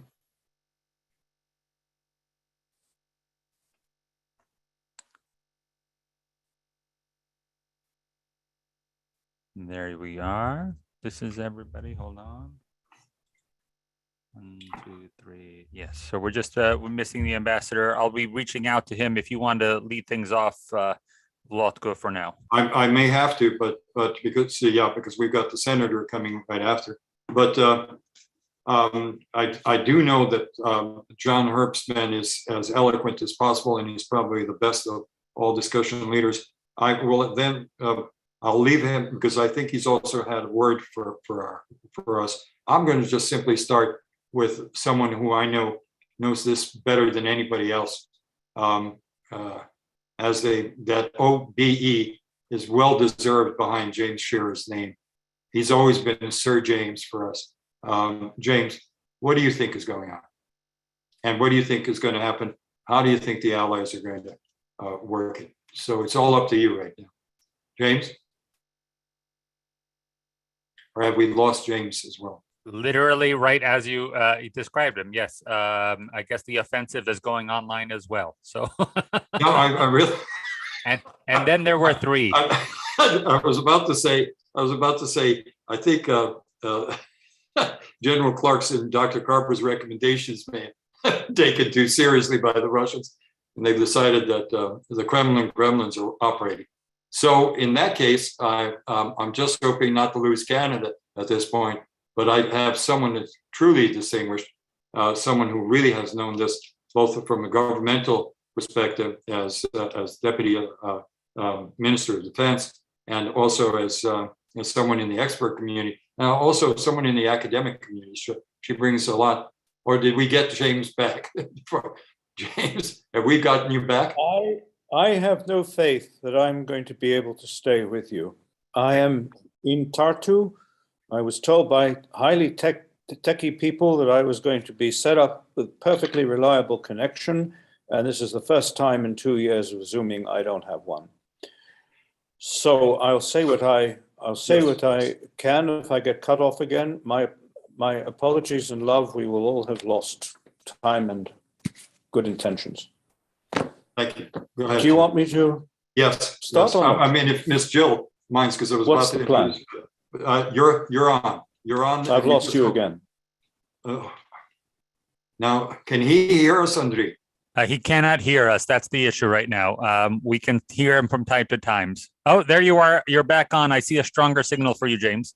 Can you Okay, hear so us? James, just keep talking because we're hearing him. And in fact, James, if you were to shut your camera off, it might be better for you. Right. Let me do that. Okay. Can you hear me properly? Yes, yes. All right. Let me talk. For some time ago, I wrote to Walter and also to Ambassador Herbst and said, I trust you won't mind, but I need to depart from this brief because the situation is so serious and dynamic that all experts need to contribute such insights as they have.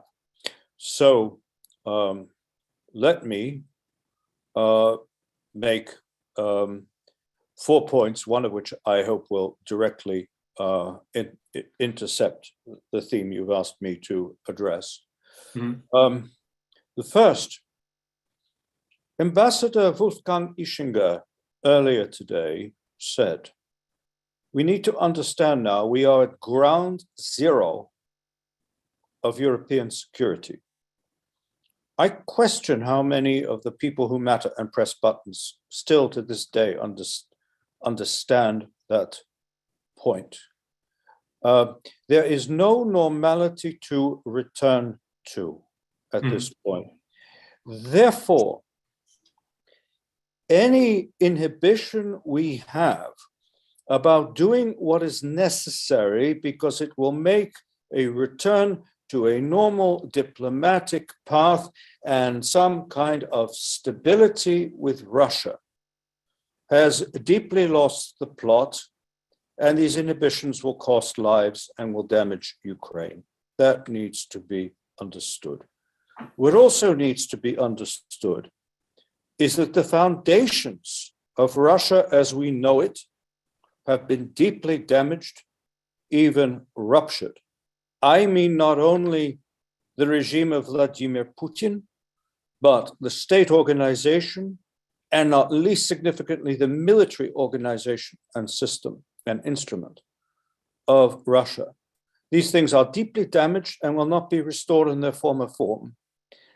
These are seismic consequences that will develop unevenly. They will be very protracted, and they will be dangerous. The conclusions that come from this, number one, it's a conclusion we should have adopted some time ago. The decoupling of Ukrainian security from European security is no longer possible, if it ever was. Our objective in these circumstances, and I heard it restated today by a very senior NATO official who said our objective is to stop the war. No, it isn't. Our objective must be to defeat Russia, or we will be confronted, all of us, with far greater dangers. To stop the war, to have another ceasefire, another institutionalization of a ceasefire like Minsk would be directly inimical to Ukraine in multiple ways. To make an additional point, We must free ourselves of the pretense that it is up to us to decide the level of NATO's participation in this war. It is not. The war will decide. It is folly for us to underestimate Vladimir Putin's will and ability to take things to a much higher level. It is, as I think every military person here knows, absolute folly, if not idiocy, to tell a dangerous adversary what you will not do, as we have done on multiple occasions, and we have said we will not participate directly in this war. But it's equally fallacious to do that because we don't know what we will do.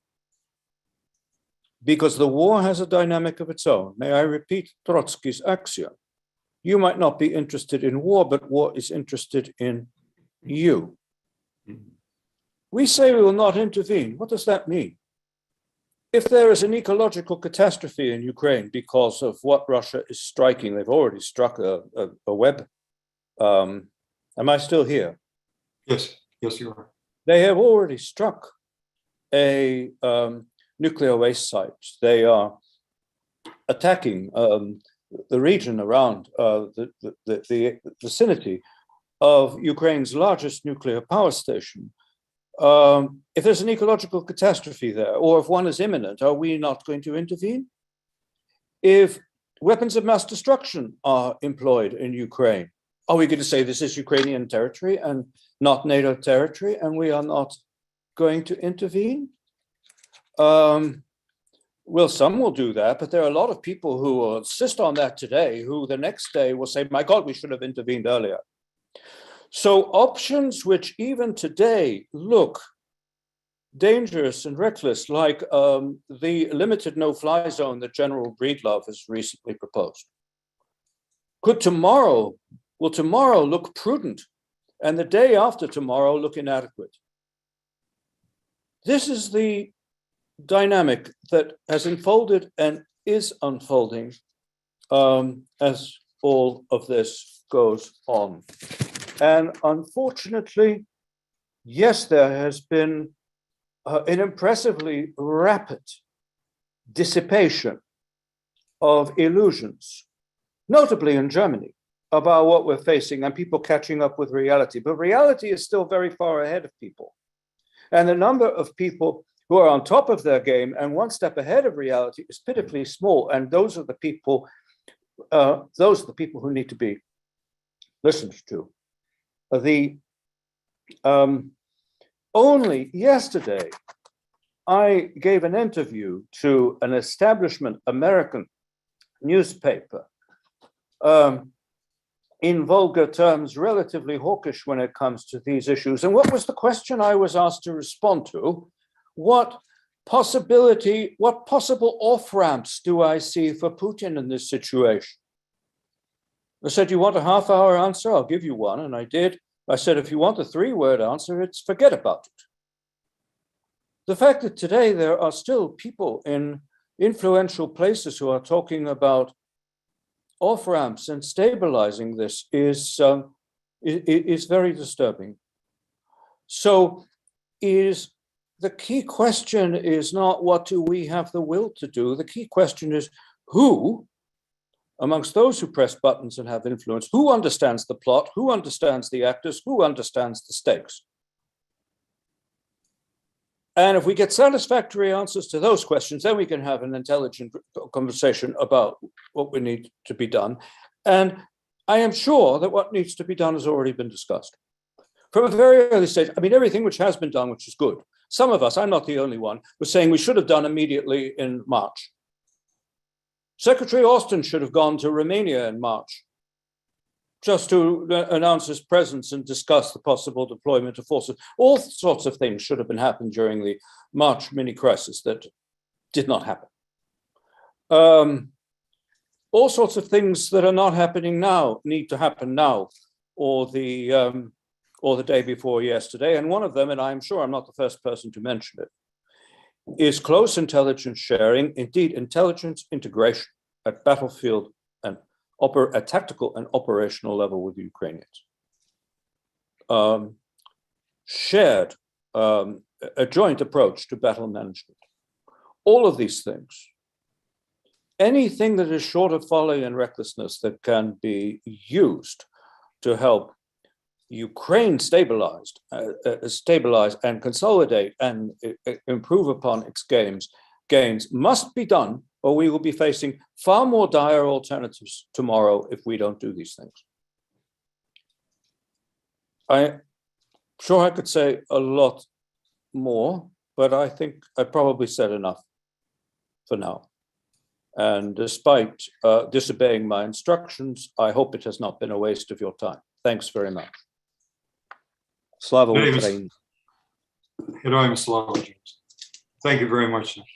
I highly appreciated every word, every single word. So with that, I was about to introduce our second panelist, again, someone who's got an extremely broad range on the issues, both in government and in the policy shaping circles. Ms. Jill, the floor is all yours. Ms. Sinclair. Well, thanks very much, Walter. Look, I mean, it's actually, I think, impossible to follow up after what James has said, and the previous panel too. And so, you know, James, in that extraordinary, succinct way that you answer things, you know, one has to say that the answer to this question that Walter's posed to us, which I always thought was a very difficult one, you know, do Ukraine's allies have the will and tools to make territory, you know, incapable of being securely occupied? I guess the question is not yet, because I don't think that we have this stark realization that you've laid out for us. And I couldn't agree with you more. We're all having these discussions with everyone we know, but it is very hard to get people to realize that, as the Germans have said, this is the turning of an era. We are no longer in the space that we lived previously, and that's difficult. But I'll just say a few quick words, Walter, on the topic here. And I don't want to sound hallucinatory after what James has said, but I know that hope is not a method, but I do want to just come in behind what we see as a very fierce resistance, everything that we've heard over the last couple of days about the total commitment and the will of the Ukrainian people at every possible level. And I'm one of those who's been privileged over the last number of years to be working, in Ukraine with the Ministry of Defense, with the military, with civil society, with everyone. And I must say, yesterday when I heard some of the speakers say that they were amazed at the strength of the Ukrainian armed forces and the people and Zelensky. They have not been seeing what's been going on in Ukraine, and we are all seeing it. And I think everybody here today recognizes just that extraordinary strength. But they are fighting in the most horrific and difficult and challenging of circumstances. I think that in terms of the tools, what we need, and I'm going to start with tools because the issue of will is always a much more complex issue, and I'll touch on it briefly. But in terms of the tools, we need tools to maintain resilience, resistance, relationship, and momentum. And I would add attention, because we have a terrible, terrible habit of moving on to the next crisis. Though, as James has said, I mean, this is the crisis, right? This is the moment. This is everything that we thought was unimaginable that is happening. But I still think that we're going to have to work hard to keep people focused on these things. In terms of the immediate resilience and resistance that the Ukrainians are offering, just look at the effort that they are making on maintaining government and governance, even at these moments. I mean, today Zelensky's, accrediting an ambassador to the OPCW in the Netherlands, getting his foreign minister to be able to sign arrangements with the EBRD, and things are happening that should have happened ages ago. I think we're all in massive agreement here that this is massively late to need in every area, but we've got $3 billion packages with the World Bank and IMF, so these are going to be a drop in the bucket of what is needed going forward. And and we've got sanctions, and for what it's worth, we had a moral voice, if that's what one could call a General Assembly vote. I don't know.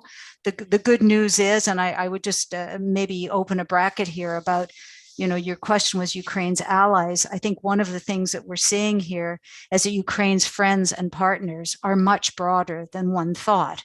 And there is this global community now. And I must say that for me, reinforcing that global community so that it's to deal with the lies and the disinformation, the hateful lies that are being perpetrated all the time.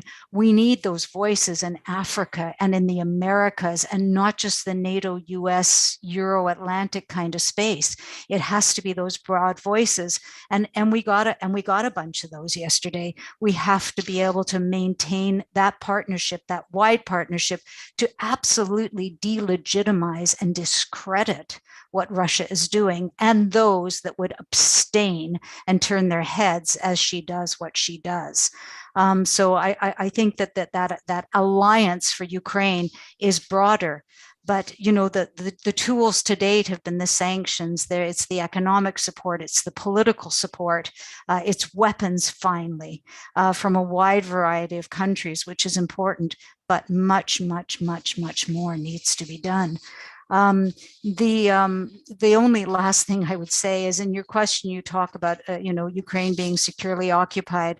I don't think they can securely occupy Ukraine. There's no such thing as securely occupying the land of Ukraine from Ukrainians.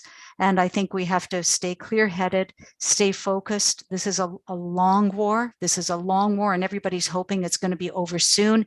Hence the breathless, anticipation of ceasefires and even humanitarian corridors. We know they are important to save lives. But I agree with one of our previous speakers. I think it was General Clark, who said, "Be careful what you wish for."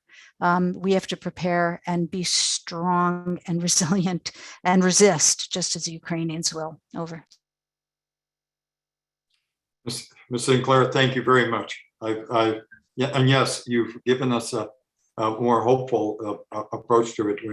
We really do appreciate the fact of there is a glimmer of optimism. One of the folks that has asked the question probably will ask that question to you at some point about your optimism. Adrian, I am going to be turning to you as well as not only the lead discussant, but someone who, as Ms. Jill and James, has done this for a long, long time, has seen it from many places, was there as Dan Fried, probably right alongside Dan Fried, as you guys were talking about NATO and the possibility of offering NATO in the 90s and 2000s, created all these allies around Ukraine, but would they, and made them members of NATO. Adrian, can you address some of this and in your eloquent way? Well, let's start with what we are facing, not simply in military terms, but in societal terms. And by that, I don't mean just the suffering of war and the humanitarian catastrophe. This week, there were reports out of Melitopol, really the first larger population center, about 150,000, that was in Zaryckyj province that was occupied by the Russians. I noted in one of the reports that members of Russian intelligence were going to apartments with carefully prepared lists of people who were to be presumably detained, controlled, eliminated. I don't have any details of the fate of these people, but this suggests to me that what we are facing is a Stalin-like totalitarian reconstruction, which will aim to behead the Ukrainian nation, not by just addressing, putting 5,000 people as Pinochet did in a soccer stadium, but going deep into society and eradicating all of the fruits of national identity, of democratic values, and of cultural blossoming that have occurred in these in these years. We are well aware that there will be massive resistance, but we should be ready for the fact that there will not only be war, but there will be massive ongoing repression. And in some sense, I don't want to be cynical about it, but I think that very fact and its documentation will continue. You know, in other words, we're going to face ethnic cleansing, genocide, ethnocide, all of these kinds of things. The destruction of a nation is also an aim. It's not just the aim of to eliminate the Bandera ultra-nationalists. It's to define anyone who has a sense of Ukrainian national identity as someone to be eliminated. You know, for my sins, I've been not watching US coverage of the war. I've been watching Russian debates and discussions. And the programs are drifting more and more into the world of acceptable mass repression. Just recently on Solovyov's program, the discussion revolved around the fact that, you know, our young people must be re-educated. We need to understand that, yes, there were excesses in Stalin's rule, but there were many saboteurs and many enemies of the state and many enemies of the good things that Stalin did, and many were wrongly rehabilitated. So I think we have to understand the scale of the damage internally that is going on inside Russia, and in turn, the kind of dynamic that will potentially feed the not just the war machine, but the crushing or the attempt to crush a set of beliefs that are conventionally held now by, you know, 80–90% of the Ukrainian population, who have evolved to this point of patriotism and of identification and of shared democratic values as a result of these 30 years of statehood and of Putin's aggression. So all I'm saying is that we're going to face a series, we're going to face a humanitarian catastrophe.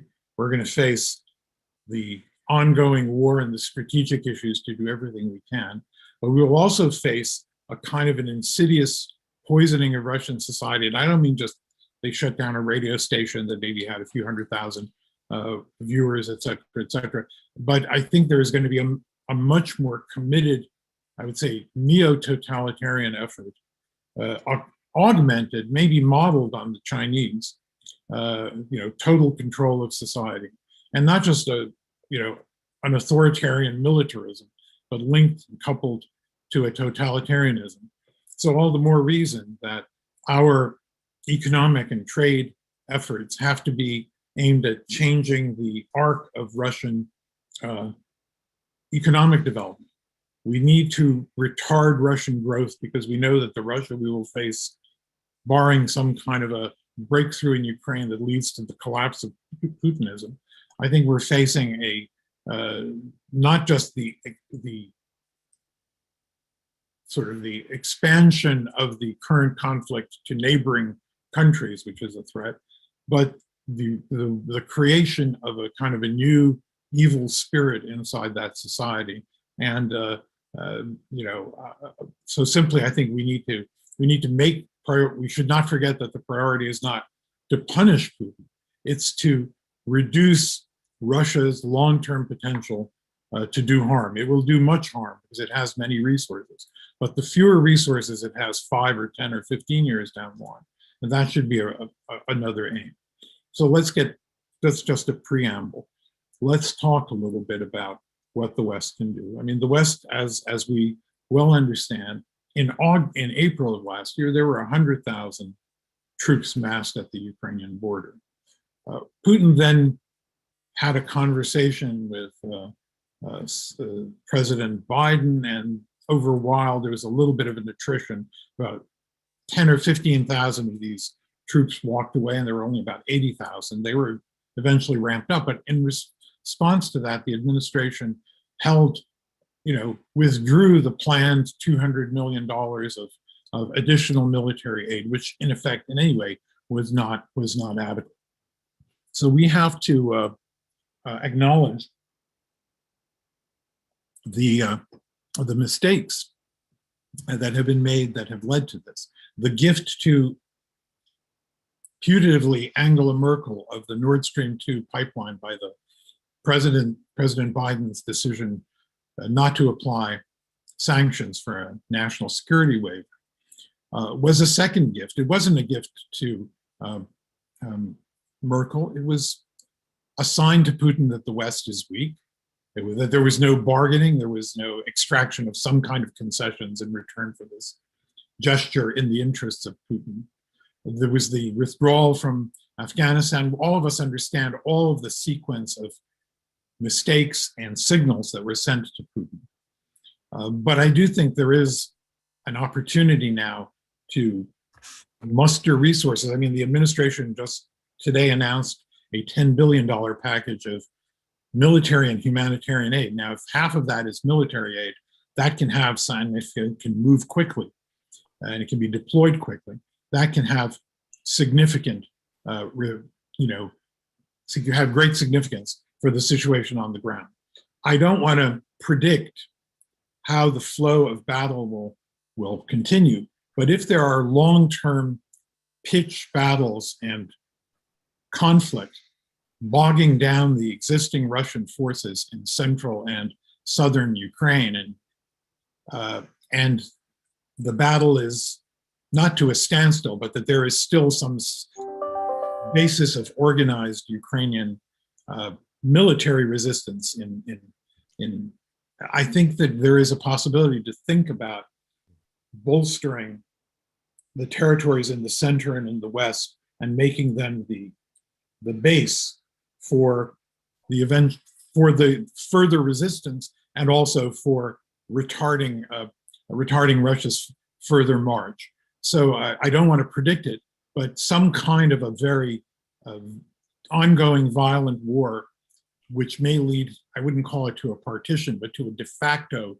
creation of a large zone of safety. And I think that that should be at least one of the options that the international community is thinking about. Not just bringing people out, not just helping to deploy forces in the east, but trying to make the areas, if Kiev doesn't fall, Kiev and the areas west of Kiev to be zones of some significant control of territory, the normal functioning of life, and a place of refuge beyond the west of the East European countries for Ukrainians fleeing what I have indicated will be some kind of a massive pacification of the population, bordering on combination of ethnic cleansing and genocide, but also Stalin-like totalitarian controls. On the practical side, we know what seems to be working. I mean, if Ukraine had more than 20 Bayraktars deployed in a number of theaters of war, it would be in a much stronger state. I don't know how many of them have been degraded. Not many. They're still in operation. They've been extremely effective on these convoys and larger movements of forces, and there is still this opportunity. So I would say that one of the things the West could do would be to get these capable drones very quickly to the Ukrainians and to allow them to operate them. I know Bayraktar only goes about 200, has a 200-mile range. So it has to be from, from reasonably within the zone where there is ongoing conflict. But drones that have a much larger range also need to be prepared exactly for the type of future warfare, which I think will combine internal resistance, an internal insurgency, maybe even operate, a bogged down war between with a sort of a formal structured military activity. But it's important to be able to reach and to degrade Russia's forces. The other interesting thing here is that there is discontent in Russia with this among the younger generation.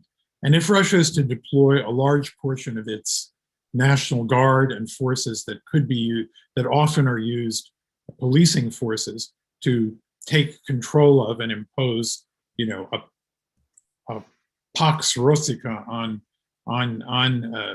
occupied Ukrainian areas, that will require a large amount of personnel, because I think there will be very little Ukrainian personnel who will be willing to fulfill that role, except perhaps maybe the thugs who have been operating in the DNR and LNR. But I think that they're not sufficient to be able to allow them to take control of population centers over the long term. So Russia will be deploying some of their fighting forces to impose their control in the east. If there is a possibility of building up and equipping a Ukrainian military beyond the existing structures and deploying them primarily in central and western Ukraine, and I'll leave it to the military experts to say how that could be done or not. But I think that these are the kinds of ideas that we should be talking about. We know that anti-tank weapons are effective. We talked about air to land to ship to degrade Russia's presence in the Black Sea. I mean, just the whole array of mechanisms. And again, I am not.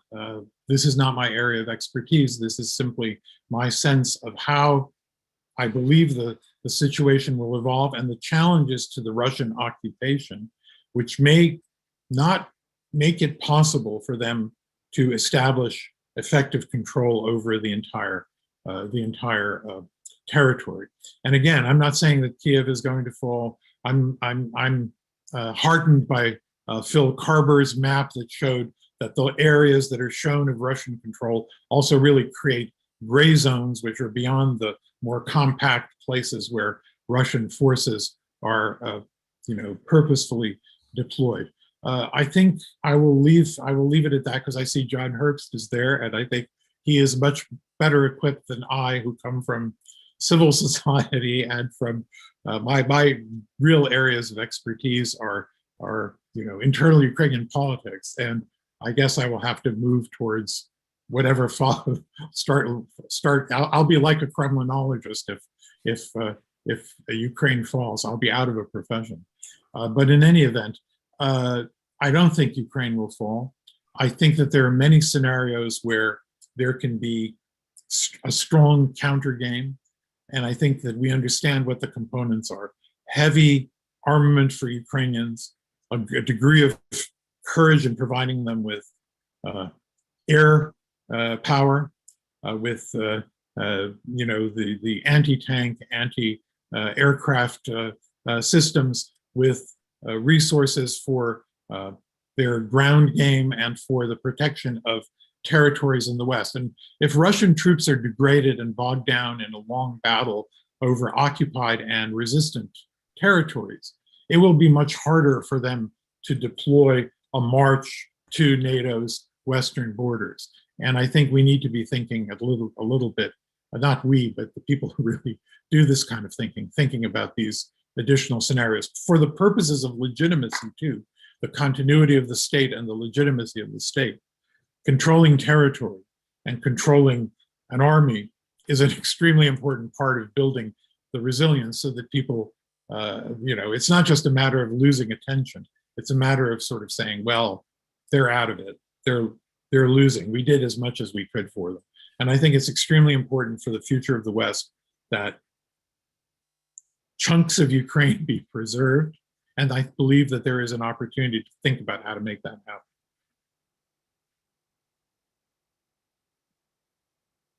You're mute, Walter, you're mute. Thank you for reminding me. Ambassador Herbst, thank you for joining us. I think you may have had an earlier schedule. We have, in a very quick review, James Shearer, in his absolutely eloquent way, told us that it is a turning point for the West. They've got to make a decision now. It's no longer, they can't say that they can't get the sort of notion of not getting involved is getting to wear thin. That was essentially, but he said it so eloquently that I really probably couldn't repeat it even if I tried. Then Miss Sinclair gave us a more optimistic look at it and says we have been, that the Allies ironically have been getting involved, but she's been very faithful and listened to all our conversations. the last 2 days. She says, it's funny, we're not sure where we can get involved in terms of denying the enemy a secure area in Ukraine. And then Adrian, I think you've heard Adrian's eloquent discussion about let's make an area in Ukraine, and not just Western Ukraine, but Western and Central Ukraine, that might conceivably be the place where we don't have to do an insurgency, but we can do a resistance. In other words, the army is still in the field, and we can resupply. So that's the three that have. And now we're waiting for you, because we know that you can take over not only discussion, but you have a lot to add to all of this. So, sir, it's all yours. Okay, Walter, thank you. And I'm sorry if I'm arriving at the wrong time. I just followed my schedule. I know that. I'm really very sorry. What is going on right now is, you might say, Putin is conducting both a major battle in Ukraine to subdue the country, literally to impose his diktat on Ukraine, as part, and maybe the most important part, of a larger campaign to fully extend his influence across all of the countries of the former Soviet Union, which happens to include 3 NATO members, the Baltic states, but also establish real influence, a blocking influence, you might say, in the countries that used to make up the Warsaw Pact, which includes a lot more NATO members, and in the process weakening NATO and the EU. These are his specific objectives as he goes after the global order that was established in 1945, reinforced and amended in 1990, and undergirded by American power. I think it's very safe to say that last week he lost the larger campaign. And he lost the larger campaign because last week we saw a stunning turnaround in European attitudes, especially German attitudes, towards Moscow's aggressive revisionist foreign policy that has been following at a minimum since the cyber attack in Estonia in the summer of 2007. Putin last week achieved what 7 American presidents could not achieve, which is to persuade the Germans to spend over 2% of their budget on defense. And Germany, which gave the world that ugly word from this period of Putin aggression called Putinversteher, has now done literally a 180. And with the Germans, I would also point to the Netherlands and Belgium, which also pursued very Putin-friendly policies, despite, of course, in the case of the Netherlands, the shoot down of MH17. And they, as well as Germany, are now supplying weapons to Ukraine. And of course, the sanctions that were put down on Putin over the past 9 days are remarkable. I've always been a big sanctions guy, and even I'm more or less satisfied. Although let me point out, because this is important when I get to the next part of this, that the Biden team, while having solid policy instincts, has been much too cautious and much too timid in dealing with the Putin challenge. And that was evidenced in the sanctions realm, first, of course, for their ridiculous and cowardly policy on Nord Stream 2 last year, but also just within the last few days, they were saying, well, we really can't do SWIFT because they're kind of afraid of the Europeans. And then when the Europeans did a volte-face, they said, okay, let's do SWIFT. So while I credit the Biden team for understanding the importance of consulting allies, they haven't quite got down the leadership part of leading an alliance. And that's, hopefully that will change, but we haven't seen it change yet. But here's where we come to the nub and why we're all on this call and why we're all 24/7 turning on TV and thinking of pretty much nothing else than what's going on in Ukraine. Ukraine is now not to be overly biblical, walking through the valley of death, courtesy of Vladimir Putin.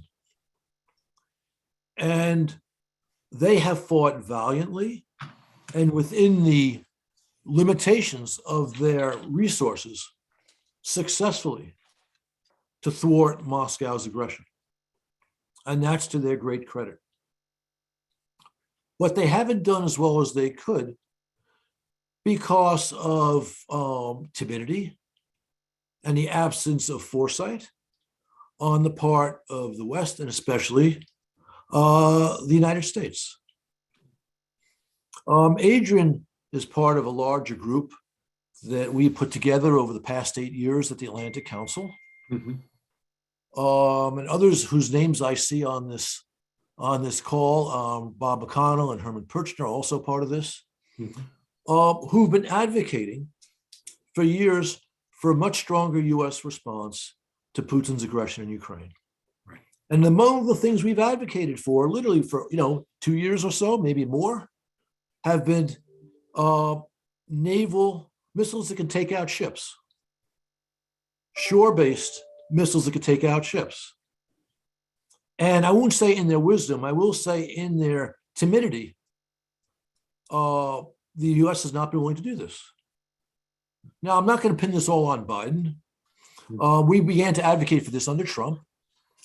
And I give Trump big credit for sending the javelins, which Obama refused to do because he didn't understand what he was doing. But if we've been advocating for anti-ship missiles, more sophisticated anti-air missiles for a couple of years and gotten bupkis. Do you think that the Russians would have taken her son if Ukraine had those missiles, those anti-ship missiles? No. Right? So now what do we do? Okay, I point out the past mistakes because I think that same timidity characterizes the Biden White House. And well, again, I give them general credit for laying out the dangers and putting together a framework for a response, all good, and actually going through with implementing that framework, implementing that response. They've been tardy and timid. And that's got to change like now. Ukraine has been calling desperately for more Stingers, more Javelins, and more drones. Now, of course, part of that Biden timidity was the ridiculous position that we're going to do 3 nasty things to the Russians if they invade, but only after they invade. If they had sent the Stingers and Javelins that they're now thinking of sending, if they had sent that back in April, after the first buildup of Russian forces, just think how much better off Ukraine would be. If they had done that in October when they first recognized the Russian buildup, how much better would Ukraine be? If they had done that in November when with Kuleba, Blinken laid out the Russian threat, how much better off would Ukraine be?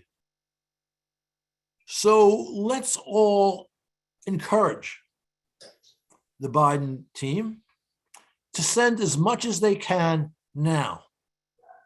And let's add a lot of drones to that capacity. And I am hearing, I can't prove this court of law, but I'm hearing from reliable sources that the timid Bidenites are the reason why that wonderful idea that we were hearing a few weeks ago to send MiGs and Sukhoi bombers that are currently in the hands of Warsaw Pact, former Warsaw Pact members, now allies of the United States, to send them to Ukraine. Let's get them there. Let's get them there. Give Ukraine a bit more air power to take on Goliath. This is what we should be doing right now. This is what the situation demands. And let's use some of our, I guess you call it electronic warfare capacity, just to mess with those Russian planes that are messing with Ukrainian capacities, that are making it harder for those drones to strike their targets. That involves no combat. Let's do more of that. Let's do some of that. Let's, in real time, provide intelligence to Ukraine that can help them make life harder for Mr. Putin's minions in Ukraine. I actually was embarrassed watching the State of the Union. Because the president correctly talked about the great challenge of Moscow's assault on Ukraine and stressed how much we were helping when I knew he was not doing any of this stuff. And I felt bad for Ambassador Makarova, who had to sit there alongside the First Lady and make like everything was delightful and the US is doing what it should be doing when we're not doing what we should be doing. Last point, and this follows on what Adrian was saying.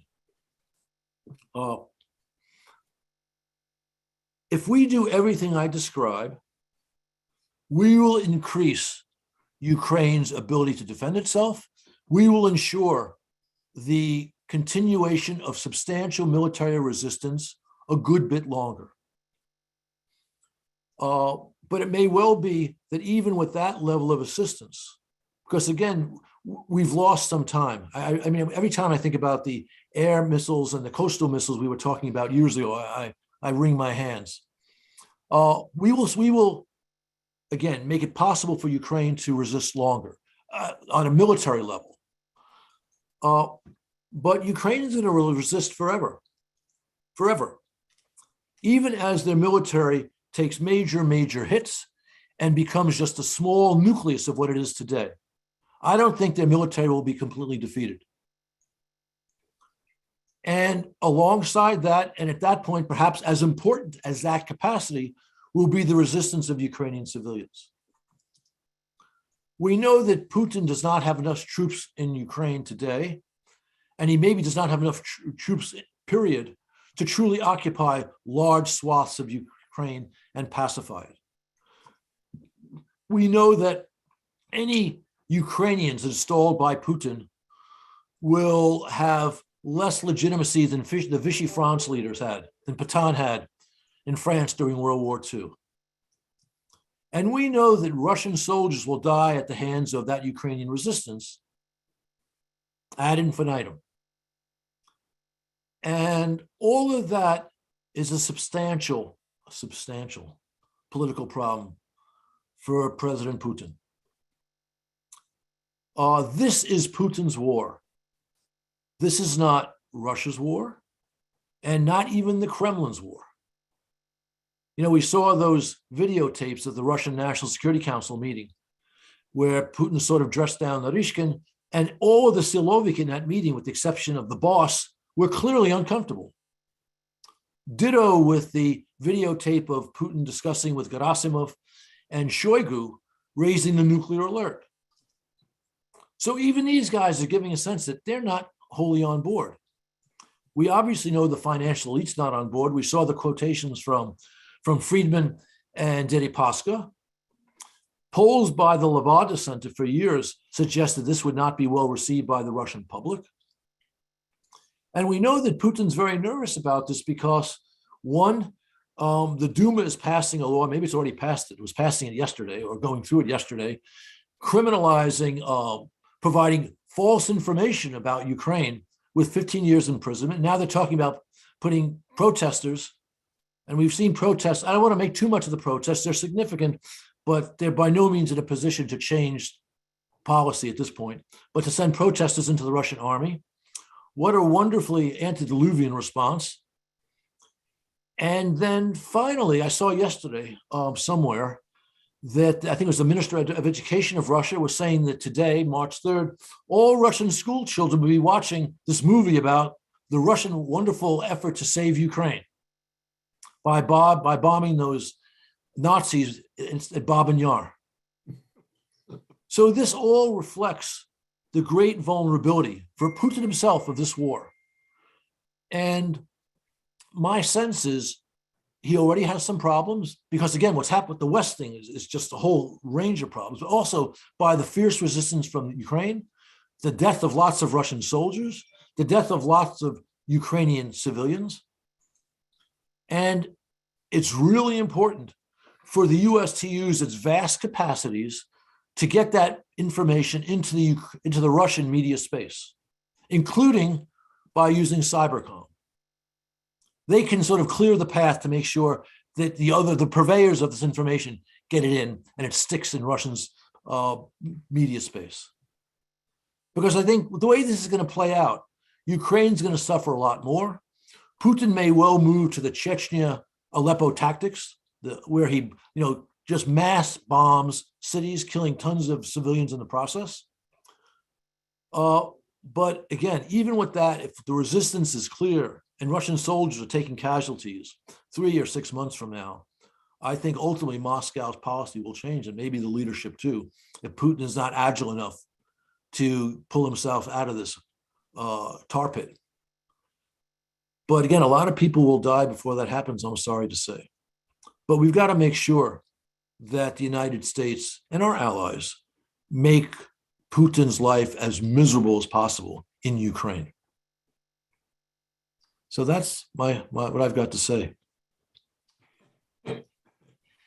Ambassador, I knew that you and Ambassador Taylor and Ambassador Volker have been at it for so long that, it's just putting you as a host moderator at some point. I guess what it is you encompass the entire the argument that all the other panelists have put together and put a real sort of cherry on top.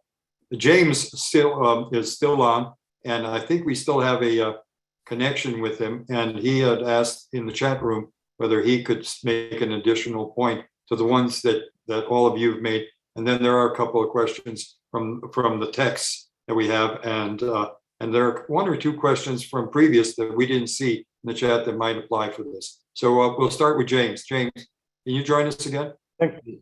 I trust you are hearing me again. Yeah. Are you? Yes. Yes. Okay. And I'd love to James, see put your on your video so we can see you. Well, yes. Come on. No, if you see me, then I'll lose the connection immediately. Okay. Good enough. Look, I have touched upon the profound effect this has already had on Russia, and I just want to amplify this. For years, I think I'm not the only one, I have said the one sure way to bring this system crashing down is for Putin to go to war in Ukraine and lose it. Mm-hmm. That is what is happening now. In many respects, they have lost it. The implosion in the Russian army taking place is of monumental significance. It is taking place unevenly in some areas in slow motion. But recall, if you will, please, what happened in 1917 at the height of the Great War, when soldiers of the Imperial Army turned their guns on their commanders and they took their guns and they walked home. We cannot exclude something like this happening. This is of major significance. And just one other comment that might surprise you, but we have to bear it in mind. It has to do with what Russians call the lichny factor, the personal factor. Putin's KGB training has been our silent ally. Yes. Why? Because it instills intellectual discipline, a strict, austere pragmatism about the relationship between means and ends. And for Putin, it's been extremely important because I know from personal experience, but for all other ways, that this is a very emotional man. He is steeped in resentments, pride, anger, and hatred. And one reason I did not predict that this inevitable war, in my view, would take this mad and demonic form is that I assumed that KGB brain was still running this man, but it's not. Emotions have taken over. And so this accentuates the danger we are in. We cannot exclude this factor from our calculations. And I would fully agree with John. I was going to say the same thing. Those people, hard guys who constitute the core of the Putin system, sitting in that meeting in the National Security Council, They were frightened.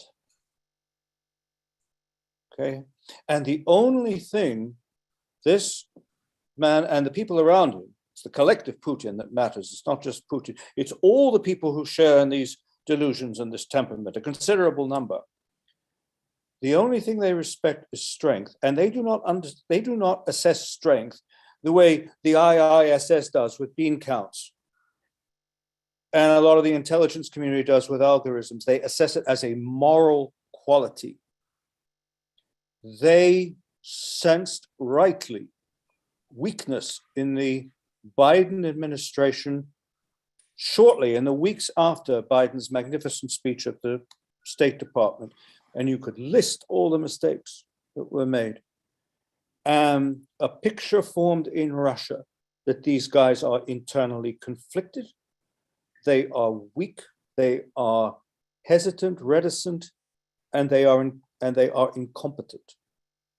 I shouldn't have said any of that as a Brit living in Estonia. It's not polite. But it is a reality. And I fear I do not see a clear sign that enough people understand what strength really is and how the Russians, and for that matter, the Ukrainians assess it. Sorry, I spoke too long, Walter. Thank you. No, James, that was very eloquent again. And it followed up on a lot of the issues that you had raised initially. I'm glad that Ambassador Herbst, John got to hear it. The question then is, and there's a question. Can I make one more point, Walter? Yes, just Adrian, sure. to complete. I mean, we talked about support for the resistance. We talked about the environment in which an emotional connection and keeping the emotional connection of the publics, and the publics then using that pressure to keep the elite focused on assisting Ukraine, even if they have a strategic understanding. Public will to support Ukraine is extremely important in upping the ante. But I also wanted to make a point that, the communications lines, the fact that the internet is up.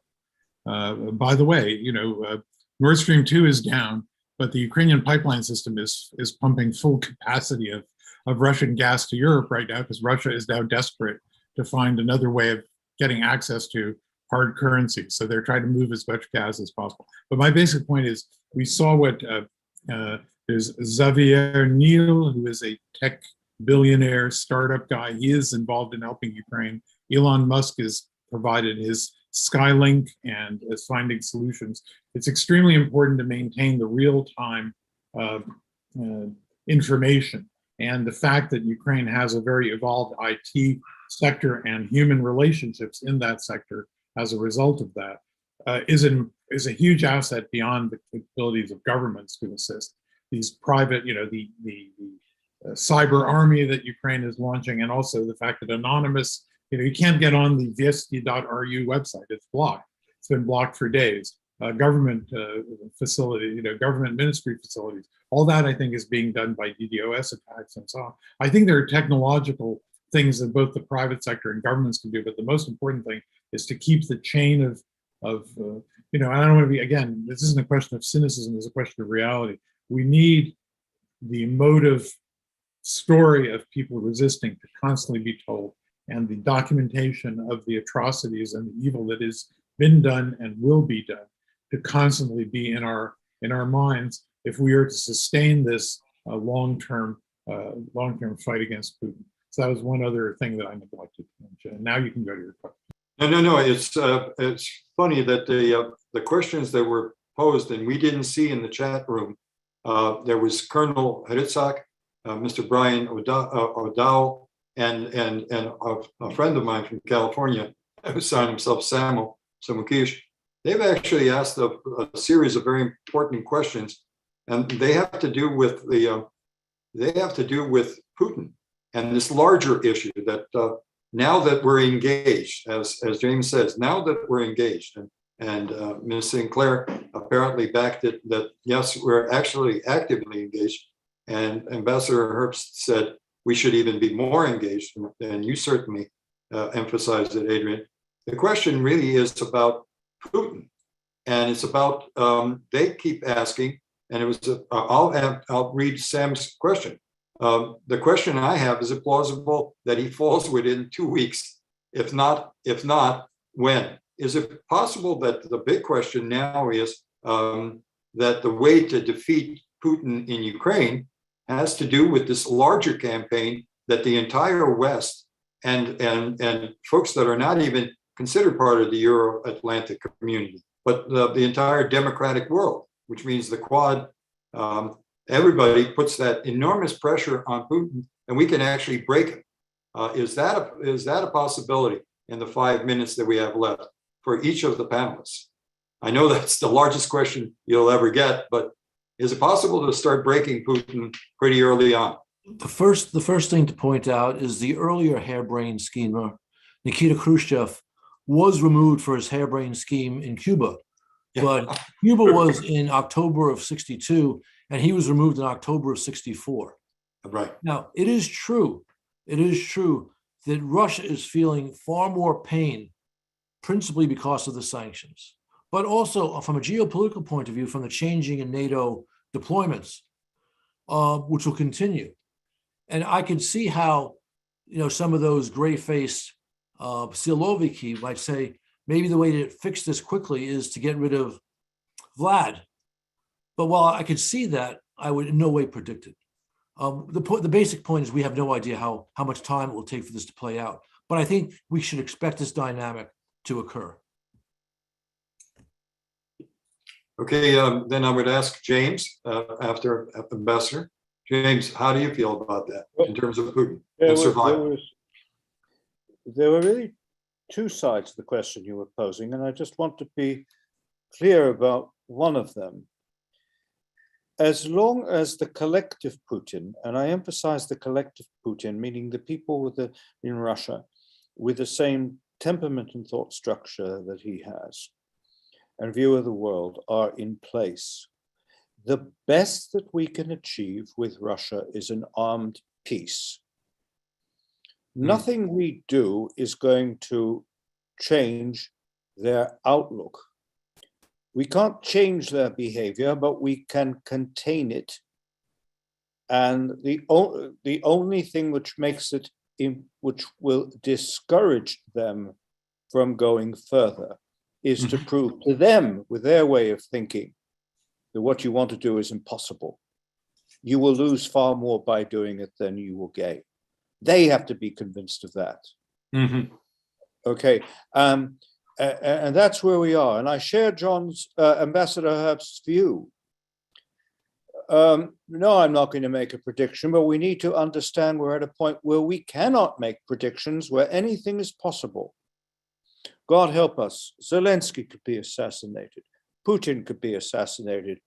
Putin can be removed. Weapons of mass destruction can be used in Ukraine itself. All of this is possible now, because the system over which these people in Russia preside has been deeply, deeply shaken already. And it's not going to go quietly into the night. Ouch. Ouch. James. For a more optimistic viewpoint, Minister Sinclair, if you could possibly. The good thing about being a pessimist is that you're often pleasantly surprised. Yes. No, James, because you're not a pessimist, and you're a realist, except not in the U.S. sense of what a realist is, but always absolutely wonderfully realistic. Miss Jill. Thanks, Walter. Yeah, I mean, I'm not going to get into predictions either. And everybody's kind of laid out what are the dynamics, and the economics start to kill him. Can the fact that we're actually discrediting and delegitimizing him globally beyond the West? I actually think this is extremely important.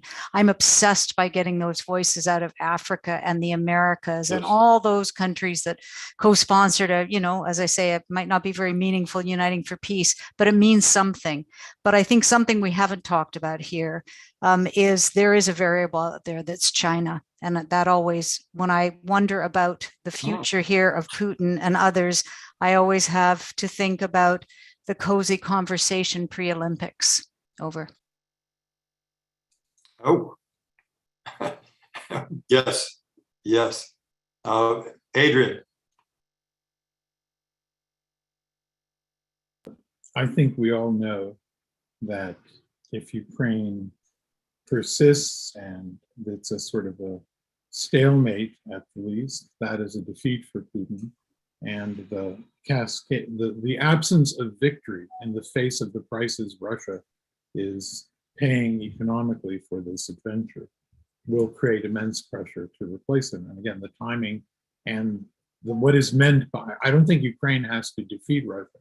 Ukraine has to successfully and painfully resist Russia, I mean, cause pain to Russia, and deny it the pacification of the entire territory or large swaths of the territory.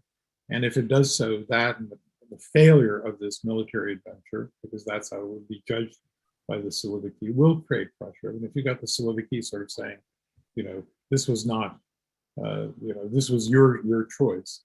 And maybe John is right that the body language, certainly, of these various encounters of Putin and his retinue showed a distinct discomfort with his instructions and his direction. So that could lead to some dynamism.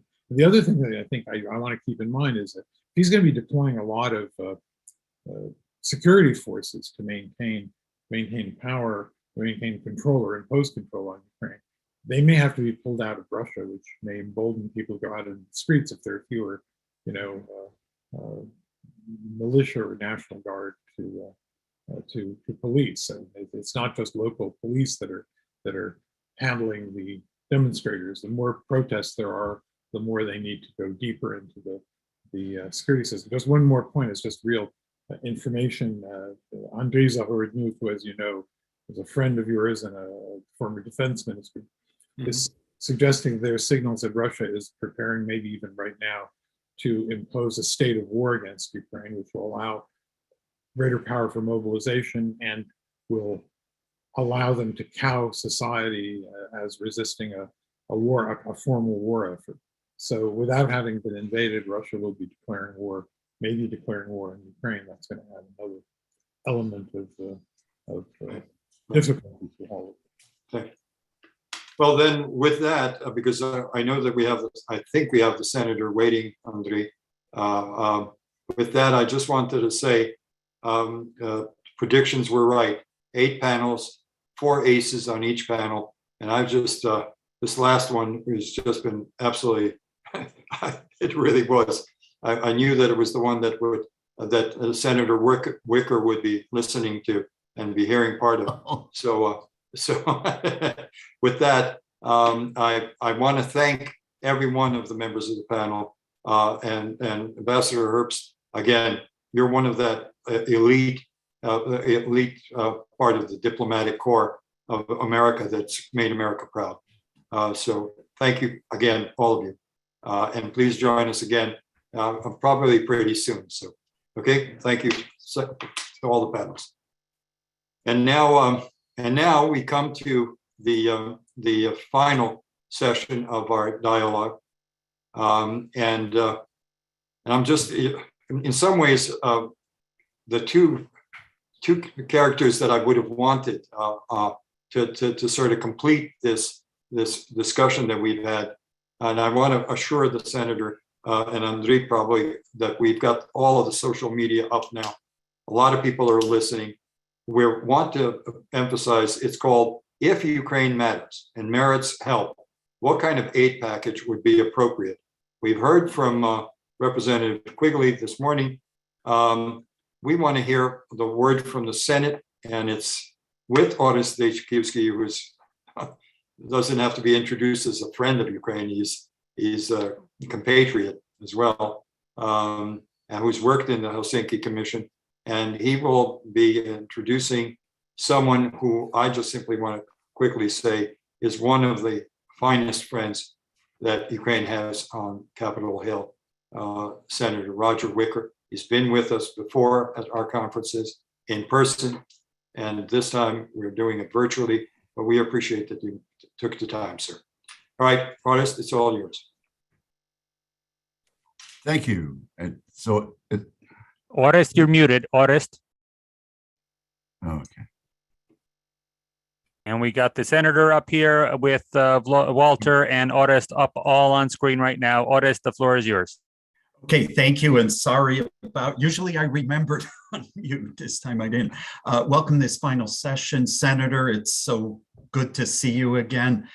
It's both an honor and a pleasure to introduce Senator Roger Wicker of Mississippi, who currently serves as the ranking Senate member on the Helsinki Commission, more formally known as the Commission on Security and Cooperation in Europe, where he has consistently championed democratic values, human rights, the rule of law, and peace and security in the entire OSCE region, including, of course, Ukraine.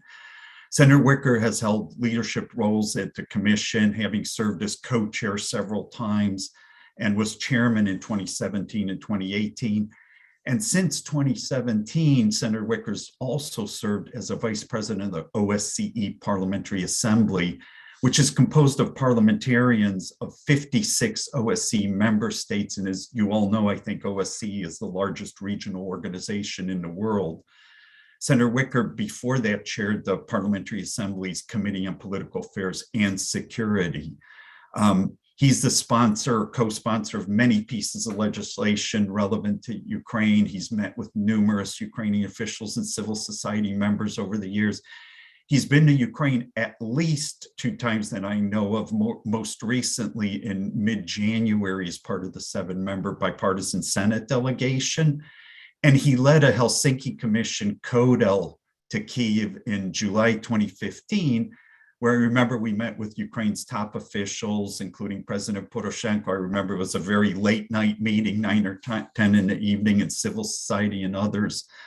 And I also just recalled yesterday that we also briefly, Senator, you may remember this, visited St. Sophia's Cathedral in between, the meetings. And I remember you wanted to stay longer, and the State Department people accompanying us were rushing us for a meeting, I think, with the then Prime Minister Yatsenyuk.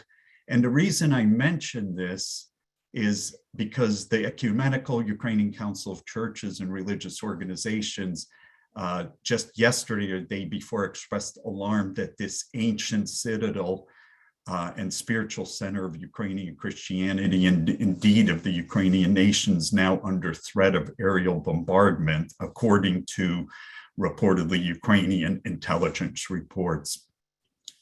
In addition to his leadership roles at the Helsinki Commission and within the OSCE Parliamentary Assembly, Senator Wicker is the 2nd highest ranking Republican member of the Senate Armed Services Committee.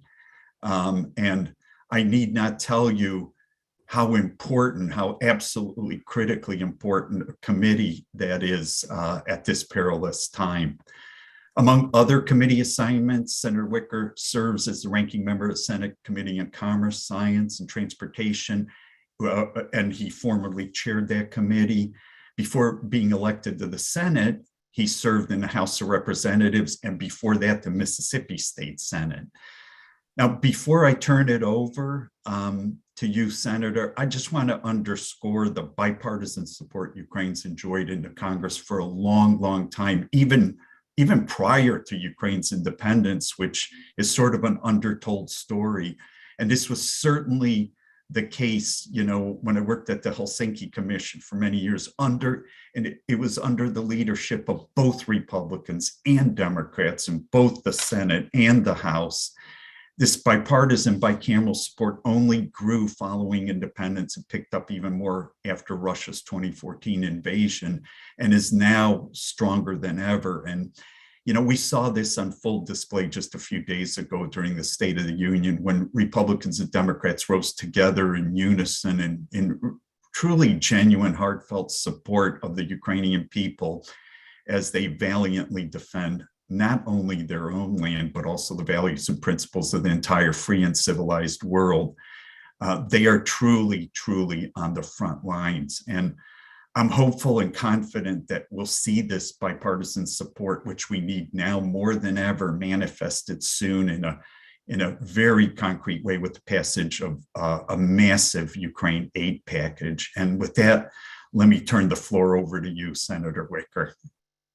Well, thank you. And I hope everyone can hear me. Thumbs up, Orest, if you can hear me.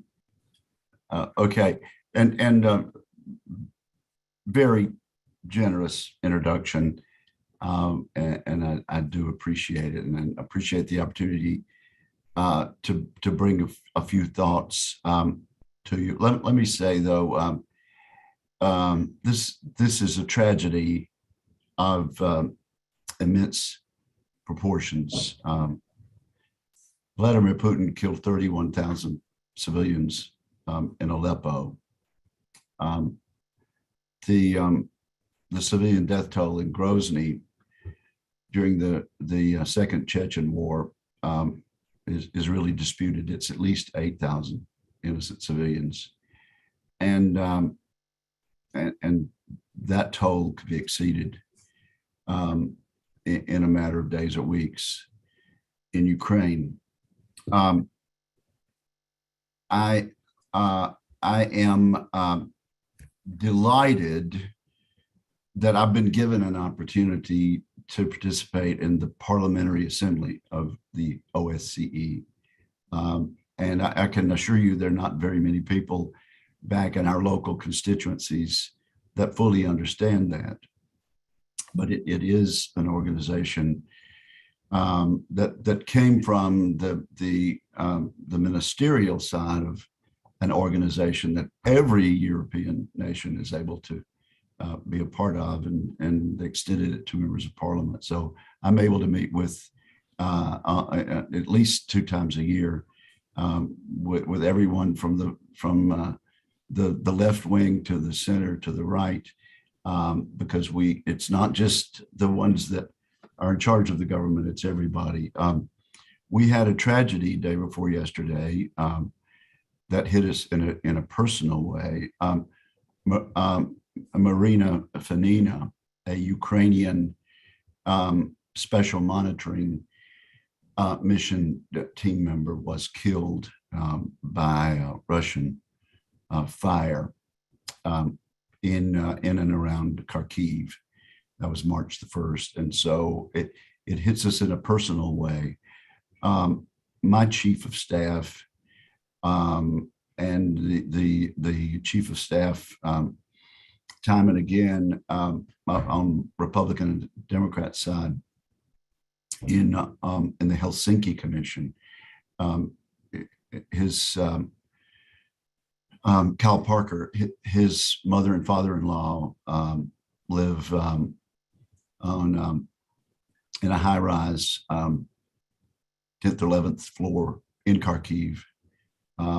They're unable to move. They're unable to get to a subway, and they're very much vulnerable. So it hits us in a personal way.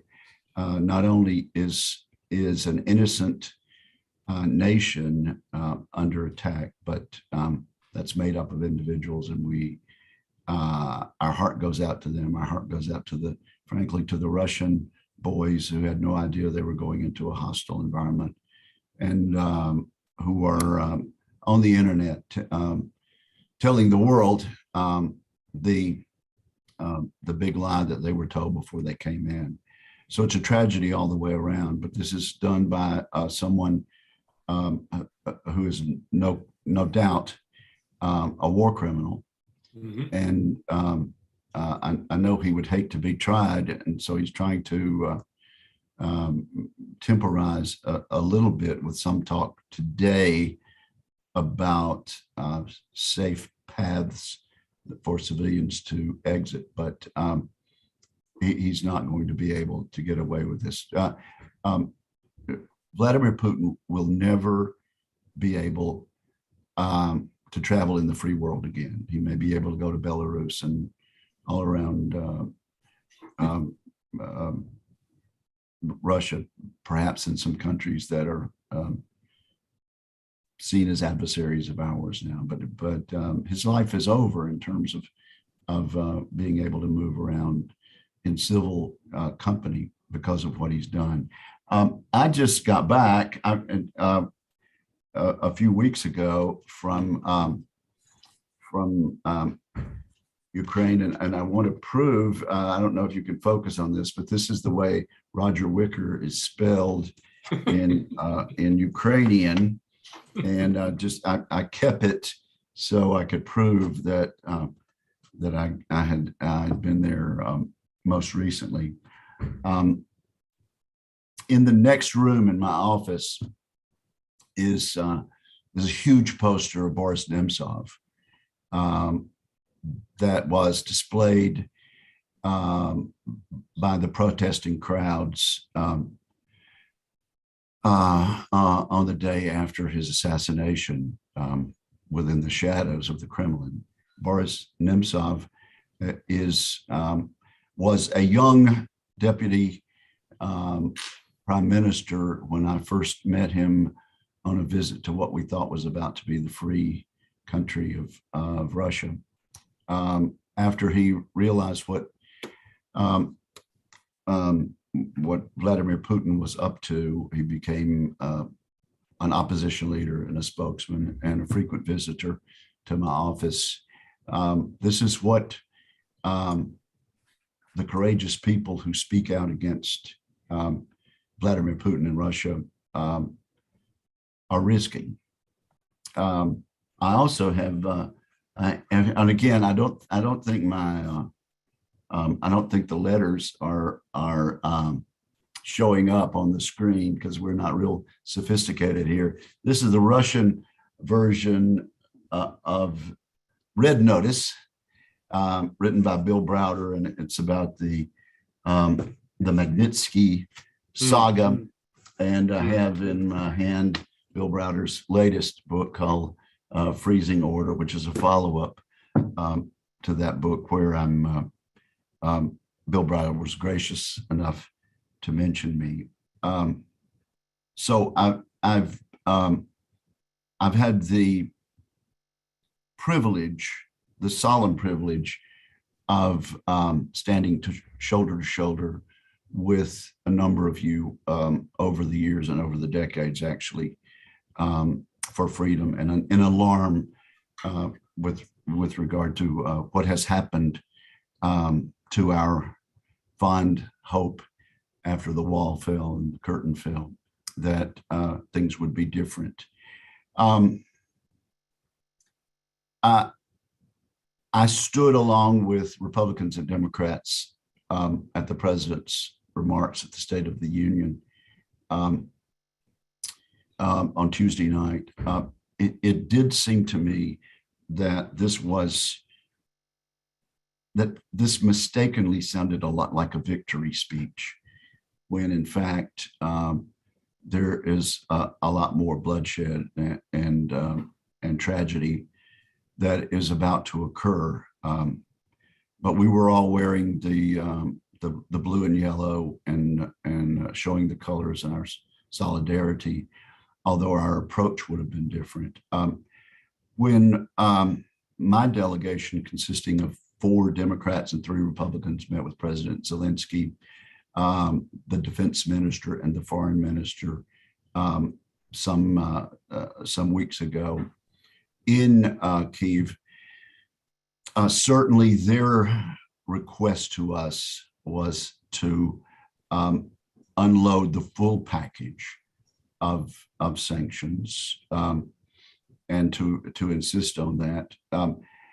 And frankly, there were 55 of us on a bipartisan basis that voted to urge the president to do that.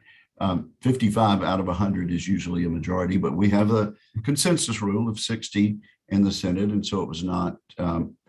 It did not pass. And I think the administration would say that by temporizing a bit on the sanctions, they were able to bring NATO together. They're free and capable of making that case, but certainly the time now has long since passed, 7 days ago, for us to hold back anything. And so it is my hope that more of the financial sanctions will be unleashed. Hardship is being visited on everyone in Ukraine. Within a day or two, massive hardship will be visited on, frankly, the innocent people of Russia, but it's going to be felt. Whether somehow that message can effect a change in the attitudes of the dictator and his dictatorship that are in charge of Russia, we do not know. But when you can't go and get money out of an ATM, when the ruble has sunk to being worth less than a penny, it is a hardship, and we will see how the president will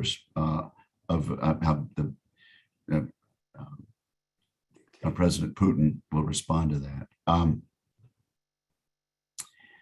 Hats off to President Zelensky. You know, when you elect someone to an office, you really don't know how they'll respond in crisis.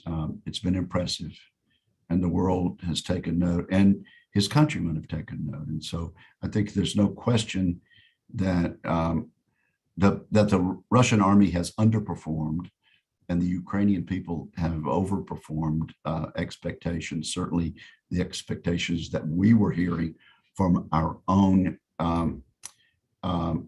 intelligence personnel have been wildly exceeded by the Ukrainian military and by the civilian population. It is clear that the myth that some Russian sympathizers are in great numbers there in Ukraine is just false. People given a choice choose to be free and name their own leadership rather than having it dictated to them. We are past, way past time for us to have funded our government for the remainder of this fiscal year. I was in hopes we would get that omnibus package done this week. It will not happen this week. Members of the Senate will be leaving back to our own states this afternoon. Negotiations are still going on. Initially, when we arrived this week, the information was that the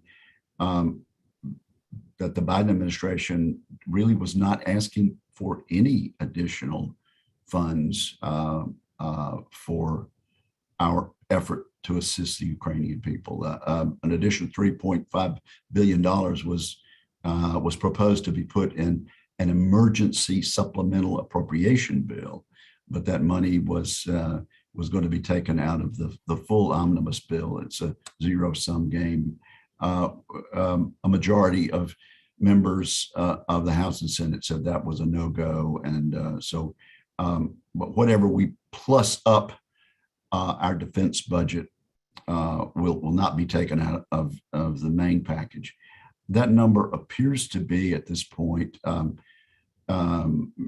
appears to have risen from $3.5 billion to some $10 billion. The price conservatives and Republicans would pay for that would be another 25 billion plus for COVID relief, which we think that really should be paid for out of surplus funds from all the relief bills that we passed. But the main thing I would tell my colleagues is whatever we do, we need to do it quickly. In the meantime, perhaps some of that money that has yet to be enacted and signed by the president, perhaps it could be used to backfill weaponry that we could go ahead and send at this very moment, and that we have sent at this very moment. We're frustrated. Regrettably, the Ukrainian pilots who have as much courage as anyone on the face of the earth are just unable to fly our American military aircraft. They're good at flying MiGs. It is my hope that the United States will go even today and buy as many MiGs from whichever countries have them and put them, give the Ukrainian military access to that. There's also a call for drones. Again, these are unmanned, and so it doesn't raise some of the rules of engagement problems that a lot of my colleagues and a lot of people in the military establishment have.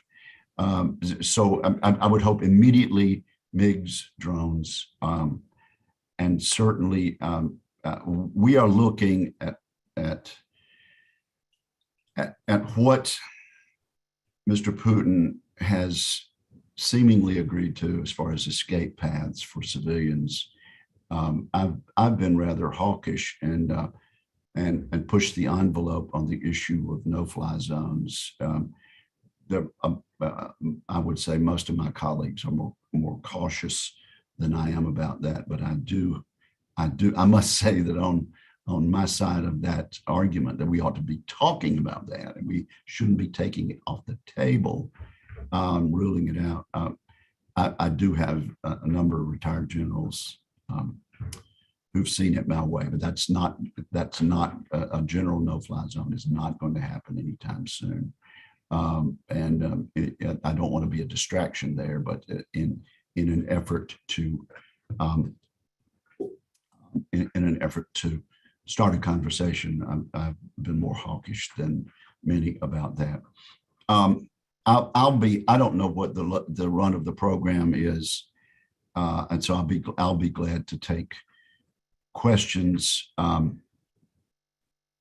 We've certainly have learned, and Mr. Putin has learned, that the Russian military is not as nimble and effective as he thought they were, or as we thought they were.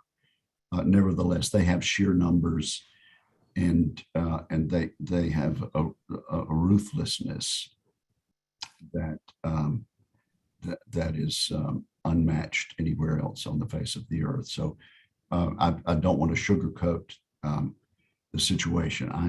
I'm impressed, as are all freedom-loving people, with what our friends in Ukraine have been able to do. And we know that hard times are coming, and put me down as someone who wants to do everything we can within the rules of engagement to help our friends. So I'll yield back, and it may be that I've gone on and talked too long, but if anyone has a question, I'll be happy to answer it. And then this scheduler of mine is going to come in with a big hook and make me get to the airport. Right. Then honest, yeah.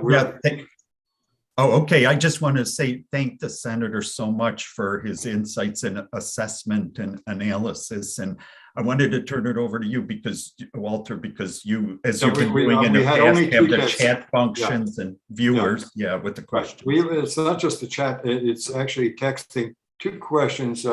One was something to do with what General Breedlove had mentioned, and I'm glad that someone asked that question.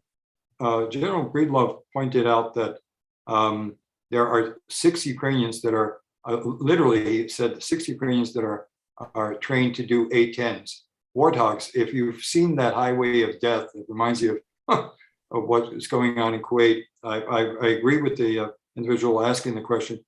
Is that a possibility that A-10s might fit, or are we strictly sticking with Eastern Europeans doing MiGs? Can we introduce an American airplane into that mix? The A-10 Warthog would certainly help to do some damage to that long line that they've got. And the second question is, sir, you've been involved with OSCE, and the question is a very valid one. Can OSCE, NATO is one thing, but can OSCE as a much larger entity enter into some sort of discussion with the Russians about what they're doing and whether, there are observers, and I mean, there are things like the nuclear plants and so on and so forth. OSCE, could it play a role in all of this?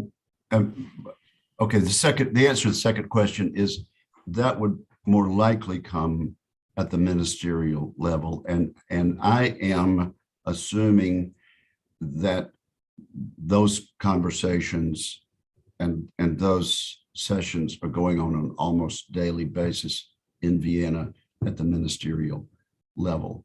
The Parliamentary Assembly meets 3 or 4 times a year, and I can tell you, I actually had to withdraw from the meeting last week at the last moment because I had my second case of COVID-19. So I participated virtually, and I can tell you that the Russian delegation was an absolute pariah and experienced vociferous denunciation at the meeting in Vienna of the Parliamentary Assembly. With regard to the A-10s, I don't know why we would draw a distinction between smaller weapons and larger weaponry, as long as Ukrainian personnel are in charge. It is an issue that had not been presented to me. But before the day is out, I will try to get an answer to that question. But yeah, the point that many of us are making is the United States and our fellow freedom-loving countries within NATO are already very much engaged in this shooting war. And so a Stinger and a Javelin is a smaller weapon. An A-10 is a larger by an order of magnitude, but I don't know why we would choose to make a distinction there. Thank you very much, sir. I mean, thank you for that answer. I was hoping that it wouldn't be that we can't give American jets away, but thank you, sir. Well, with that, sir, I know that you have a very busy schedule and you are heading for the airport. So I just can't begin to thank you. This is the second or third time you've done an appearance with us, and I just the entire Ukrainian diaspora appreciates, the American Ukrainian diaspora appreciates your having visited us. So with that, and August, as always, thank you for having chaired this wonderful session. Okay. Great. Thanks. Thank you. And with that, Adrian and August, I'm glad that you stayed on. We're at that point, at that point where we've successfully completed a dialogue. We've had the folks that we needed, the folks from Ukraine. We've had the folks from the United States that have given us a chance to hear from the governmental sides. But the important thing is that the 8 panels that we had, we really did put together a group of people, and I'm hoping that this video, that's how I want to complete the security dialogue. I hope the video in some ways, at least in parts, is used by our diaspora, because some of the information that was parted by the likes of the Hodgeses and the Breedloves and our big ambassadors, the Taylors and the Herps and the Volkers, and our experts. And that's you, August, and that's you, Adrian, and that's the that whole wonderful NGO community. You folks we're almost like an army of our own. We are the friends of Ukraine, and we've done a pretty effective job. We have taken the narrative from Putin. I can imagine that if Putin had, in the last 8 years, if we had let him do the narrative, he would have been able to push this. Yeah, he's getting rid of a bunch of Nazis somewhere in Ukraine.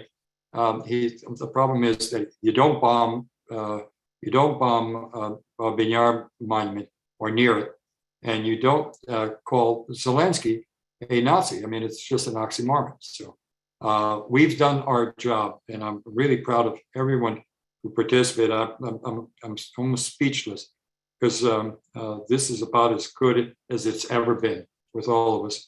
And now we know what we have to do, and it's going to be a long slog. But I think we have the folks that are ready. And I would leave you with one slogan that every Ukrainian understands, and that is, the West set out one Ukrainian genocide. Can it afford to sit out a second one? And I think that might be the thing that if the Russians do get brutal with us, we have to remember they've tried this with us before. And so I leave you with that note, and I want to just thank everyone who's been associated with any part of this conference. I hope that we have a Ukraine that we can have a report card about in June. And so with that, I want to say